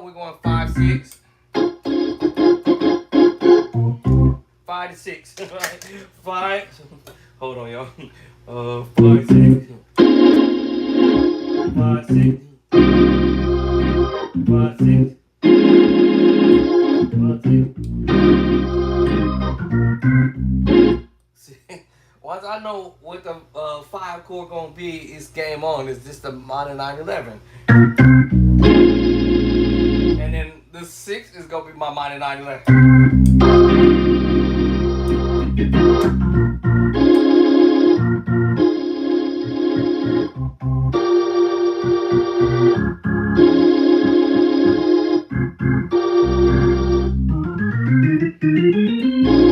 You remember me there?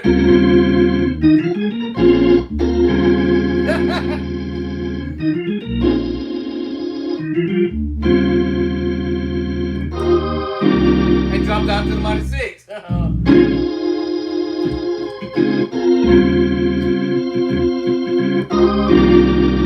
And I could groove over that if I want to groove over a 3 chord progression, and just have fun just with that 3 chord progression. You know what I'm saying? Just groove over it.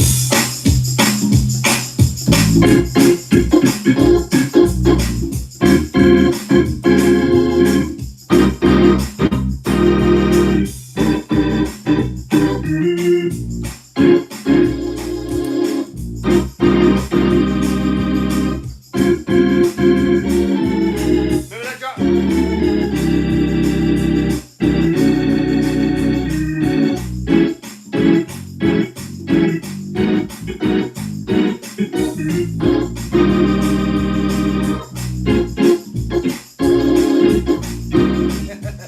You get what I'm saying? So I can groove over that, bounce over it, jump over it, whatever y'all want to do with it. But yeah, so once I learned the melody,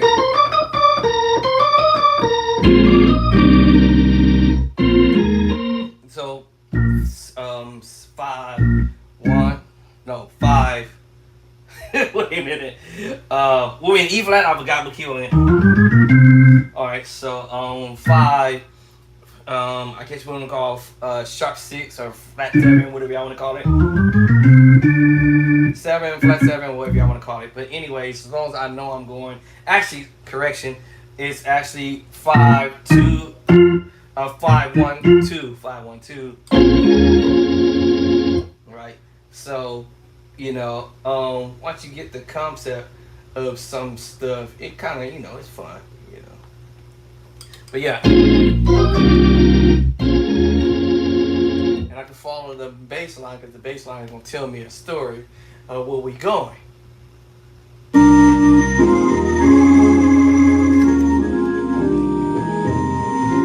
Yeah, so. Right? So it's going to tell me the story. 2, 1, 6 up to the 6. Chords we already played. Remember that chord from earlier? Look, we're going to go E flat or let's voice it. Then we're going to the 2. And then we're going to the 4 up. Same chord we played earlier. Remember?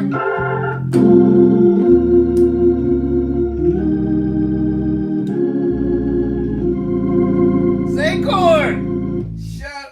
Bishop Tracy Clark, aka okay, yes, we're gonna end up playing some chords, whether it's in F or E flat or B flat or whatever. You're gonna, I play them in C sharp or D flat, A flat, whatever. I'm gonna, you just drop chords in these keys. Listen, y'all, it's about 2 something, and I haven't eaten a drop of food. Got my water sitting here, so I'm gonna take a time out. But that's what I do. All right, so if you determine to upgrade your plan or just learn to play stuff, more stuff, then all you have to do is get yourself a calendar, all right, if you want, or a notebook, and just write down, this is what my plan is, my plan of action, right? You gotta have a plan of action, but you gotta have a goal, all right? So let's say I want to make my goal for 2026, all right? 2026, 25 now. But just to say, just to get started, my goal for 26, people use that word resolution. Just you want you want to give yourself a little timeline. Say, 26 by February 14th or something like that. Um, you want to learn all this stuff before that time frame. So if I give myself a timeline all the way to this, including this over here, all this right here, this every one of these things, every one of them, every one of these things. I was just trying to start with my own little stuff first, and then in between me starting my own stuff first, then I'm gonna reach out into grabbing ideas from other musicians who's doing stuff, and then incorporate that in my plan as I go. What that does, it just makes my plan grow, idea wise, and it may be some stuff already put in here that's gonna be somewhere over here. Either way, it's gonna make my plan go up in smoke or up in flames, because I'm going from one level of plan to the next or whatever, and that's just how you got to think of it, is improving. So I don't really need a calendar, but I'm just making a suggesting. If you're a beginner musician, you just getting going, get your calendar and say, hey, this is what I want to learn today, tomorrow, moving forward, and give yourself a deadline, a goal. A goal is this. I want to start playing like whoever, I want to have that nice, pretty style or whatever. I want to, not that you saying you want to mimic somebody, but you just want to be better. I mean, that's the best way to put it. You just want to be better than when you was yesterday. So today, I might sound like trash, but when I finish learning this stuff, I ain't gonna sound like trash yesterday. Of course, I'm gonna probably keep saying that to myself. Man, you still sound like trash. And I keep learning more ideas until I decide at this point, okay, I don't sound like trash no more. I don't sound like garbage. My plan is completely different from where I was yesterday, and the day before, and the day before that, and months and weeks before that. And then you start seeing growth in development in your skills and your plan. But get the book, Play by Sight. I got y'all over here. Okay, I got y'all. 100. Right? Get the book. Learn them chords. Because the chords that are being applied in the stuff that I'm doing, I placed them in the book. I still had quite a few more to go to drop in the next books, coming sometime next year. And that's gonna take time. So I'm trying to spread them out every 3 or every 4 months. I'll have a book published. But for the most part, I'll try to put out relevant chords that I'm hearing the musicians playing in their stuff. So I'm like, man, let me go ahead and pull out this 6/9 sharp 11. All right, let me go on over here and learn some of this 9/4 chords I told y'all earlier. Versus the minor 9.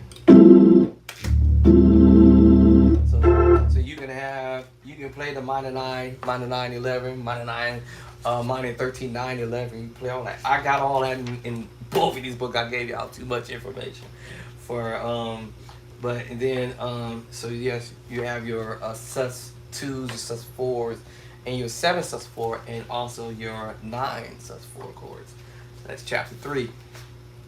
In chapter 4, we go into the major 9. I did a whole lot of different types of approach to the major 9 chords, because there are more than one way to approach these things, because musicians like to move the hand around, spread the chord out, and doing stuff like that. So I've come up with some of the necessary chords in chapter number 4. All right, and then chapter 5, we have the major 9. Again, I've already put that over here, major 9, in chapter number 9 over here in edition number 1 book. And so I said, let me come with another approach with the major 9 chords, because there's more than one way to doing stuff. So then chapter number 6, oops, I don't know what I was thinking. Oh, I already know what I was thinking. I wanted to have these chords, but then we got to learn the diminished major 7th chords, And then chapter 7, your 7 sharp 9 flat 5. Chapter 8, your 7 sharp 9 sharp 5. Number 9, chapter 9, we have an add 2 minor add 2s in different routes. Chapter 10, we go, I said earlier, your major add 2s, so many different routes they're playing at. Chapter 11, your major add 2 again, I believe it's 12, the same thing. Moving them around chords, your major 6 moves.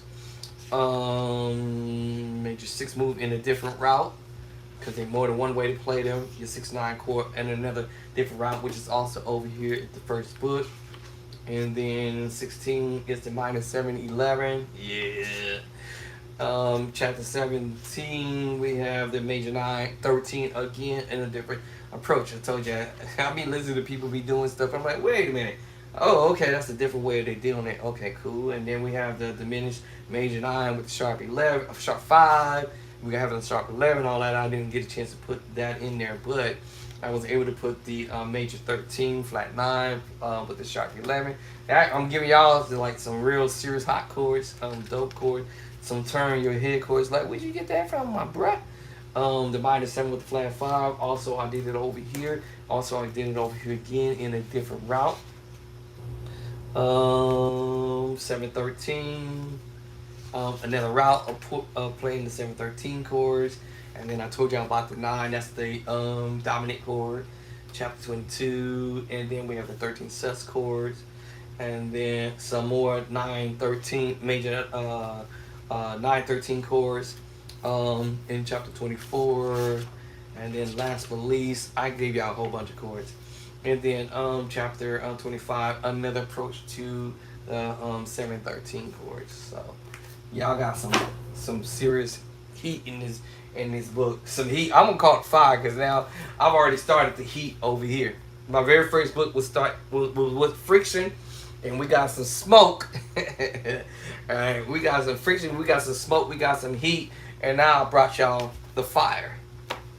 All right, so y'all done got the heat and the fire. Right, heat, fire.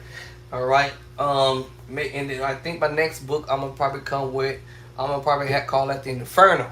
The Inferno. Y'all gonna have the heat, the fire, Inferno. That is gonna burn forever. These chords is gonna burn forever. So that's why I'm trying to get y'all familiar with these chords. I mean, you can play these chords on the organ and as well as the keyboard. You may have to add the bass line to some of the chords that are in the book for my organ players.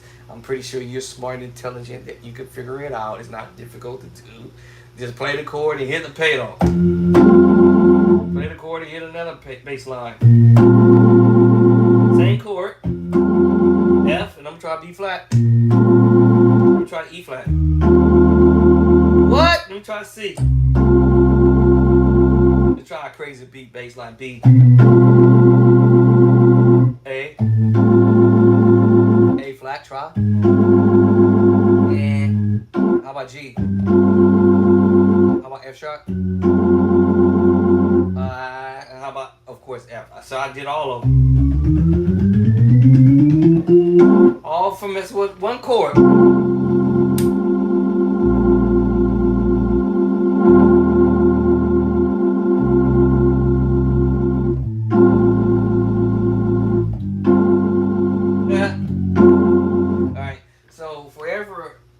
In my mind, forever I would know that if I'm gonna mess with that F chord, for sure F, for sure B. You see that texture? Forever, let me see, F, was the F sounding okay? And E flat. So forever I'm gonna remember that I can interchange this bass line. Bum, bum, bum. Bum, bum, bum.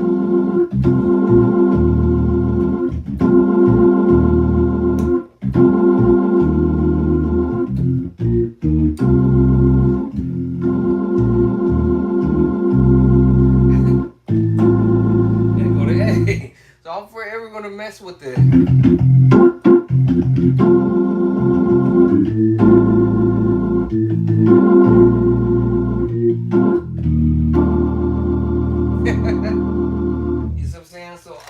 forever mess around with playing with the different bass line.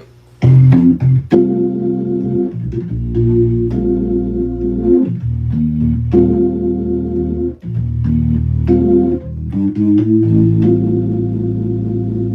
what I'm saying? So I can go F to the A to the B flat to the E flat. And you can be musical with it, and be creative with it. You never know what you might come up with. That's the whole game plan of practicing. It's just you just never know what you might discover. And so as I played with it a little bit, I didn't know I was gonna do that. I didn't know that was gonna happen, right? So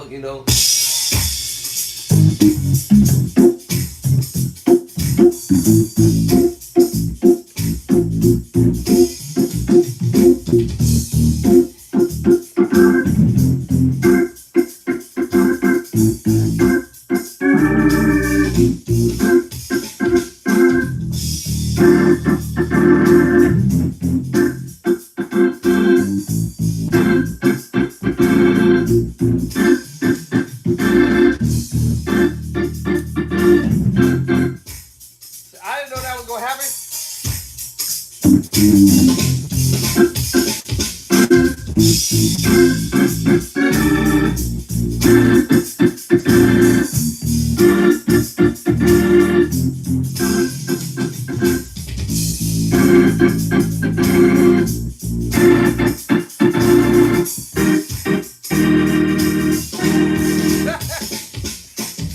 I'm trying to get off of here, but I'm just making this idea like, oh, snap.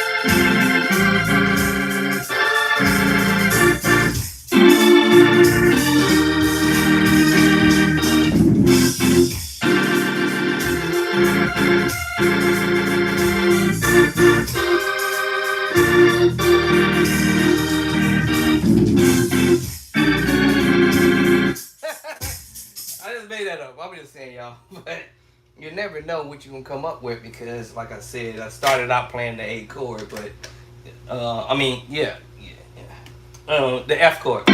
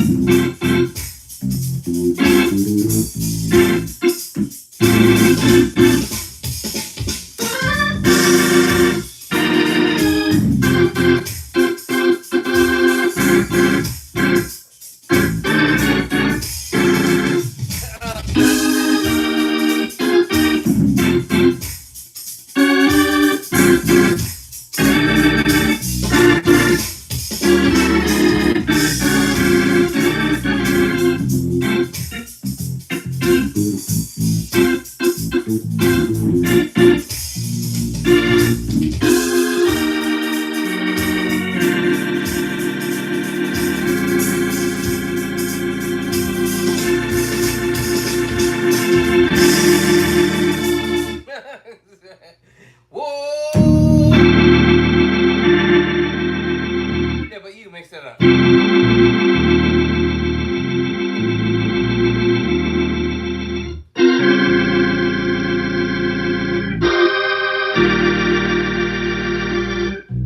Yeah, I know. I want to go to the 5 and F.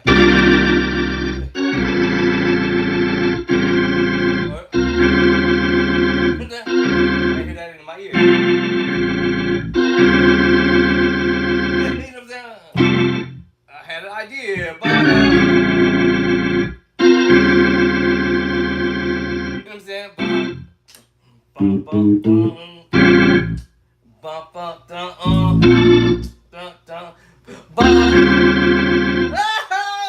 Oh, y'all better not steal my chords. I'm going after y'all.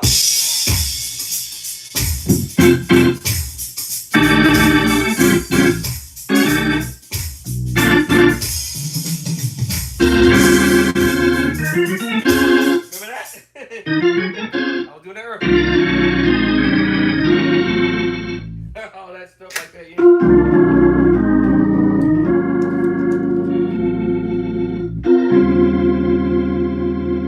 So yeah, you can go now. Sus from that. Or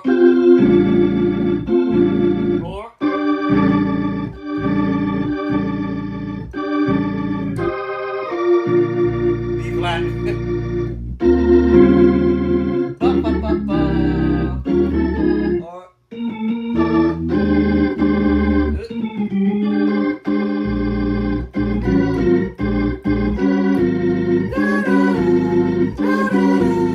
I gotta stop. I gotta stop. I gotta stop. Okay. Alright. I gotta stop. Because I be taking these chords that I come up with, right? And it's in the book. And I just jam it out and see what happens. So with that being said, y'all, peace and love and cornbread. I hope y'all those who already purchased your book, I can see you already on my little report. Those who purchased your book already, you can thank me later. Learn these chords, get them down. All right, get them down like James Brown. Or get them down cold or hot, cold. I think I want y'all to get them hot now, cold, hot. Get them down, get them down to the ground. All right, and then you're gonna see progress from that because that's how I'm picking up stuff from other ideas that I might hear or ideas I already been had. It's just other people may come with it in a different arrangement, and then all I'm doing is okay, that was okay, all right, okay, I hear you right there, okay. You know, it's like, oh, okay, that was a smooth move. Okay, I'm feeling that. And then I'll just play it. And whether I use it, that's up to me. If y'all want to know how to use it, just use it. But yeah. All right, y'all. I got to go. Peace and love and cornbread. And I'll catch y'all later on the next videos. It is now almost 3 o'clock. Gee, I didn't mean to be on it that long, but I definitely got to go. Hold on, y'all. Let me see. Hold on for a sec. Just for a sec.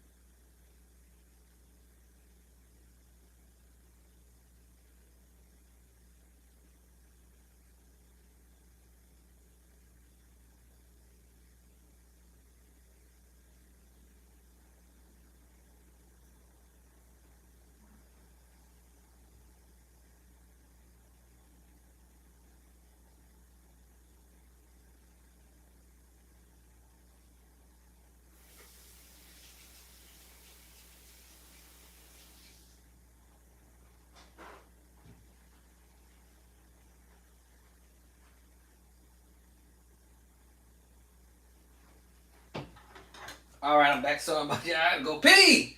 Woo! I'm holding it. Couldn't hold it no more. I didn't want to pee on myself. And that would be not cool. All right, y'all. Turn this stuff off. It's 3 o'clock, so I'm gonna chill. Go watch me some One Eye Demon. I'm gonna watch some more Nick flicks. Some Nick flicks. I think I turned the organ off already. Should grab my water bottle over there. All right, y'all. I gotta put my keyboard back up.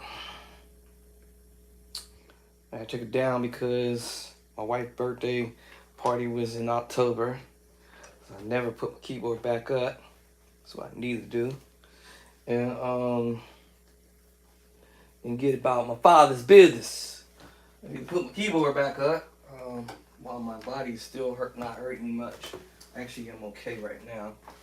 I don't want to do too much because I don't want to hurt myself before I have to go back to work.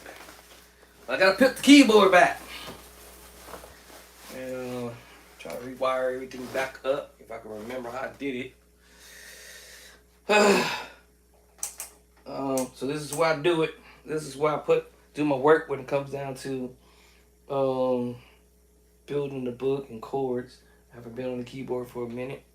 So this is for me to charge up a cellular phone that I'm recording off of, but I unplugged it. So now I gotta replug everything back up. Yeah, I don't remember exactly how I had everything plugged up. Let me see here. Let's see, that's my MIDI down there.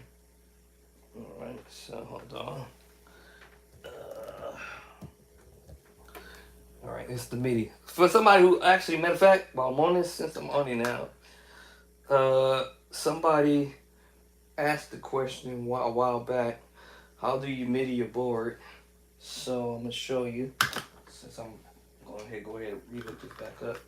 First of all, you need a MIDI. This is the M audio. You can order this off of Amazon. $15. I got 2 of them, matter of fact. I got 2. The reason why I got 2 is because I can do my other work off of my Odell, real old Odell, which I haven't did anything. When I say do stuff, learn other ideas, MIDI if I need to. Then I can have to switch the MIDI, whatchamacallit. But I have bought this mini box and I tried to figure out how to do it and it didn't work. I don't know where I placed it, somewhere around here. But I bought a mini box and I tried to connect it up and it wouldn't work. It will not work unless I just don't know what in the world I'm doing. And it's probably more than likely the case. Maybe somebody can show me how to do that. What I'm talking about is 2 computers. That's the thing. So I have this computer and another computer. Hold on, y'all. Is that heater on? That's what's making me hot. Turn the heater off.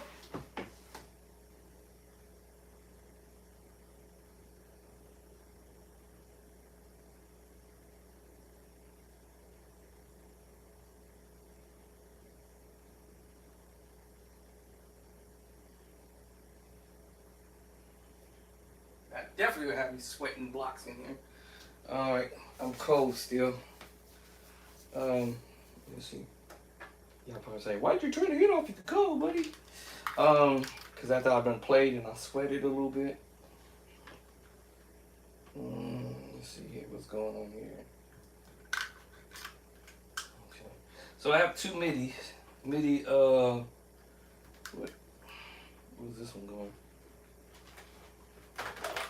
Alright, MIDI plugins.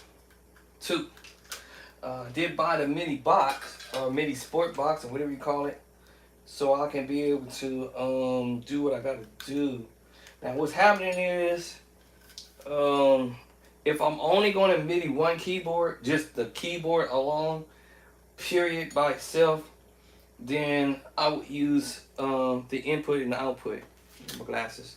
So it'll be the input and output. I'm gonna show y'all the ones who are got a keyboard and you've been wondering and no one wants to tell you how to do it. I got you.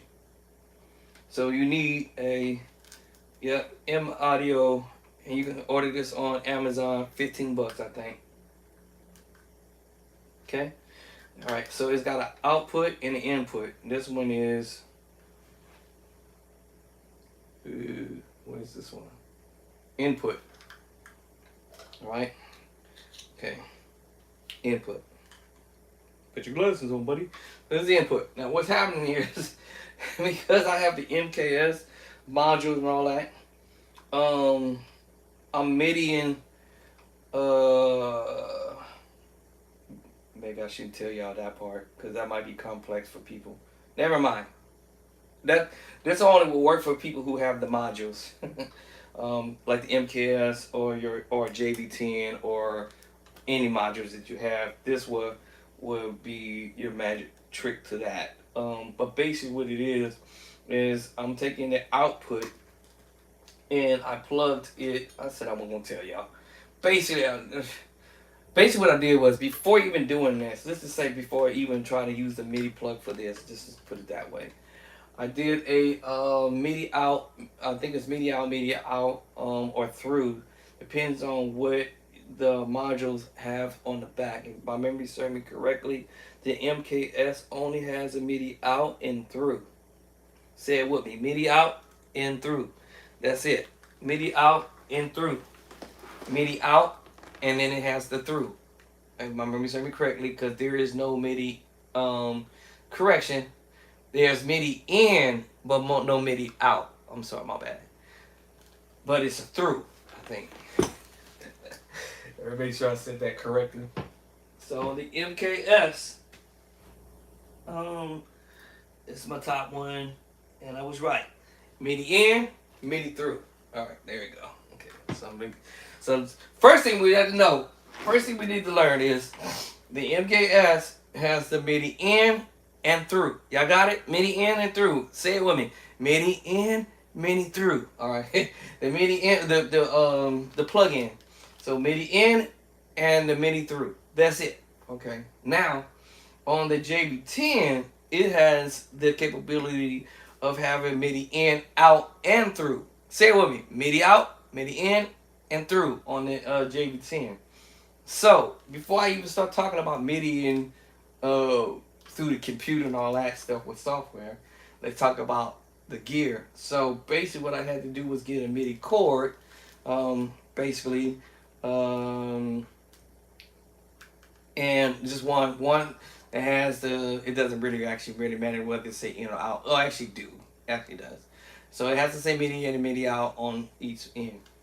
All right, so basically what I had to do was tie in let me get this correct, because there's going to be another plug-in that I had to get that will be for the keyboard. All right, so if I say this correctly, and I said I wasn't going to do this, but I'm doing it anyway. I'm going to do it anyway, just in case it might be somebody out there with a keyboard who have a module and they're like, man, how do you hook this up? The way I did it was I got a MIDI cord that has MIDI in and MIDI out. All right, so basically what you're doing is you taking that line in and you take the other end, which is the output, and you outputting it through your JV10. All right, so basically what happened is they're gonna talk to each other. So the JV10 or the MKS, however you got your rack set up, they're gonna talk to each other. All right, we might use the word communicate or a signal. All right, and then what happened is because I have only in the MKS the in and the through. Y'all get it? Okay. So I had to use the in for the MIDI cable. All right, small or short enough, just to go from just there to the next module underneath. Of course, my cords is probably longer, and I had to wrap them up, tie them up, and all that good stuff. Try to tie them up like this, so they close together. And all right, so you go on I did it from MKS in, and I believe, and then the output for JV10 is output. Make sure I say that correctly. Hold on, let me look at it one more time. I think that's how I did it. So I have the MIDI in. I might be lying. Hold on. I think I'm lying. Hold on. All right. So okay. So from the JV10. Okay. So oh yeah. Okay. So the input for the MKS to give me sound. Remember, because you have to go from the whatever module you think you want to use as your best module. I went with MKS. Okay. So what that does is MIDI in line on the MKS, and my output. I'm trying to find it. Where's my output line at? Oh, here it is. Is this it? I'm trying to find the output. That one goes to the keyboard. So hold on, let me find it. It says it's over here somewhere. Where art thou? Where are you? Oh, there it is. Found it. Bye, y'all. Just long enough to go from the module to the keyboard. Doesn't have to be no super long line, and I put on here out. That way I know what I'm looking at. So this is how I'm doing it. Everybody else might do it slightly different. But the main thing was I wasn't going to use my JV10 that much at first. All right. So that's why I rewired it again. So the route to use to go from the MKS, we're not talking about MIDI now. We're just talking about how we're going to run the sound. So the keyboard going to have its own sound, obviously. But you want to have the MKS sound. So MIDI out. MIDI in, because there's only in and through on the MKS 20, and this is the output. That's gonna go to the keyboard. All right, and it's only long enough to reach to the keyboard. All right, long enough to reach to the keyboard. It don't have to be super long, but just long enough, 10 feet, 8 feet, whatever. Just long enough so I can plug it in. Bam. Okay, now. Now we want to say how are we making the MKS and the JV10 talk to each other. All right. Now, remember that through? So I had to get another MIDI cable. Just only long enough for, it's probably too long, but like I said, I wrapped it up. But just long enough for those two cables to connect. So now you have to go through on the MKS to the output. Let me make sure I'm saying that correctly. All right. Let's see if I'm right. So now my through is just long enough. I had to wrap it up, and it's going through a lot to the input. All right. That's how you do it. So from the MKS, you want to get another wire, cable, MIDI cable, and you want to go through on the MKS to the input on the JV10. That way, they're going to communicate. And you remember the other cable that I mentioned that is going from the MKS in, and this is the output to the keyboard. Whew, that was a lot. All right, now let's talk about the MIDI part. All right, so now this obviously goes into the computer, obviously. All right. Now on my baby Mac, and I believe Mama Mac, if I'm not mistaken, I could be wrong. It could be. All right, now on Big Mama, I would have to go get another. What is it called? I forgot the name of it.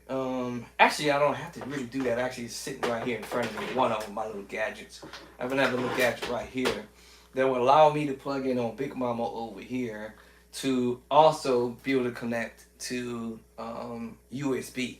Because over here, the newer kind of computers, they don't offer the USB regular. you're using what we call, I guess, the size that you will use for the new iPhones, the new plugins. They will only plug into that. So I have to buy. Well, actually, I'm not gonna buy another device. I'll probably more than likely somehow get this crossover over here. I think this is it. And this will be plugged in on Big Mama over here. Now, that's if I'm planning on using Big Mama over here. I call Big Mama Mac over here. But if I'm not planning on using Big Mama Mac, then I'm going to use this plugin over there. But I don't need to because I already got it over there. This is just extra. All right, so let's get that out the way. Sound like confusing nobody. So here comes what I said earlier. I can't use this, so I have to use this gadget called Vision Tech, which I said earlier I was thinking about buying another Vision Tech for over here to use. I think I might order another one. But the funniest thing is I have this other gadget box right here that I can use over here too. So yeah. Alright, so this is Vision Tech. Vision Tech is not going to allow you too many plugins on here. I think it's only allow you 2.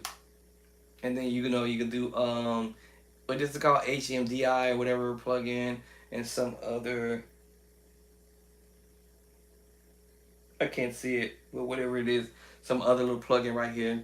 And then this also allow me to hook up to a monitor as long as I have the hookup for a monitor. If I want to look at the picture a lot bigger, then I have that capability, which is the plugin is already over there, and all I have to do is plug in over there, change the channel, and then I got a bigger screen over there. Yeah.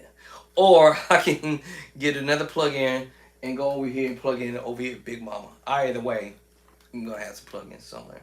So because the USB doesn't fit on my baby Mac, so I have to use Vision Tech. All right. And what about my mouse? Oh, so I went ahead and bought the other kind of mouse. So that helped me out with doing that. I didn't mean to wake you up. Sorry. So that took away from me having to use a bunch of wires and trying to connect through the devices. So that's cool. And then now all I have to do is this the one MIDI? Hold on. Yeah. So now I'm gonna have MIDI. Now, only way I'm gonna have MIDI is when it connects to Vision Tech. This is when it's gonna power it up. Hey, which one? Which end was it? This one? I think it was this one. So I should get power, I think. Is it plugged into the laptop? Or which one did I plug this? Oh, now, hold on. I always keep forgetting which plug-in that I just took this out of.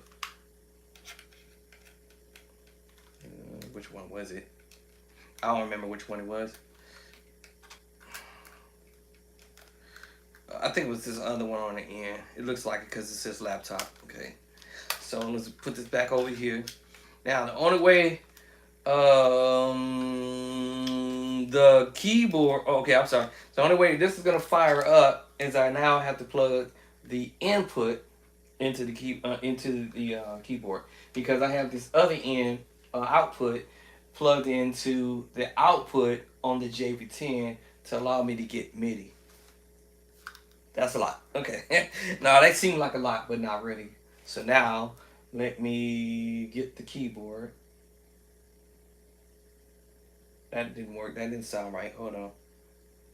Oh, matter of fact, actually, I don't need to hook this up. I just remember.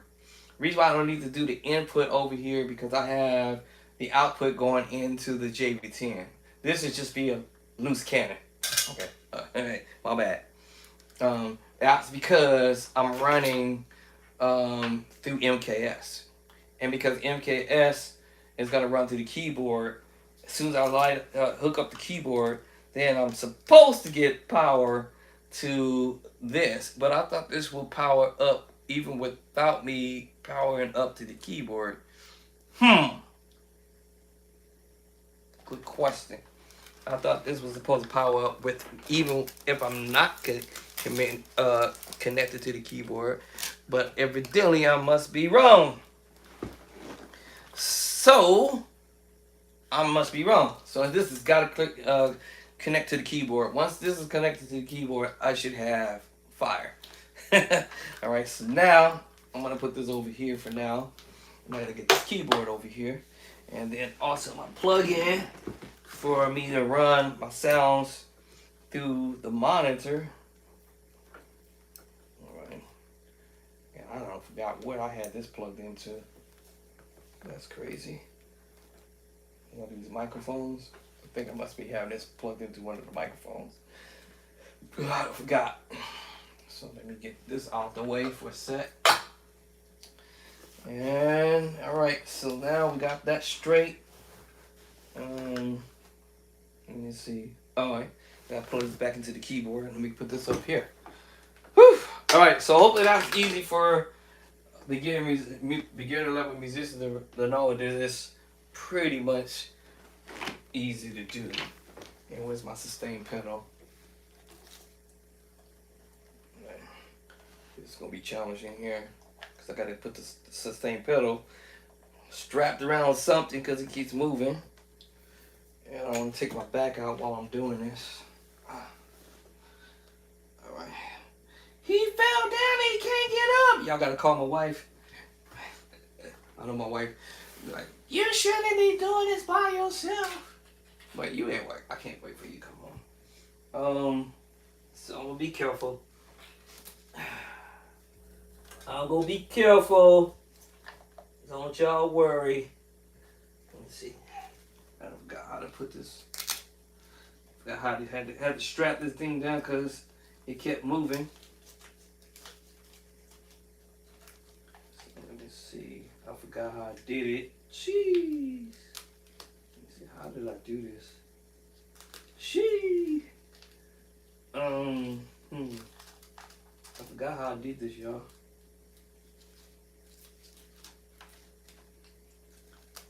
I think I did it like this, I think.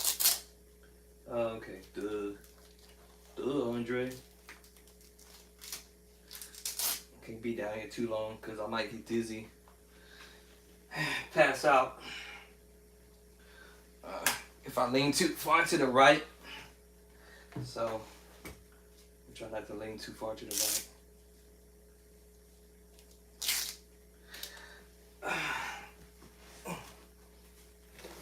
Okay. Try not to lean too far to the right. My plan. I start feeling dizzy. Now, how did I do this? I forgot again.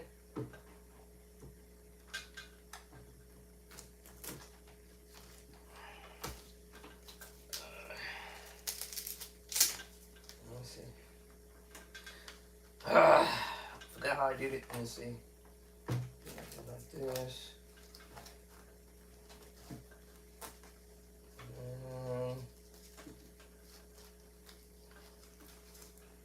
Let's see.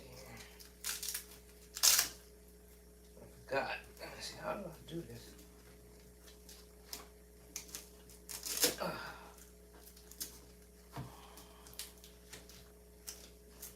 Temporarily for a minute. Nope. How did I do this? Let me see. How did I forgot?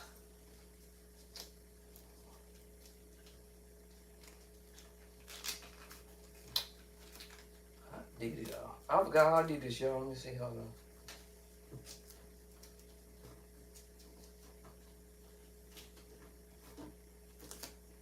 This way.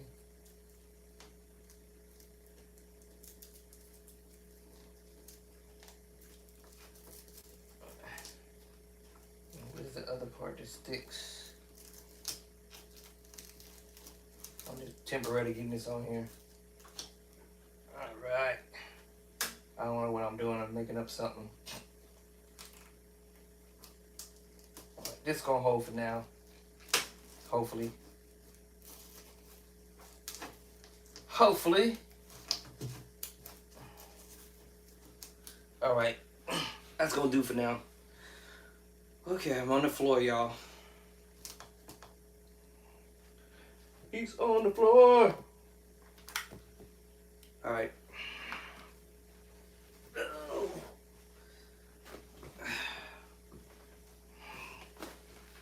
Made it back to my feet. All right. This is good. All right, now the hard part. Let's get the stand up. Put the keyboard in position.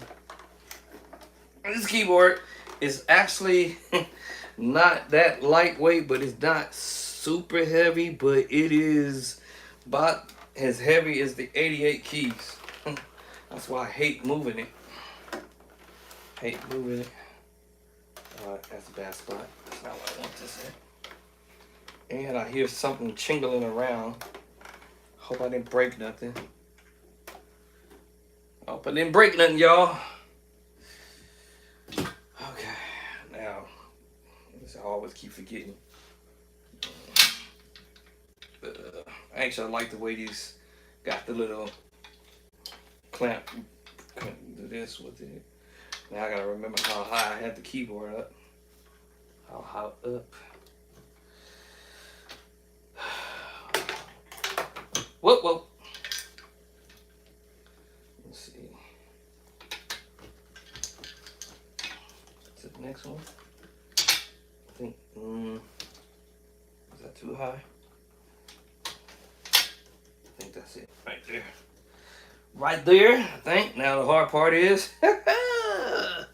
lifting it up. Oh my God. Let's see. I want to try to see, can I pre-wire it up first? Let me see, can I pre-hot wire it up first? That's my challenge. Can I do that first? All right. I forgot how I had it plugged in too, by the way. How did I have it plugged in? Let's see here. Bruh. Let me see, I think I might have had it here. I'm guessing. And then MIDI out goes to MIDI out. It's just that simple. Now, challenging part is, I said earlier, you only get so much wiring space because I didn't intend to get a wire long enough.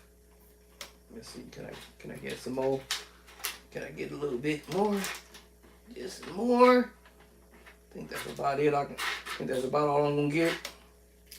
All right, so now we're gonna go MIDI out. Should be the one in the middle. All right, and then last but least, the sustain pedal. I always get it in the wrong slot. Let me see, my guess is sustain pedal. I always get it wrong in the wrong slot. Let's see.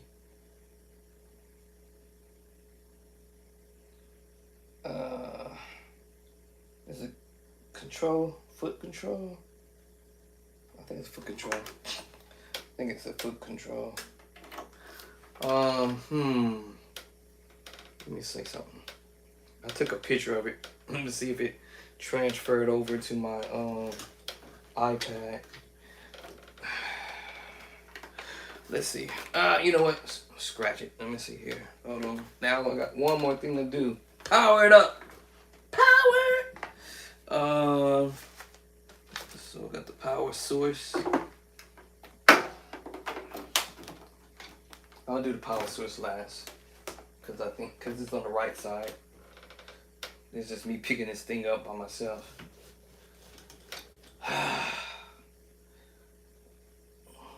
Okay. All right. I'm thinking. Well, before I do it, I'm trying to make sure.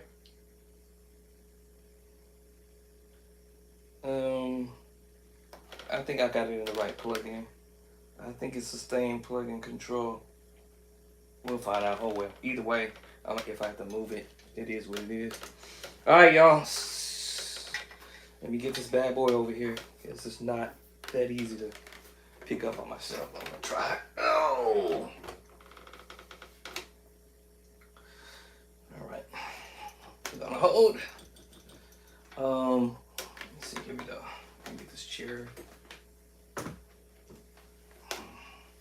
This thing is long, though.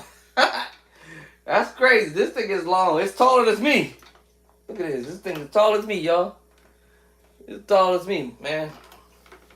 Alright, getting it in the right position to pick it up. Good luck. So I'm trying to. I ain't got no grips. That's why I hate moving it. And my arms are not super long. Alright. Ding ding. Take my time. Let me see. I think I might have to come at it from this angle. I'm trying to get it on my leg.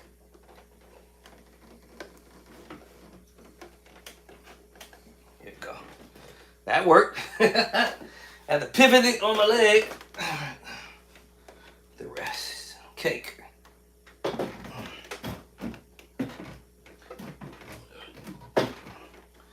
Alright, y'all, I got it up so far. Now I need me some room to get to the keyboard somehow. I'm in Oregon, so I'm going to try to slide it over some. Alright, we in. Now, I got to power it up. Hopefully I got the sustain pedal in the right plug-in. We'll see, I have practicing on this. I have practice on the keyboard in a minute. So let me see. Somebody else was playing on my board. And now, question mark is, I bought some other stuff. And did we use all of my space over here? I have another plug-in over there. Nope. Plug-in way back behind me.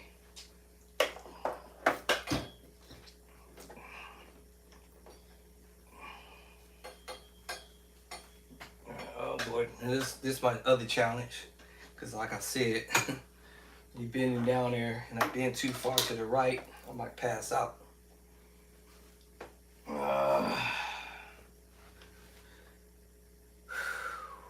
here we go. Oh, got to turn the power off on the keyboard. All right. Okay, let me see here. I need something to hold on to. All right. Try not to turn too far to the right.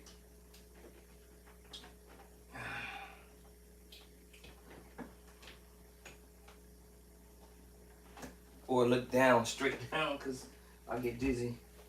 All right, here we go. Okay, it's firing up. Hopefully I got the sustain pedal right. And this is how I do what I do. Alright, so everything plugged back up. I hope I get plugged everything right. Uh-oh, my sustain pedal. Alright, now I gotta move the sustain pedal again. Uh-oh, brother. Dang. Let's put the sustain pedal underneath the stand. Now, gotta move the stand up.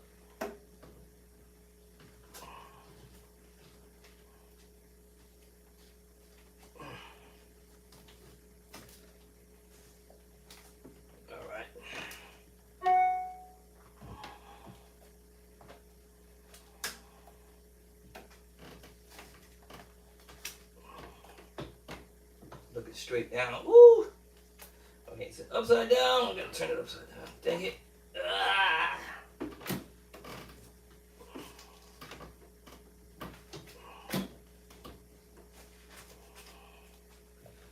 Okay, let me see. Is this gonna work?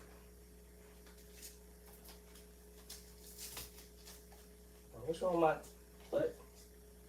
What's wrong with my sticky?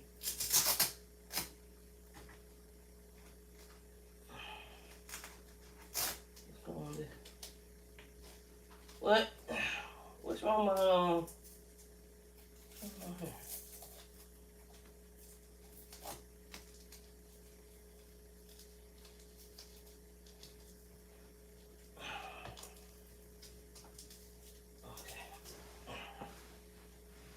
buy me some more velvet. All right, I made it. That made me hot now.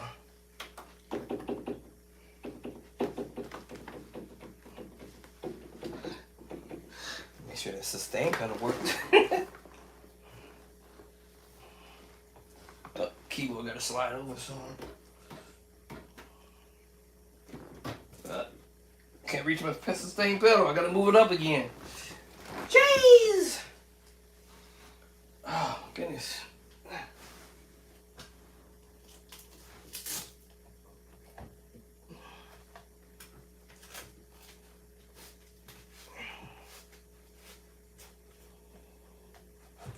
Alright, just do it. Hopefully so. Alright. Oh my goodness.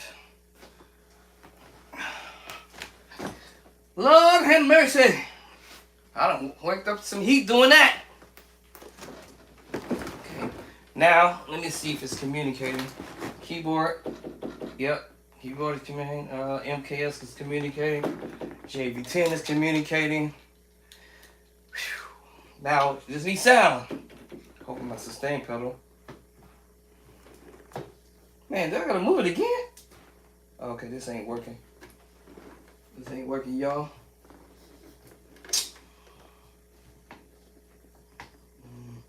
This ain't working for me. Alright. Let's get some piano sound. Let me see. Okay. So did I not plug it in right? Yeah, didn't see. That should have came on. Why not? So maybe I didn't plug it in right. Hold on, wait a minute. So that's here. All right, did we turn it off? Turn it back on. It's on. Okay. Okay, this is how I'm gonna know what's going on here. Oh, duh. Gotta turn the. That's why it ain't on. That's why we ain't get no sound. Gotta flip it back. I hear something. Gotta flip it back. Alright, what I gotta fix now? Let me see here.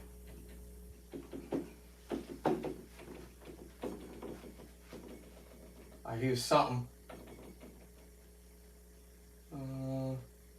There you go. No? Nope.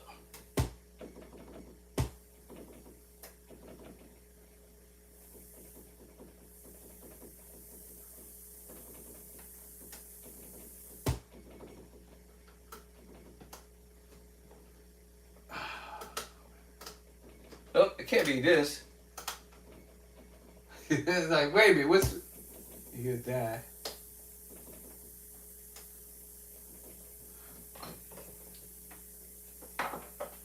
Can't do that. I'm gonna find out why. Let me check this out. Alright. One way to find out.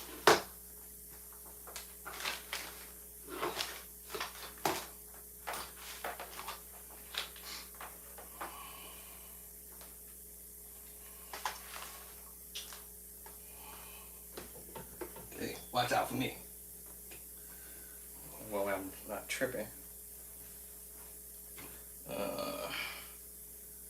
Wait, I know I'm not tripping, for sure. Because we just got through listening to such stuff, so I know it can't be this.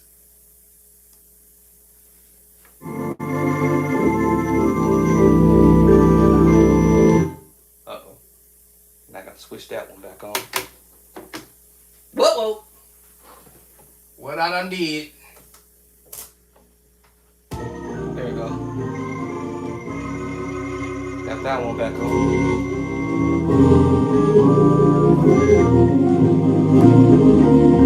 Alright.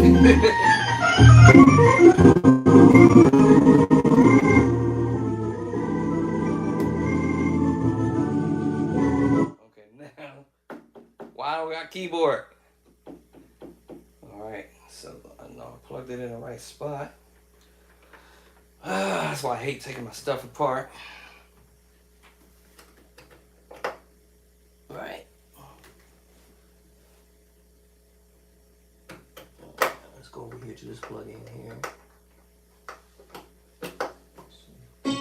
There we go. Might sound funny. Now let's see something. Sound funny.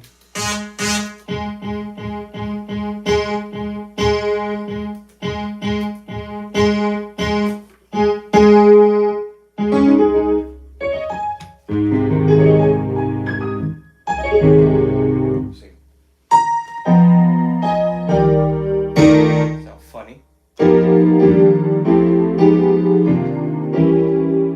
Okay, with my bottom. Sound now. Where's my bottom? Okay,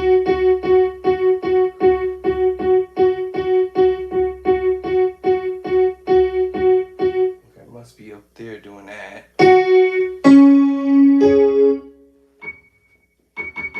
Must be this.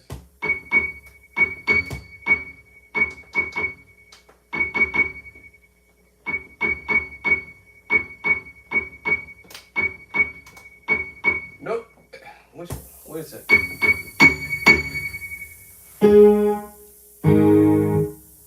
That's why I hate taking my stuff down. Now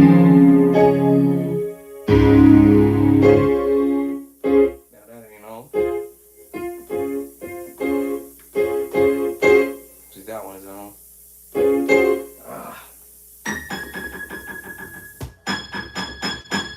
Okay, got sound there. That's why I hate taking my stuff. This sucks because now I gotta redo everything over again. Sounds.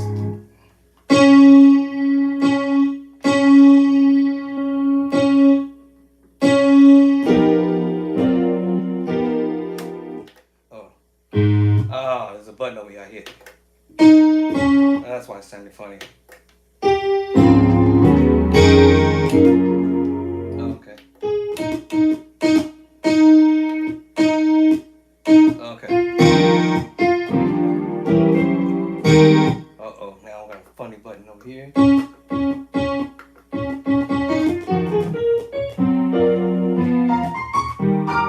Okay, let's see what's going on with MKS.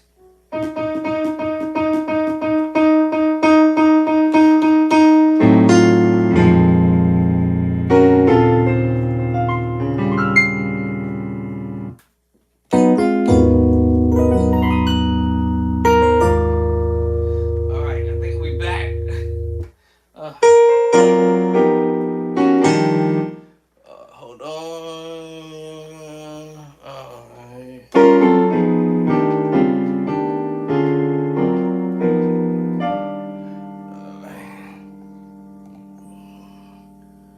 Okay, we lost TikTok. We lost tickety talk, you know.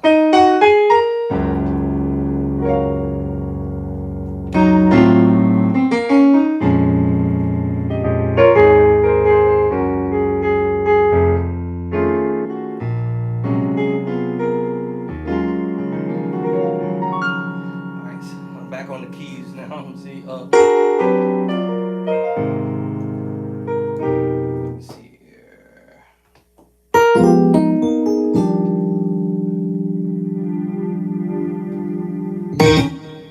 Okay, now what is that making that do that? Now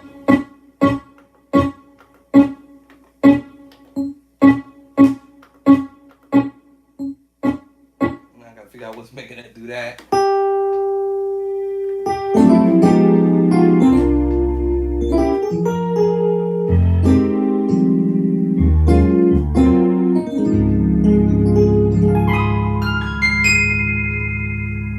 Alright, y'all. Even though I'm not a keyboard player, y'all know that I ain't no keyboardist, but you know. Why is that happening? I fixed this last time.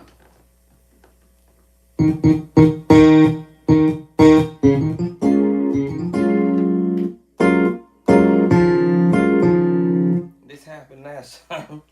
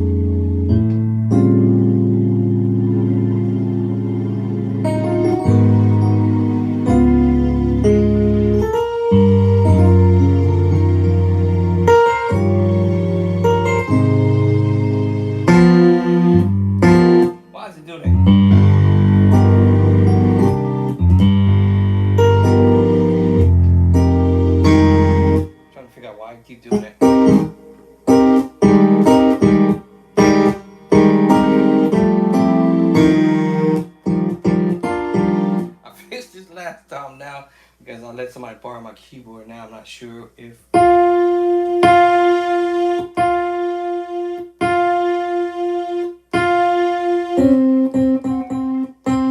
velocity is. Here it is. I think that's it. Hope this will fix it.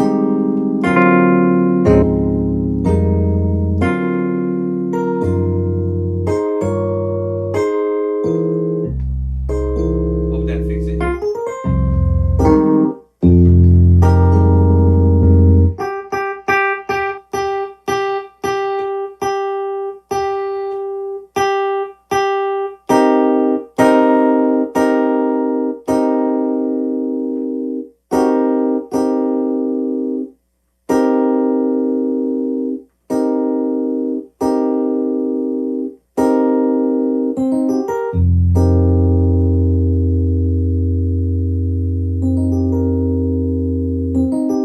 Lost my sustain. Where'd it go?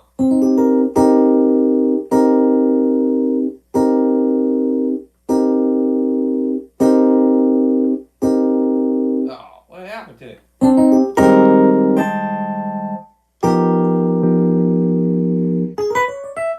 Lost the sustain. What happened?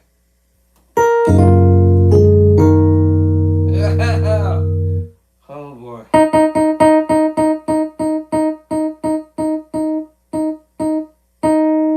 Now, I hate when it happens.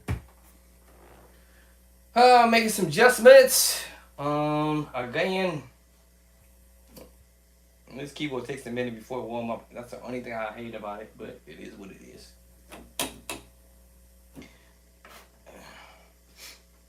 Readjust everything again.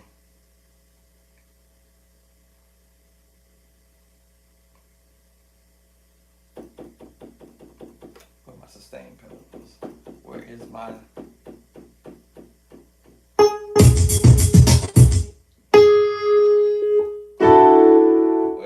What happened to my string?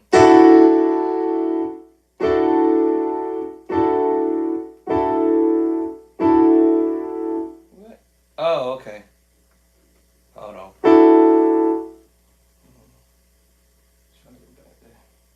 What happened to the string? There we go. Okay.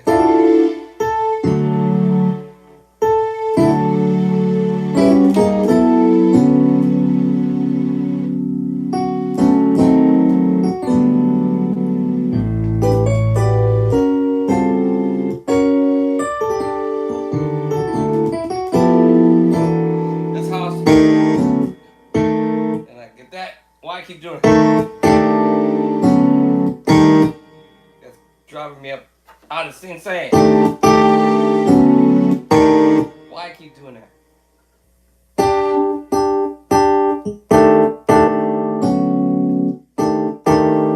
And every time I do that, it kills my strings.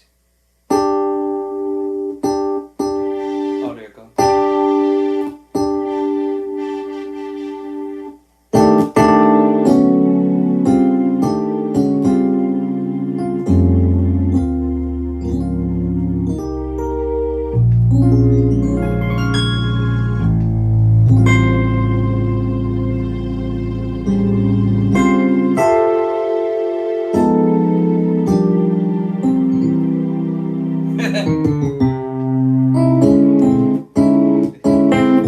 That's a movie, dude.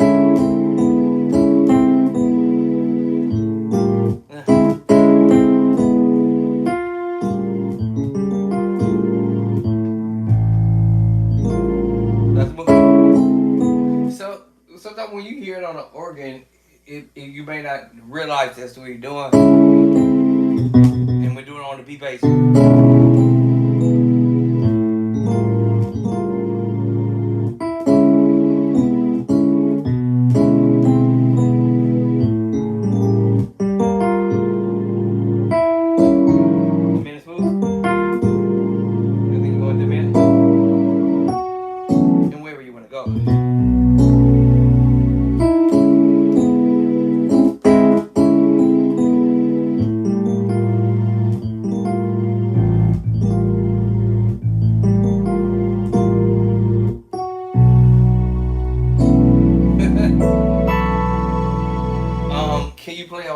chord? Can you play chords from the organ to the keyboard? I would say yes to a certain point, but you definitely got to improvise. Well, I don't say improvise, but you definitely have to approach it differently, and knowing your drawbars and how they work, to give that similar approach that you would do on the keyboard. But yeah,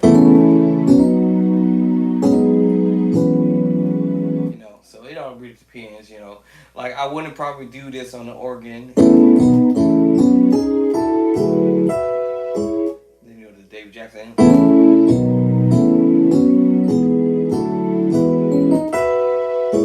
Because it's a different approach. So.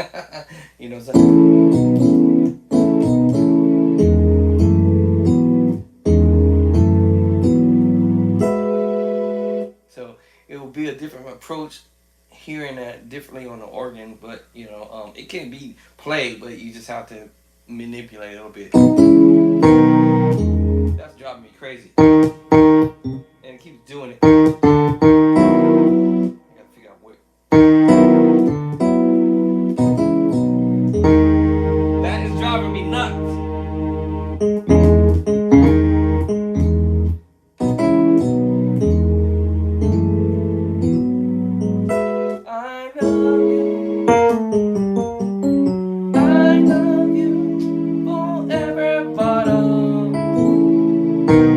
That's driving me crazy. I'm not sure which one of these crazy. Maybe that one. Maybe that's settled down. Let's see.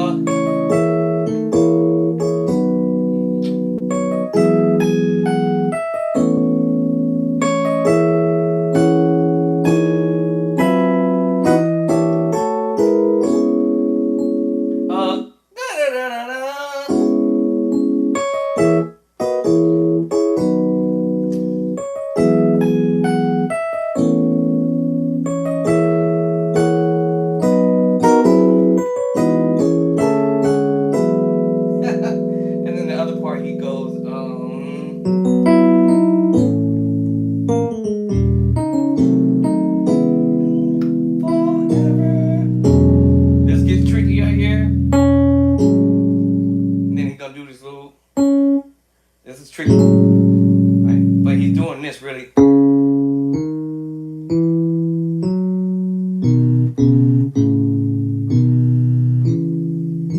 That was tricky. Versus you could get away with it by doing the sus4, sus4, sus4,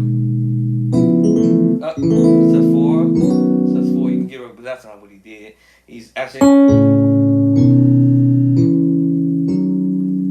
then back to the top.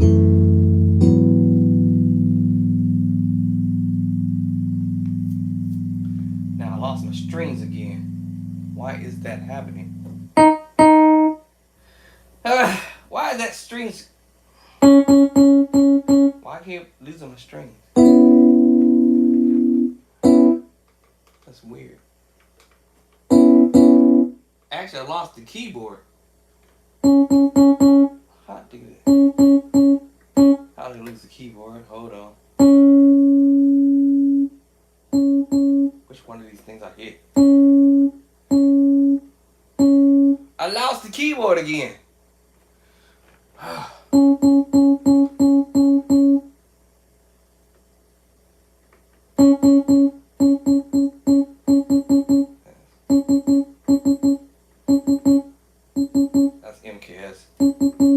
one of these things I turned off?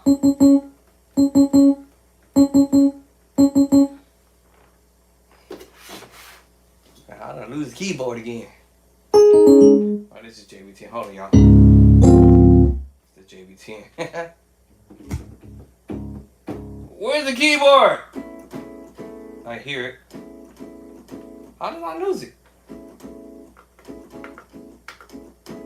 Where that snap did I hit?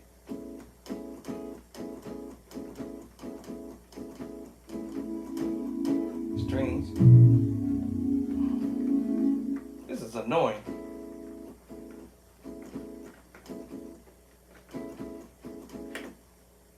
I lost the keyboard again. Snap. I gotta start it over again. Trying to figure out why am I losing the keyboard. Alright, let's get the keyboard back up again. And see what is it that I'm hitting. Which one of these buttons I'm hitting? Or knobs, one of them. Alright, let me see the keyboard. Why am I keep losing the keyboard? Got it back. Got the keyboard back. I'm just trying to figure out how I keep losing it. Alright. Try this again.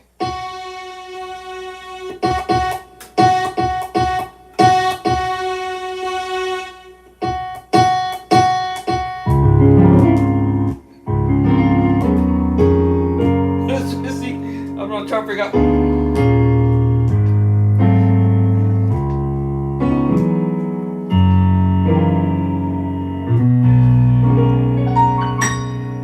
Right now, the strings back. Now, I know what the problem was. I was trying to.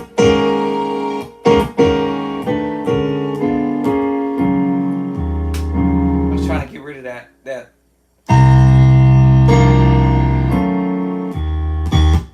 See if we can keep doing that. That's annoying me. Trying to see if we can do it. Let's see. There. There's something and keeps doing it. Trying to kill that.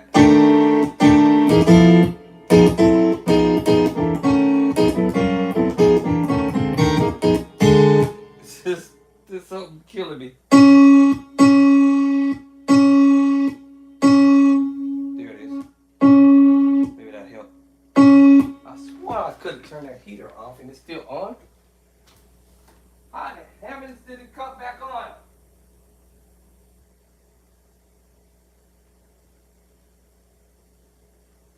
Kill it!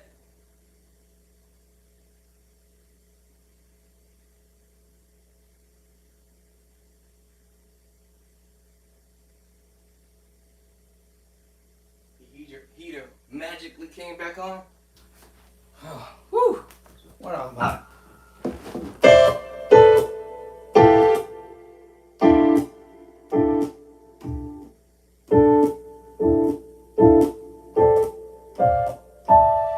I'm trying to kill this.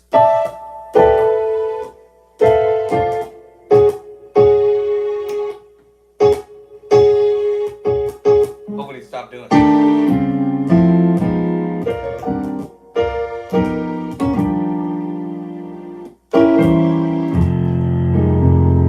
Hopefully stop, I think. Alright, that was so annoying.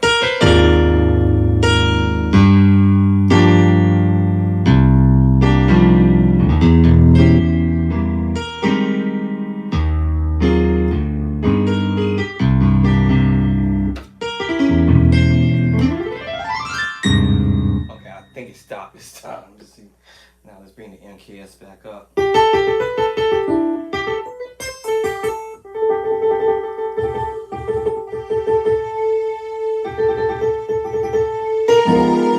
Too much strings.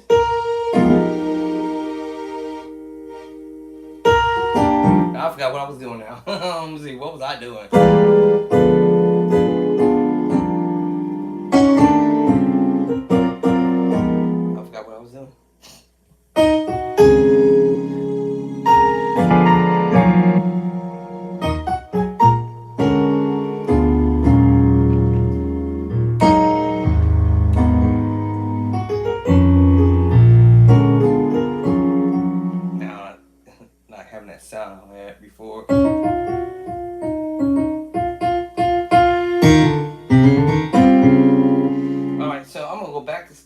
working on on the keys between the organ and the keyboard.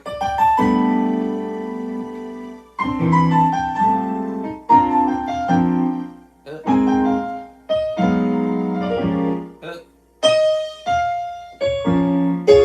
look.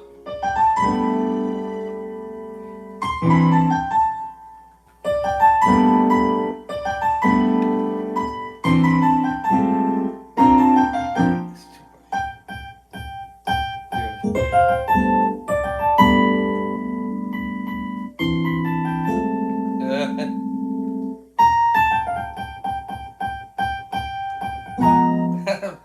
I don't know what knobs. I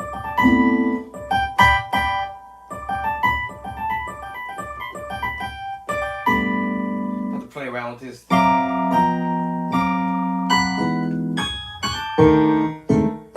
let's do it again.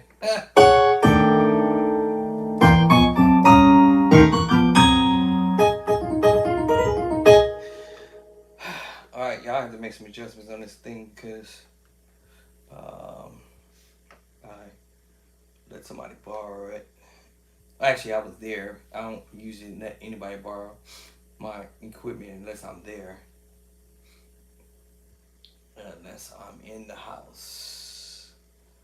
I don't believe in doing that sometimes because sometimes people don't take care of your stuff.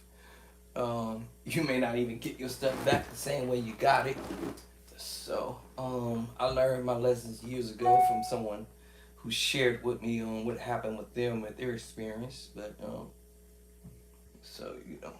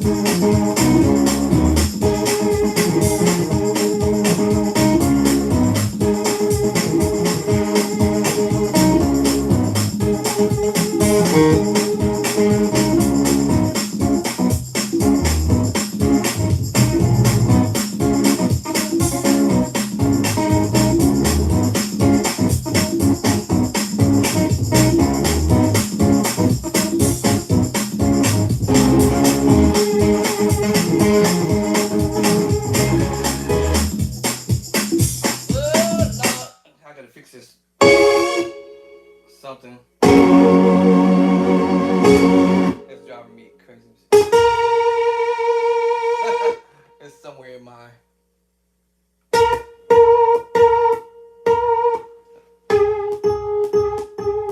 gotta fix my own. I don't know which one it is.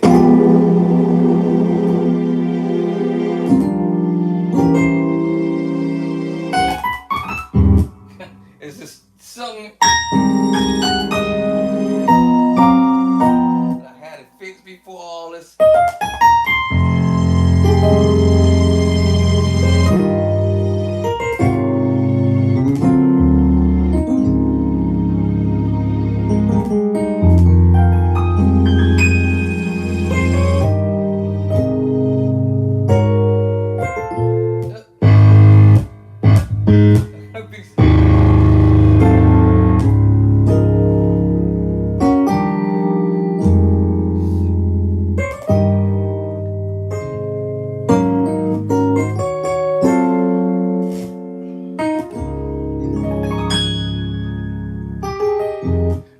I don't like the keyboard player like I keep telling y'all, but anyway.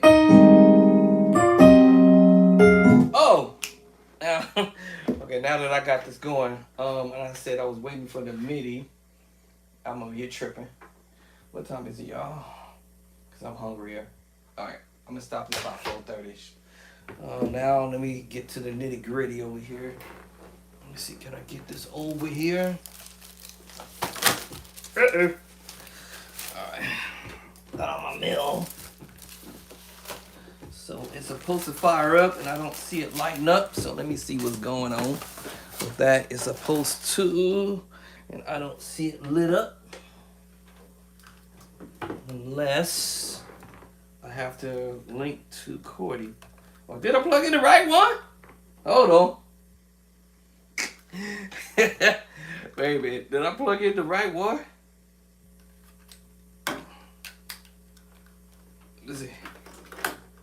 I'm just trying to see. Did I plug in the right MIDI cord?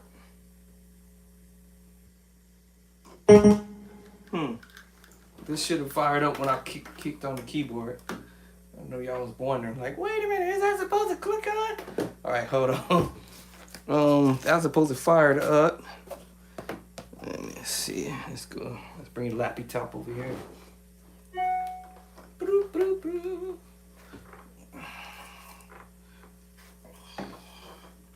So I had it.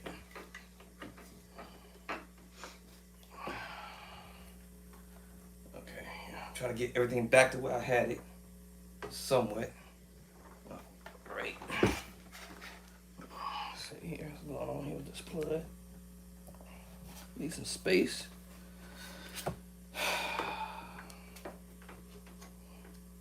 All right, so the MIDI is communicating to. So did I put in the wrong one? Output. Wait. Maybe it was input. I probably was wrong. Hold up. I think I am supposed to go input. Hold on. And I told y'all earlier. Nope. That's not the plug-in. So the output will be if I'm MIDI-ing out. That's why duh. Hold on. And I should have been plugging into the MIDI input.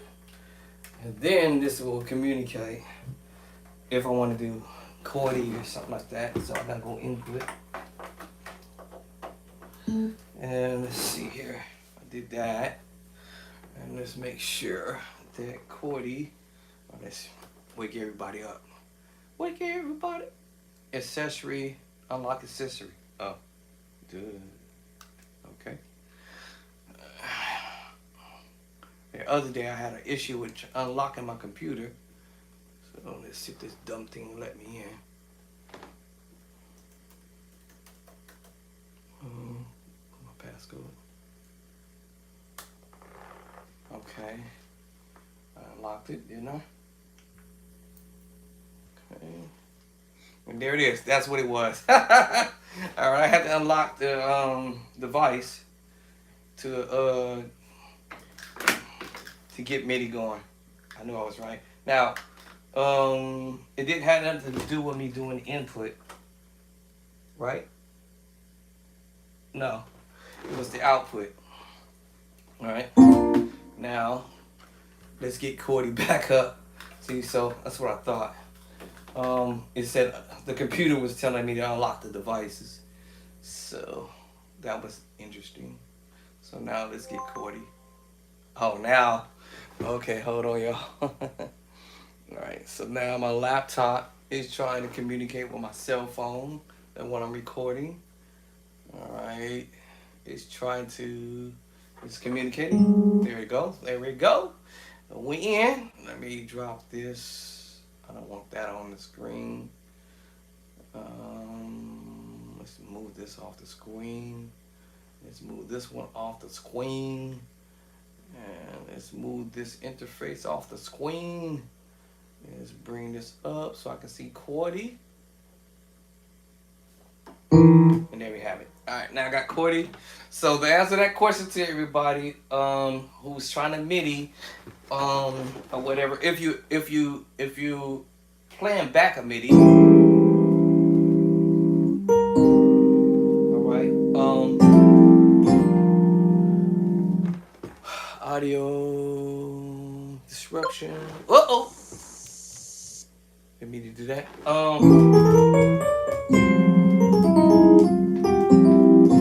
Alright, so that's how you do that. That's how you connect the MIDI for your device or your laptop. So I had to use Vision Tech, okay, and one end to the computer because it doesn't allow me to have USB. So I had to use Vision Tech. Alright, that's what I purchased, Vision Tech. And then to Vision Tech, USB plug in, and then plug in the output into the keyboard. That gives me MIDI over here. However, if I'm trying to do MIDI over here, what I mean by the word MIDI, I'm talking about recording myself in a MIDI fashionable way. Then I'm gonna have to use this MIDI chord. You know what? I never tried this actually. This is not gonna work. I'm gonna tell you why. I mean, as far as me plugging into the USB, that's fine. How you plug this in? Come on. Actually, that will be down. Hold on. This will have to go into the laptop. I forgot. Because this wouldn't make no sense for me to do that because the laptop automatically has the plug-in. I forgot. So if you have the laptop that supplies a USB hookup, then you can plug in the MIDI plug-in there. Now, because I think I ran out of MIDI. I want to say MIDI Fire Up. I guess this is not gonna work for me in the way that I desired it to do. At least from what I've tried a while back. Tie this thing all around this crazy thing. What I'm saying is, Cordy is already done. And remember, I said the keyboard. Oh, I forgot to tell you. So the keyboard has only MIDI in, MIDI out, and through. All right. So we all know that to use the MIDI out is to get sound. All right. Hold on. Facebook. I gotta turn this app off. Give me a second, Facebook, and let me turn this dumb app off. Because my app is to the cell phone is trying to connect to the MacBook. Hold on. To the Mac. Let's turn this dumb thing off for you. So I'm gonna turn off Bluetooth. Alright, now. Alright, so I have to turn off Bluetooth so it can stop trying to connect. Alright, let's get back here. So now it should stop doing that interface over here. I should stop interface here. Wow. Okay. What? Still trying to do it? How come? Interface. I'm not trying to do interface right now. Okay. Now what I was trying to do was, if I had another MIDI system hook up to here when I had bought this little thing, it didn't work. So I don't know how to do it, y'all. I'm kind of baffled with it right now. I'm gonna stress myself out. I'm pretty sure there's a way of doing it. Maybe somebody out there who's skillful with this. But what I'm trying to do is to avoid having to disconnect the MIDI from the keyboard in order for me to do what I need to do musically wise. Let me see here. Alright, so remember, we have the in and out. Right? No power until I turn on the laptop. Excuse any loud noises you hear from this OG. Hopefully he doesn't do it, but let's turn on the OG. And because, it didn't want to make noise today. Oh, it's trying to be nice to me, y'all. Alright, it's being nice to me today. So, with me knowing that I have the plug-in for this laptop, so now my mouse will fire up for this laptop over here, but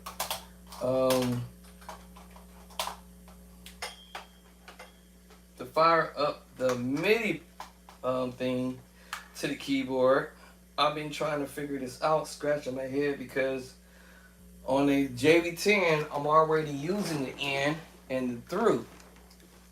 On the JV10, it's not gonna work for me because I'm trying to do the sound from the keyboard to this.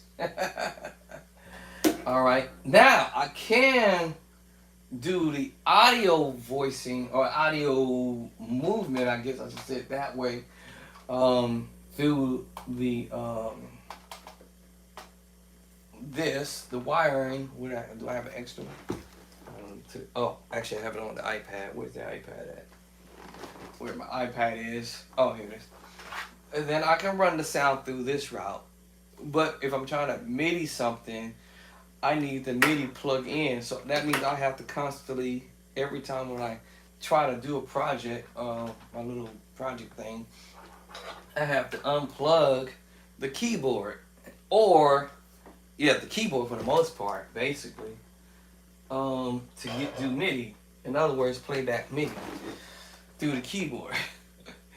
So I've been trying to figure out another way around it and I haven't quite gotten it together. And if anybody out there know what I'm trying to do, so right now I'm running MIDI through the keyboard because I'm running the cable from the MKS to the keyboard. That's MIDI in, or actually MIDI in and out. Is that what I said earlier? Yeah. Did I not say that? Hold on. Yeah. MIDI in and MIDI out. And then the through has to go through MKS down to the end on the JV10. That is also what's allowing me to see the chords, because if I turn off my my JV10, I can't see the chords. As soon as I turn it back on, I can see the chords. And the only reason why that is because of the MKS only has an in and a through. If it had an in and an out and a through, that would have been a whole different game. So now that I have another laptop, which I've been almost at, this one is an old one. So you see now it's powered up without me even connecting to the keyboard. But there's no signal. If you only see just one, it's got to be two blinking. Where's the other one? See, it's got to be two blinking. Two of those are blinking because now it's communicating with the keyboard and with the Cordy, the laptop, the software. Allowing me to see what chords I'm playing. Now, if I'm trying to go to my other laptop, I don't have another output for this to work. It might only go okay with the input. That depends on, let me see, I'm thinking, hold on. So output you put into the computer. Input from the computer you go into the keyboard. Let me try that. I forgot. Let me see, hold on. Get this commute. Let's see which one is which. Input. Let me see. Hold on. Now, this should do this through the keyboard. It's supposed to. Alright. Now I'm trying to get it to communicate, but it's not communicating yet. Let me open up the software. Here is the mouse. Let's see if I can get it to communicate from input. Or do I need to make it communicate through the JV10? Because that's the only thing that I have open slot for. Is on the JV10 is my output. The output. So if I have the output and then the input available on the keyboard, I might just get something. I don't know. Who knows? I didn't plug in the output yet, but who knows yet? I didn't do it yet. But I got the input right now. So technically, from what I thought was that if I have input, I should be able to click onto the software and open up some music. And it should play back. That's what I think. That's what I thought it should do. But let's see.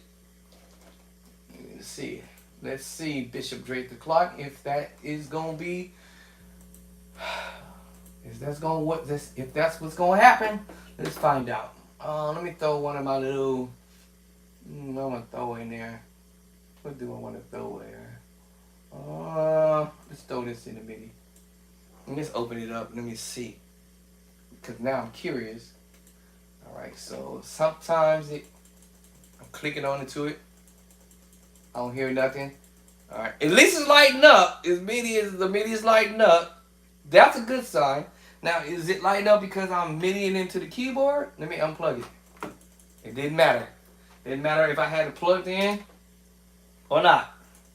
Alright, so let me go back to MIDI in. Is this MIDI in actually?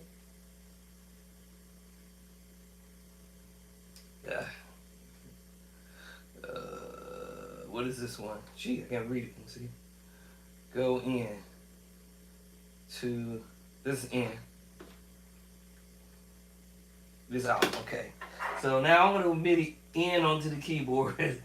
Let's see. I think I tried to do it with the through and it didn't work. Now, if it worked all of a sudden today, that will be a surprise to my face. Let me try through on the keyboard.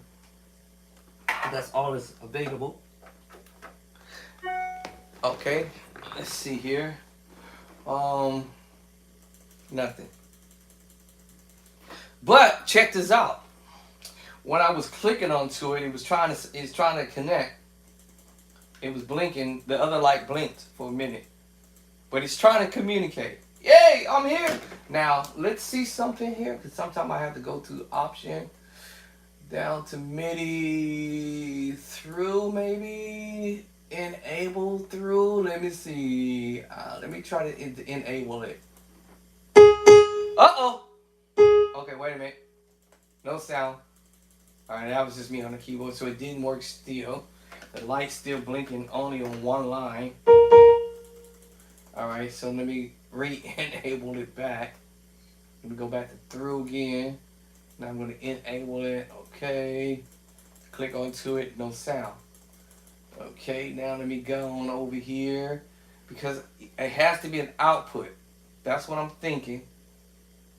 So let me go to MIDI. Oh, hold on. Wait a minute. I didn't click onto it. Okay, hold on, y'all. Oh, my always is it. Before I even say that. Now I'm connecting this to see if it communicates, because I didn't have it connected, so I had to manually do it. So now let's see if I get sound this time. Still no. Okay. Let me see. Can I enable?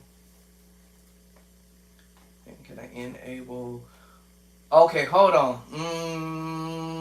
Let me take that back. Hold on. So, what if I bring sound through this way? Uh-oh. Let's see what happens. Because it's got to make the sound for me. So let's find out if I'm tripping. Now, the moment of truth. There it goes. What? Shut up. Now, how did I even do that? No, that can't be. That's what I thought. Now, listen, y'all. This is me on Cordy. Okay.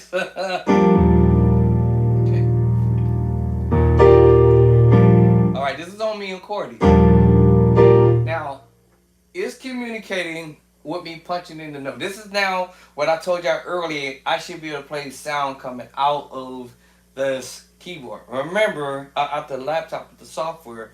Well, the thing is, I wanted to come out through the keyboard with me playing the chords here and the chords over there, and I haven't quite figured this out. But I now have figured out I got sound here.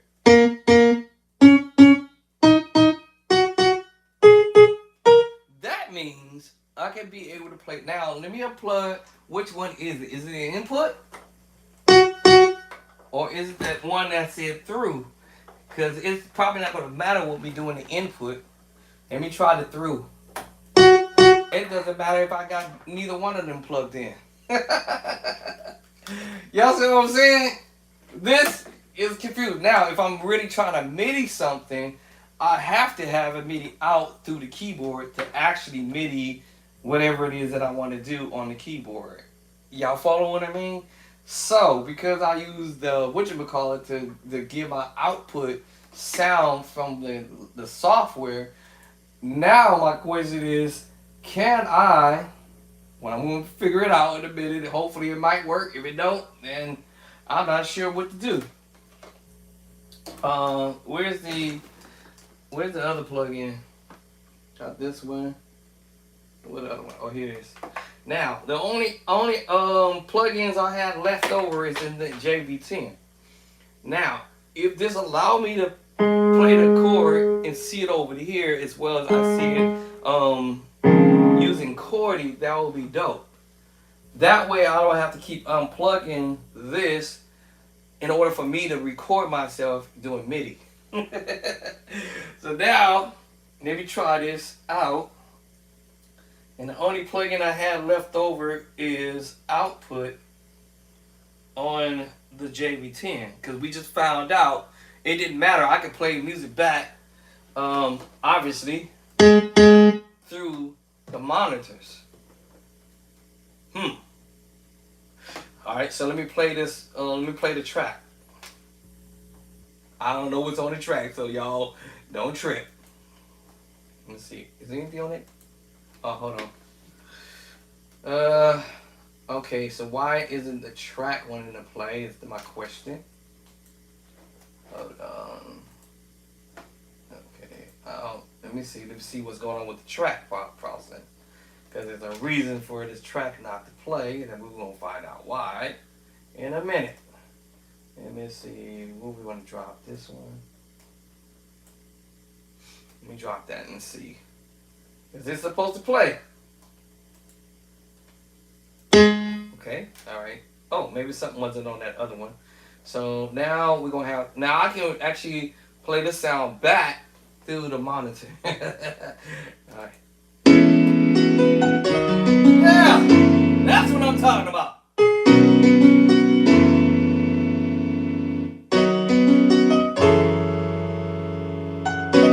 Alright, now...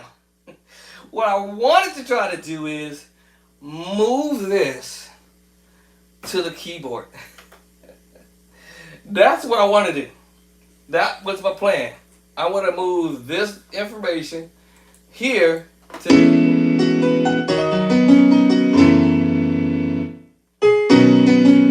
The only way I'm thinking the only way I can only do it is I have to unplug the MIDI thing from the MKS. That's the problem. That's the problem. I got a problem with that. Now I'm going to try to attempt to see if this actually going to work with the only plug-in that I do only have left over, and that is on the JV10, and I'm almost positively sure it ain't going to work. I'm almost 100% positively true. For sure, this ain't going to work. Oh, Lord. Let's see here. Let's get that bad boy in there. Come on. Alright, let's go. Let's go. Let's go. Let's go. Let's go. Come on, get in there. Come on. Alright. I'm almost 100% positively sure that this ain't gonna work. But if it does, okay, that'll be it. Didn't work. Didn't work. It didn't work. So, I'm disappointed. It didn't work. Basically, what I should be doing, what basically will be happening is, whatever chords I'm playing on accordion, I can do it over here the same thing here. And it's not doing that. Unless I directly plug this into the keyboard and to the output, and then that's when it's gonna do what it do. Let me see. Is that thing still? My options is still. Yep. Yeah. Okay. So now I know it's gonna play back, but it's gonna play through the audio fashionable way. So that's why I'm frustrated a little bit, trying to figure out what can I do. I actually use another source, trying to go through the host on the keyboard to do it, and it wouldn't work. So I'm like, what do I do? All right, so it didn't matter whether I plugged it into the back of the only plug-in that's left over, and it didn't work. Still didn't work. I tried it through. Right, slide over here and go to in. Still nothing. Now, if I go get the output from over there, take the output off of the MKS for now. No MKS right now. This is all keyboard. This is what's confusing. That's why I'm trying to figure out, man. What other way can I do this? So I don't have to keep unplugging everything. Now, the minute I plug this in to the output on the keyboard,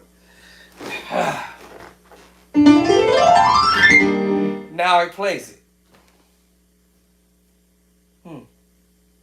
Yeah, it plays. It plays the chords. It lights up. Now I lost chord, of course. Y'all hear it? Turn this down. Now it plays the chord. It lights up. What?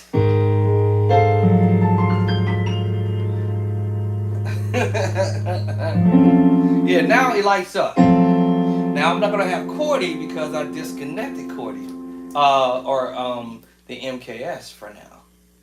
That sucks. Let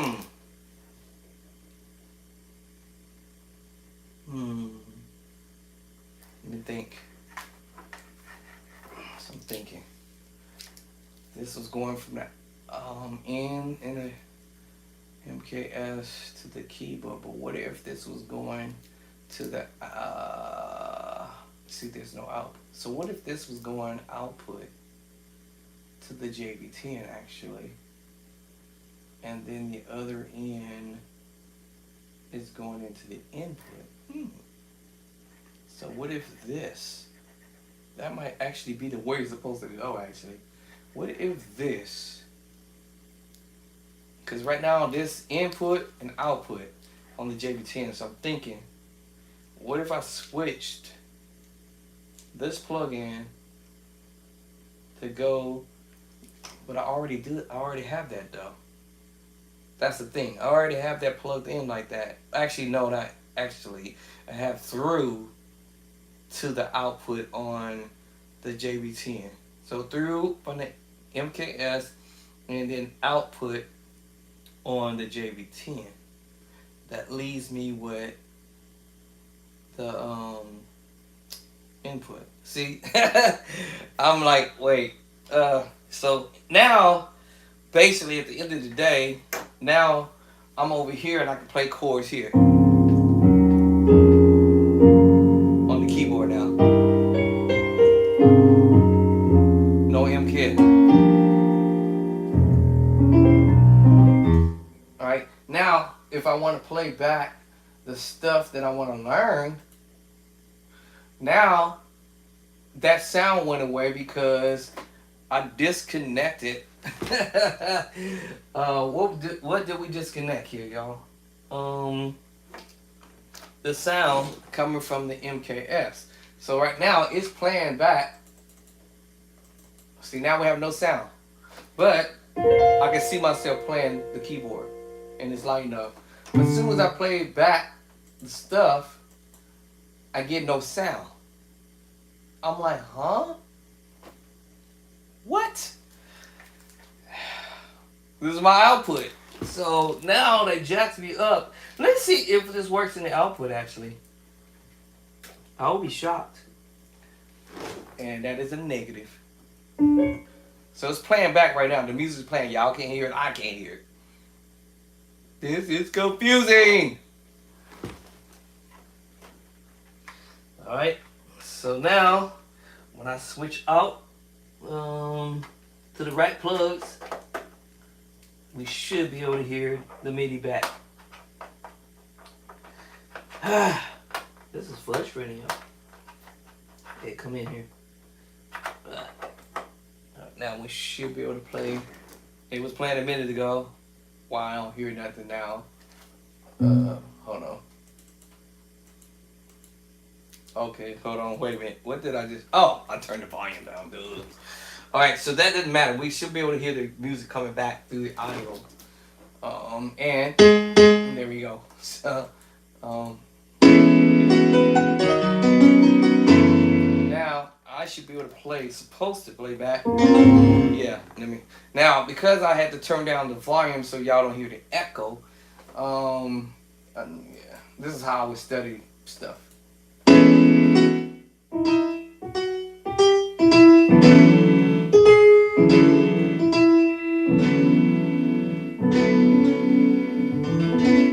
Piano sound. Let's try another piano sound.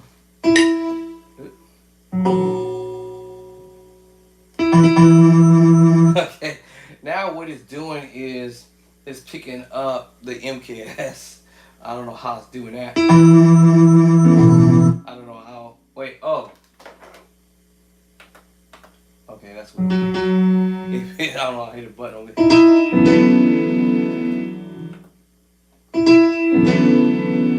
So that's the only thing.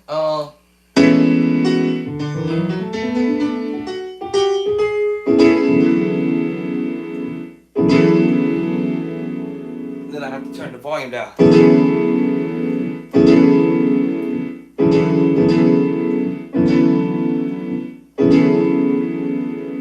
Right, change my channels again. So yeah. All right, so that's what I would do if I'm trying to. Well, actually, am I in the right key? I'm in the wrong key. There it is. Wait, my left hand was in the wrong key.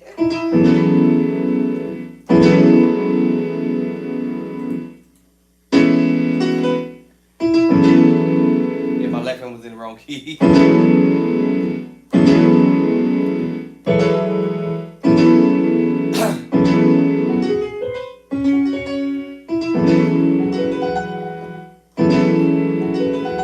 Now I will listen to that and turn that volume down so that way I don't get the echo.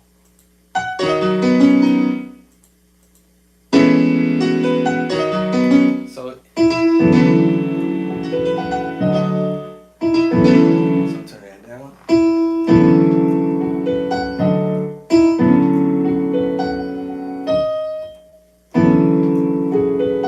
And I really want my MKS back. Now this didn't happen before this, so I don't know how I hooked it up.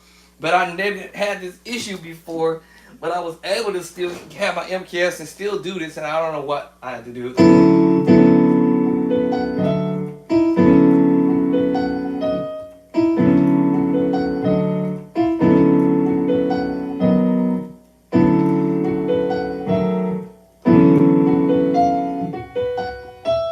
Nope.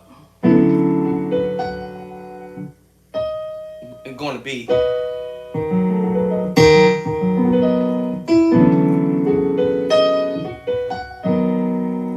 That's what we want to be.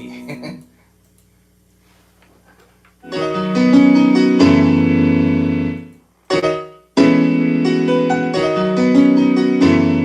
lot of arpeggiation. So I'm like, if I want to study that, I turn the volume down for a second.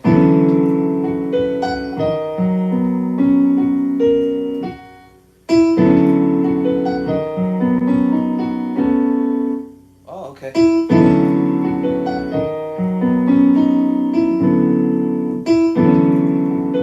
So yes, now I lost my MKS because I like that brightness sound, but now that in order for me to pull this off, I gotta keep switching it back, the plug-in back. Now check this out. I don't necessarily have to have the plug-in. Remember I told y'all a minute ago? Now I can still run this still without the MIDI cable. I just turn up the volume.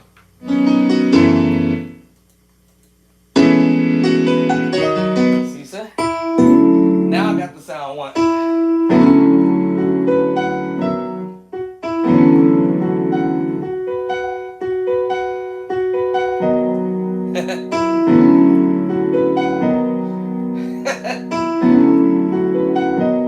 Right. The thing is, I wanted to be able to see the keys over here as I played them, but now I had to unplug it, right? But I can hear the voicings coming through the monitors. So I guess, what you complaining about, buddy? Right,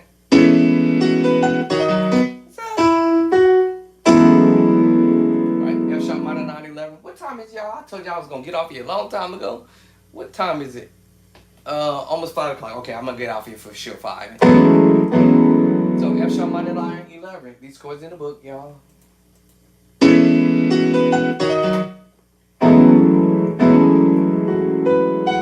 It's the B chord, but you skip it one note. Perfect fifth. I'm sorry, perfect fourth, perfect fifth, and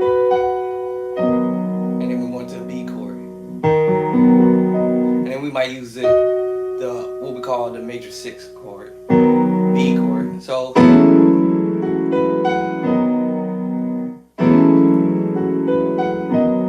y'all probably say, how do you step up your game? Remember, I told you, I can sit there and go on and start doing my other little project, like I said.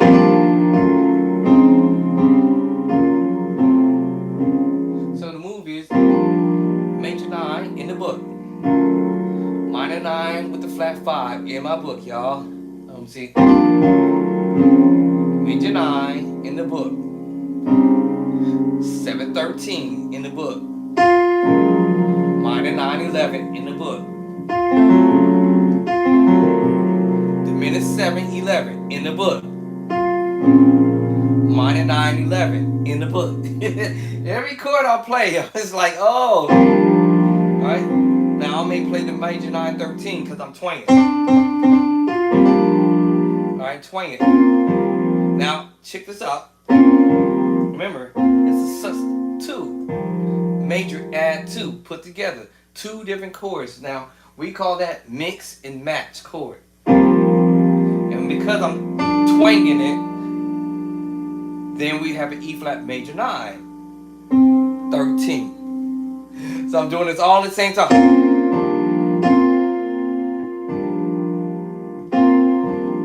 Oh, so that's what I'm doing.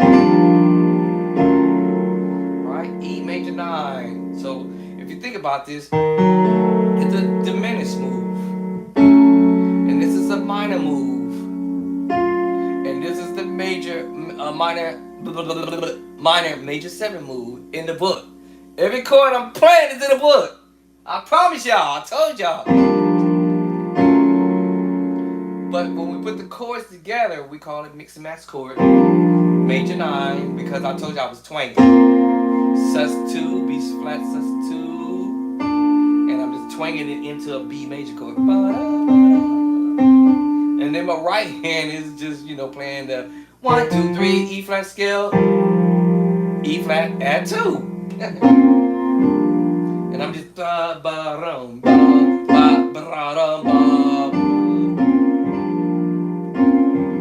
which makes me play a quick E flat major 9-13 into the E flat major 9.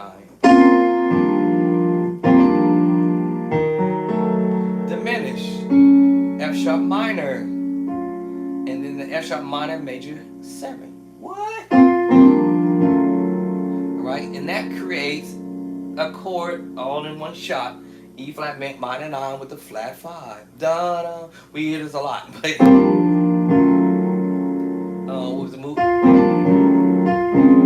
And D flat major 9.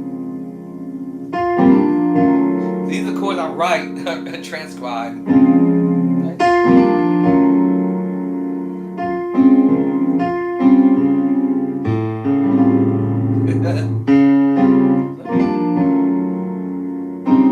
That route too. So, alright, so I go major 9. Now I'm just going to call out the chords. Or minor 9 with the flat 5. That's the bass line I'm supposed to be going to. So when we talk about the bass line now, C minor 9-11. B9 with the sharp 11. What? Oh my God. B flat minor 9-11.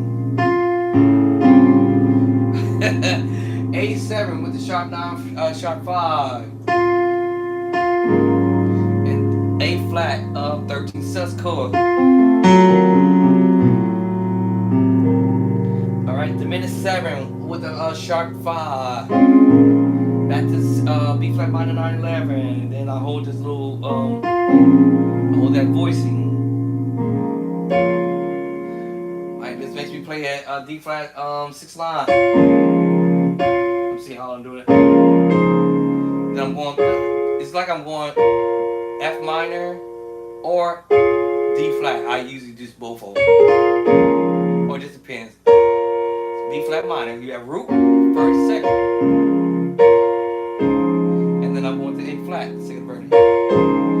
makes me play different voices of chords while I'm doing it.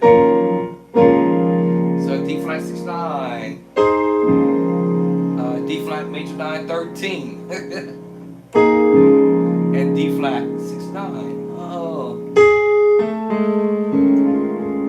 Alright, minor 11 flat 5. Every one of these chords is in the book. I'm just not playing the bass line for a second. Now makes you playing the F7 sharp 9 sharp 5. In the book. It's in the books. I said I'm gonna put relevant chords that I hear musicians doing and say, okay, just like we hear this move. All we're doing is taking that idea and transpose it. I told you it's a scale, but skip one note. Skip the 7. Alright, so you go 1, 2, 3, 4, 5, 6. Skip the 7. It's a D minor 9, 11.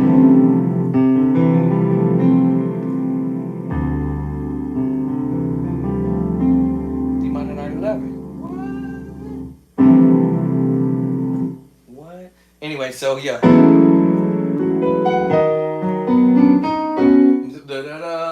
I'm saying, hold on.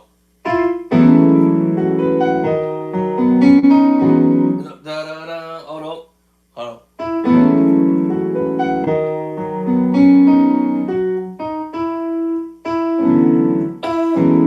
Yeah, going back to that. So you go back to the move.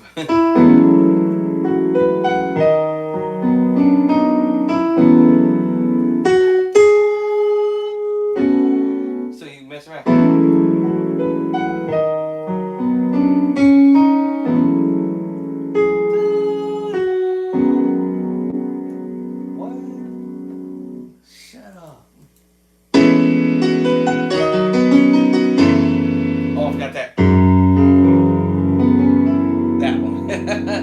But you still go back to this technically. I just didn't put the bomb. So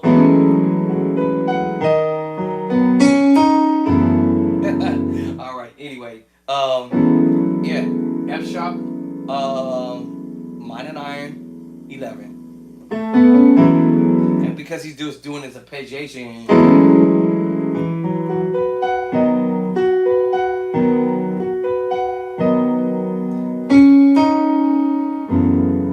Dropping down using the perfect fifth. Same chord I was doing earlier, but now I just spread the voicing out.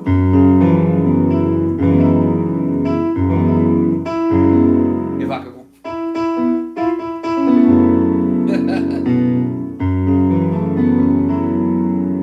F sharp, minor 7, 11, y'all. So.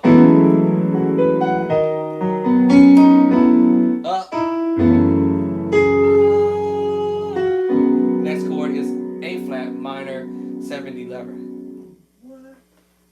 Okay, I gotta get off of here.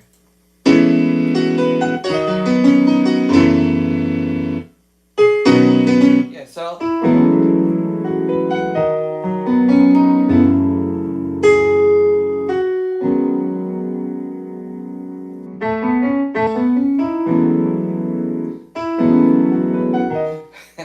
The struggle of getting out of those, I call it the intro when I'm trying to learn stuff. To get out of the intro, I'll be like struggling, like, oh man, what did he play? What in the heavens, Hawks is he doing here? Yeah, so.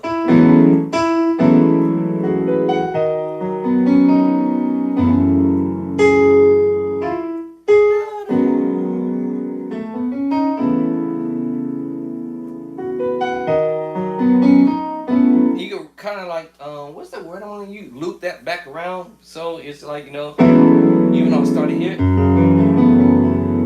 that's that minor 7, 11, but he just F sharp minor 11 with the flat, F minor 9, 11. Going to the B.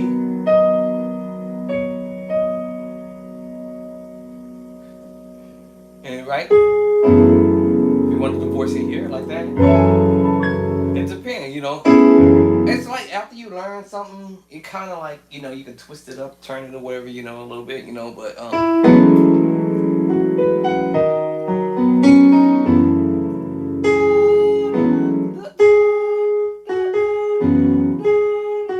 my bad. Keep forgetting that. Go.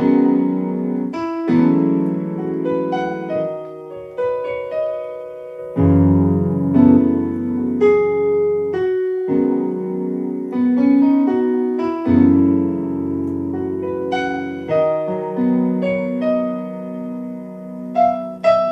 I'm saying, so you get idea.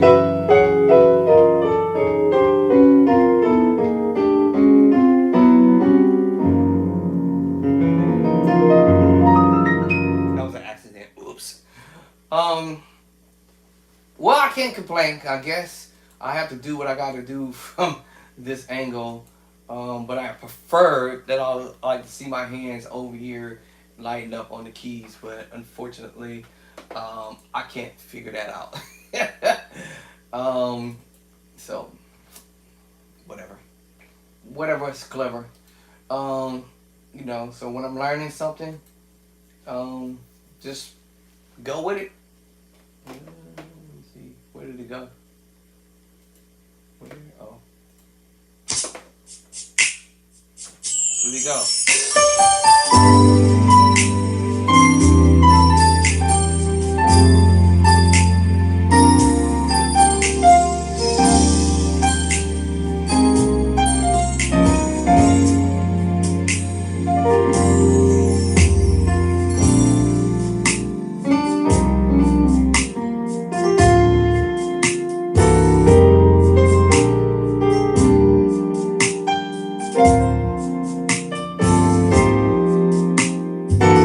Uh,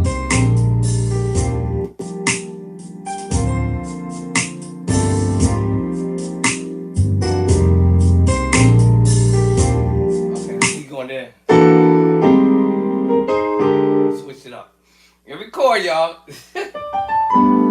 G at 2, C at 2, F. Actually, G a G13 sus chord, a G9 sus 4, B flat add 2. There's a couple chords in this move. B flat add 2, B flat major 9, B flat 6 9, and back to B flat add 2. There's like 3 chords in this move: B flat add 2, B flat major 9, B flat 6 9, and B flat add 2. Now, also you could do the B flat 913 here.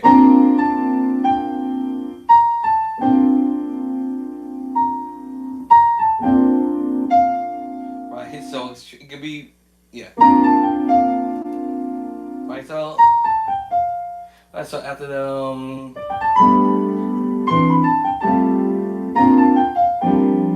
right now here is the G minor 711. A flat add 2, A flat major 9, A flat 6 9, A flat add 2, and then B. What?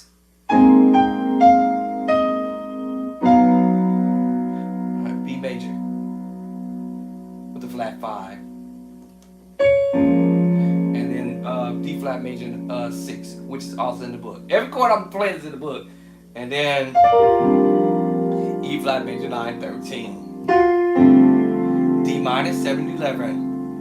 There's a couple chords in this move right here. There's a couple chords in this move.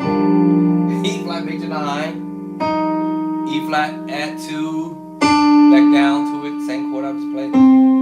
6 9, E flat 6 9, and E flat add 2. So there's chords in this move.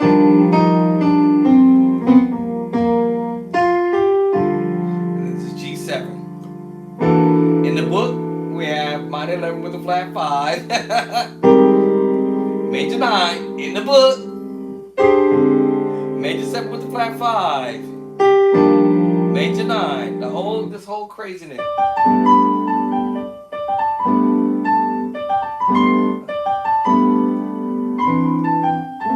That's crazy because he's voicing with his left hand. Oh, bad.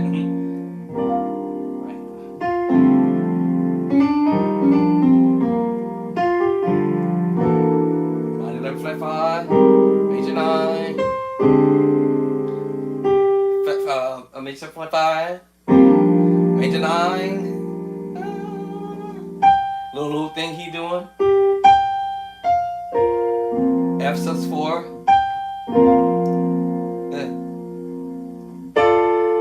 D minor, C minor. And we're using this left hand G minor 7/4 and creating that as a G minor 9/11 to an F9 sus4. My bad. Yeah. Right, that's what we do. Back to the minor 7, minor 11 with the flat 5. F minor 9/11. And back to your major 7 with the flat 5. And back to your major 9. What? Shut up, bro. Here we go. Let's get at it.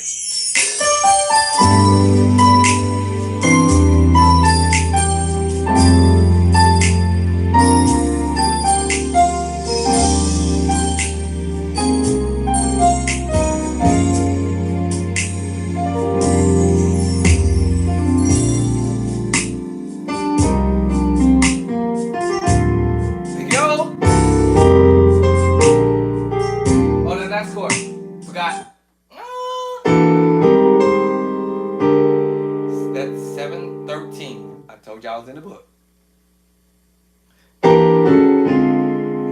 You got the 7/13. You got the minor 7 flat 5. And then you have your major 7 flat 5 or minor 7 flat 5.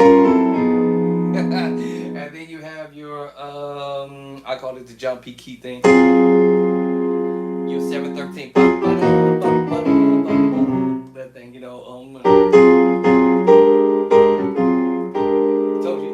There's that chord right there. So he was going. There it is. The first one was.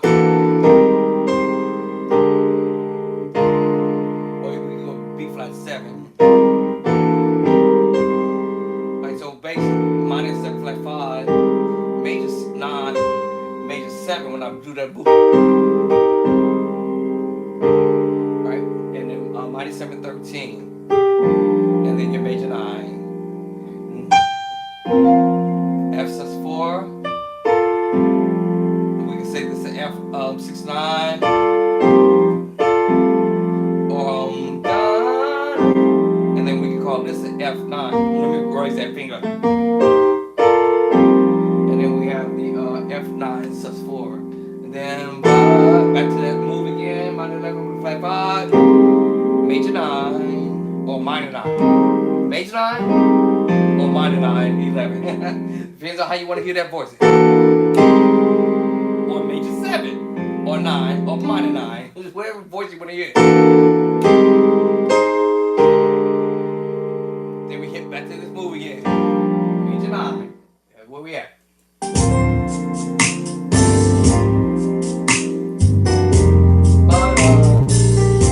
Right back to this.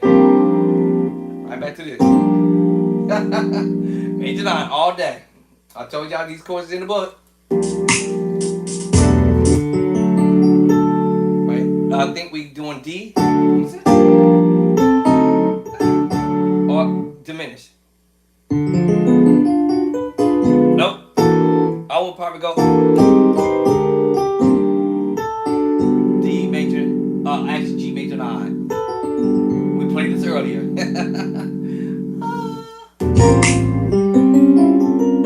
And we played this earlier, but we just moving it. Major 9 with the flat 5. We played it earlier. Major 9 with the flat 5 sharp 5.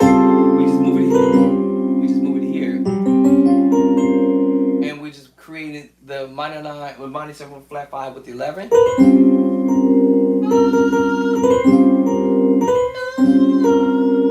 Not that we had to.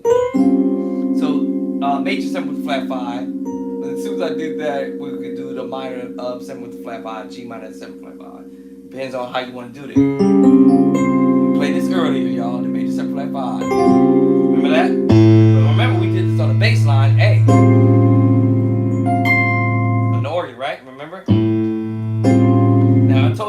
bass line is a major 7 flat 5, depending on the voicing. Let me see. Yeah, I got to go.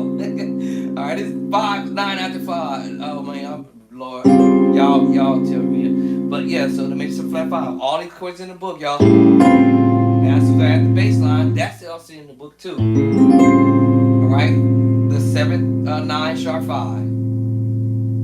What? So yeah, where we at? Right? Then they go D. Then a minute 7.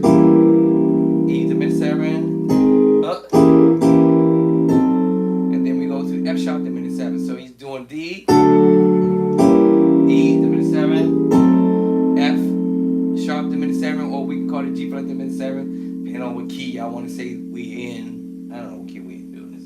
Alright. So yeah. Then we go back to that G minor 11 from earlier. G minor 7 and 11. And it doesn't stay there at all.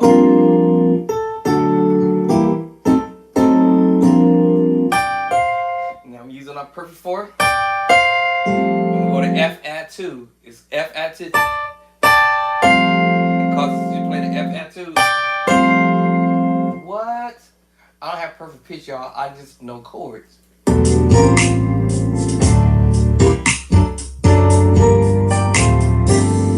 little thing. Let's see. Yep, minus 3rd. And then go back to the root chord, or I want to call it the root chord. The main chord. I call it the, let me see. I'm going to call it the dinner chord. We're going to go back to that dinner chord because that chord is known a lot. Or major 9. And the other approach to the major 9, I broke it down in my book. Let me see. Wait. Da-da-da. Wait.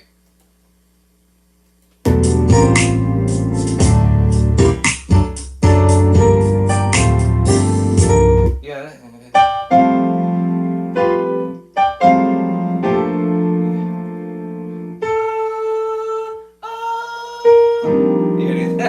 That's the same chord, y'all. It's just that the major 9, 13 chords, you can fix them in a different way, but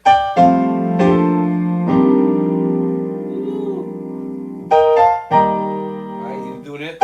Major, major, major.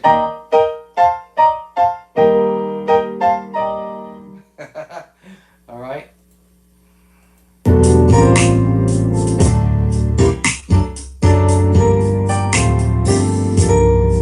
Yeah, so yeah.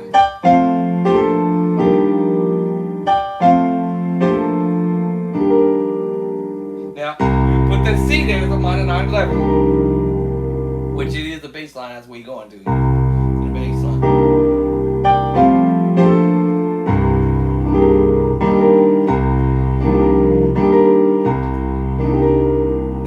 C minor 9. I might throw the 11 there. And then, while we stay on there, that voicing there.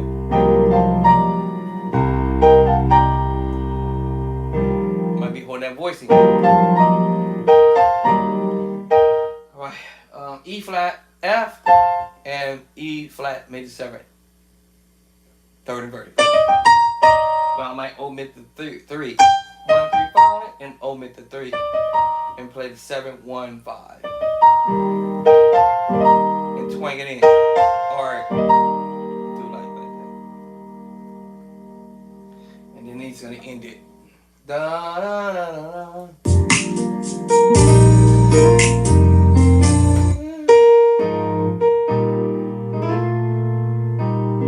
There's a couple chords we doing there. B, I don't want to call it E flat to a B flat major 7 move. Go back to it. C minor 7.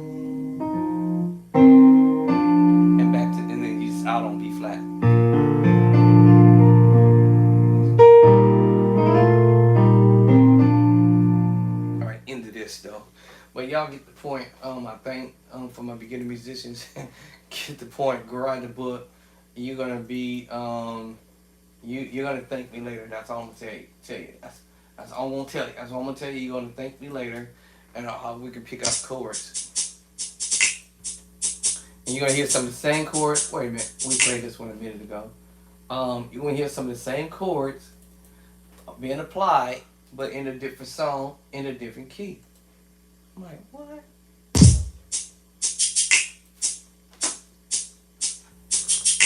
Watch.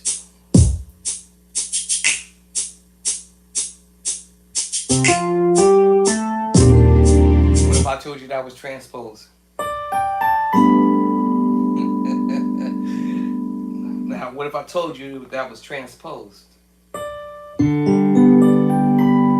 transposed down. Transpose again. Now let's put it down here. What? When we have one note that was extra, and let's say this is a G scale, right? And what we did was, when I say we or they or the musician played, was the 5, the 1, and the 3. Because it's the 5, 1, 3. But what happens is there's the 2. Because after the 1, it's what? 2. So you play the 5 and that's the 1. Skip the 2 and went to the what? 3. Well, what if I told you to add the 2? And then you put that in both hands. Oop. What? Earlier you played it this way. That's what we did, just in the one hand. 1, 2. 1, 5, 2, 3. That's what we did. We just transposed. And we just voiced it down here. And then put it in the left hand too. Now here comes the chord. And we literally just played.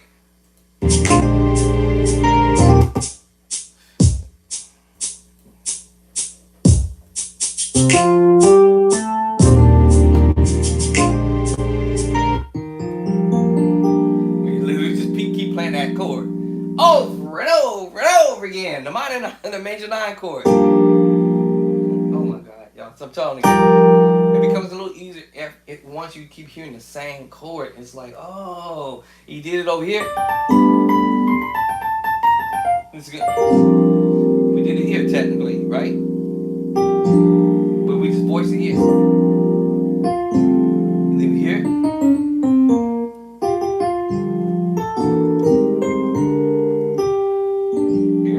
That same chord. We gonna eat. Alright, y'all got to go. Y'all something else. But get the book. I'm telling y'all, get the book. That's all I can tell you. Get the book. Cause when you start hearing these chords, you'll be like, what? That was Devin Walker's playing Lifestyle of Worship, and the other one was Created Me in his own fashionable way. I'm trying to go. I said I was gonna get off of here.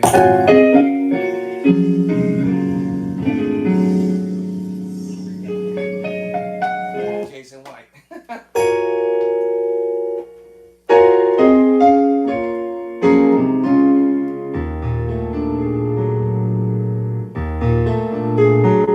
What? Yeah, major 9, y'all. A flat add 2 technically. D flat major 7, B flat minor, repeat, major 9, A flat add 2. Right, so it's like major 9. I'm just, making it, funky. Major 9. It's the same chord I hit here. The only difference was adding that C sharp to it. B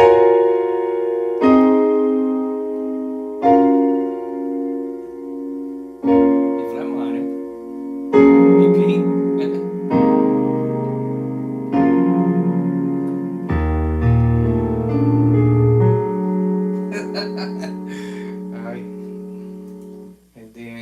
Yeah.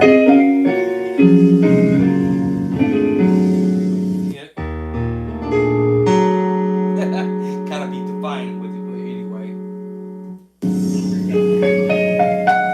That scale.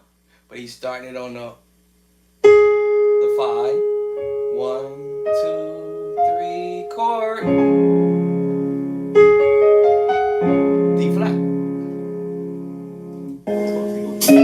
And then kind of doing it, kind of twanging it.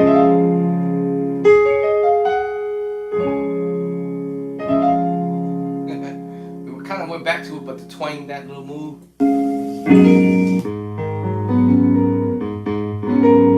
A flat minor 9, 11.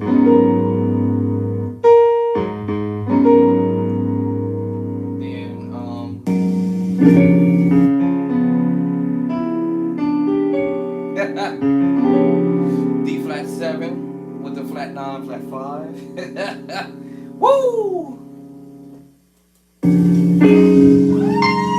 And then I'm not sure how he doing it.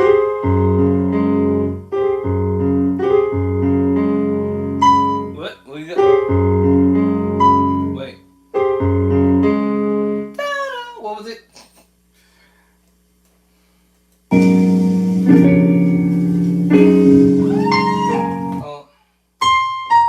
So, something like that.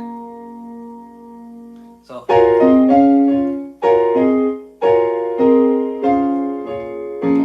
but he's just doing fast. I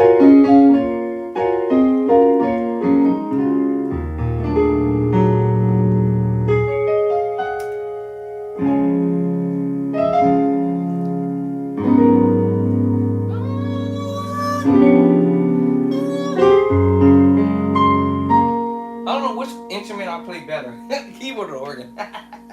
Alright. In the book, every chord in the book, y'all. Major 7 with the flat 5 because the bass line is a C7 sharp 9 sharp 5. I said that 10,000 times with this move. F7 sharp 9 sharp 5. It's just transposing. You're just transposing. Anyway. Alright, that's where we're at. And of course, we go under this chord. Chord, let me see. I think that's the second chord.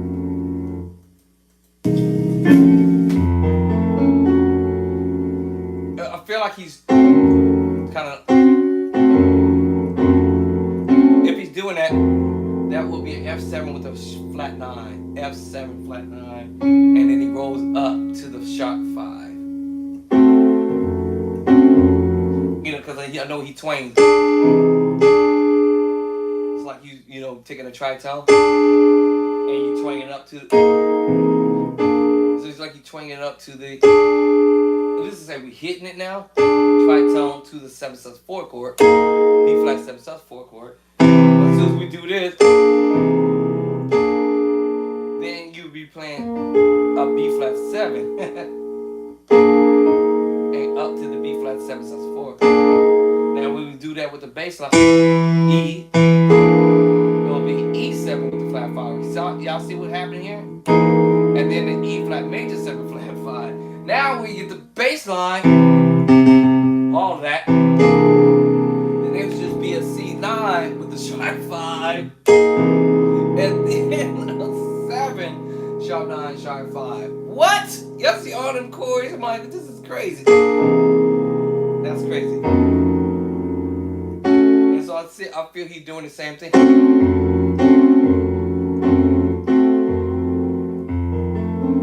I feel like he's doing his twang up. Not that he hasn't, but maybe he didn't do it. Who knows? Okay.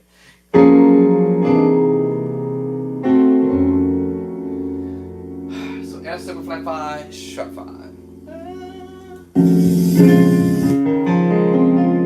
Every chord in the book, y'all, major 9. Now we're gonna flat the 5. We're gonna do a major 9 flat 5.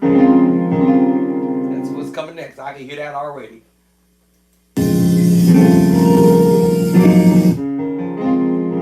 I told you it was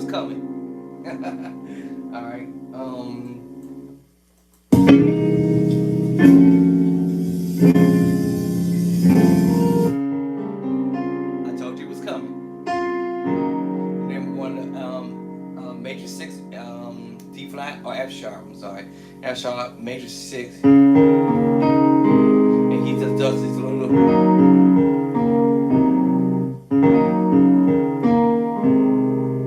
to A flat.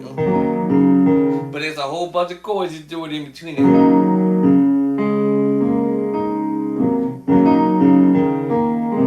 It's a few chords, like maybe like 5 chords in there. 1, second chord, third chord, fourth chord. Believe it or not, I'm like, what? And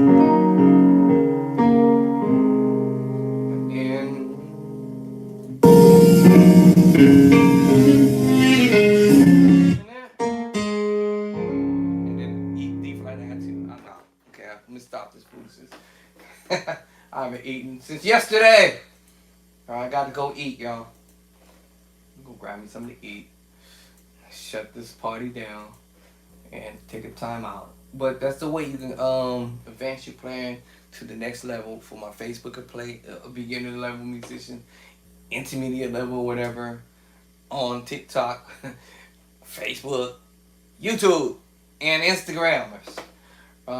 So take this and run with it. Okay? Learn to practice every day as many times as possible. And even if you can't do it every single day, always just remember to come back.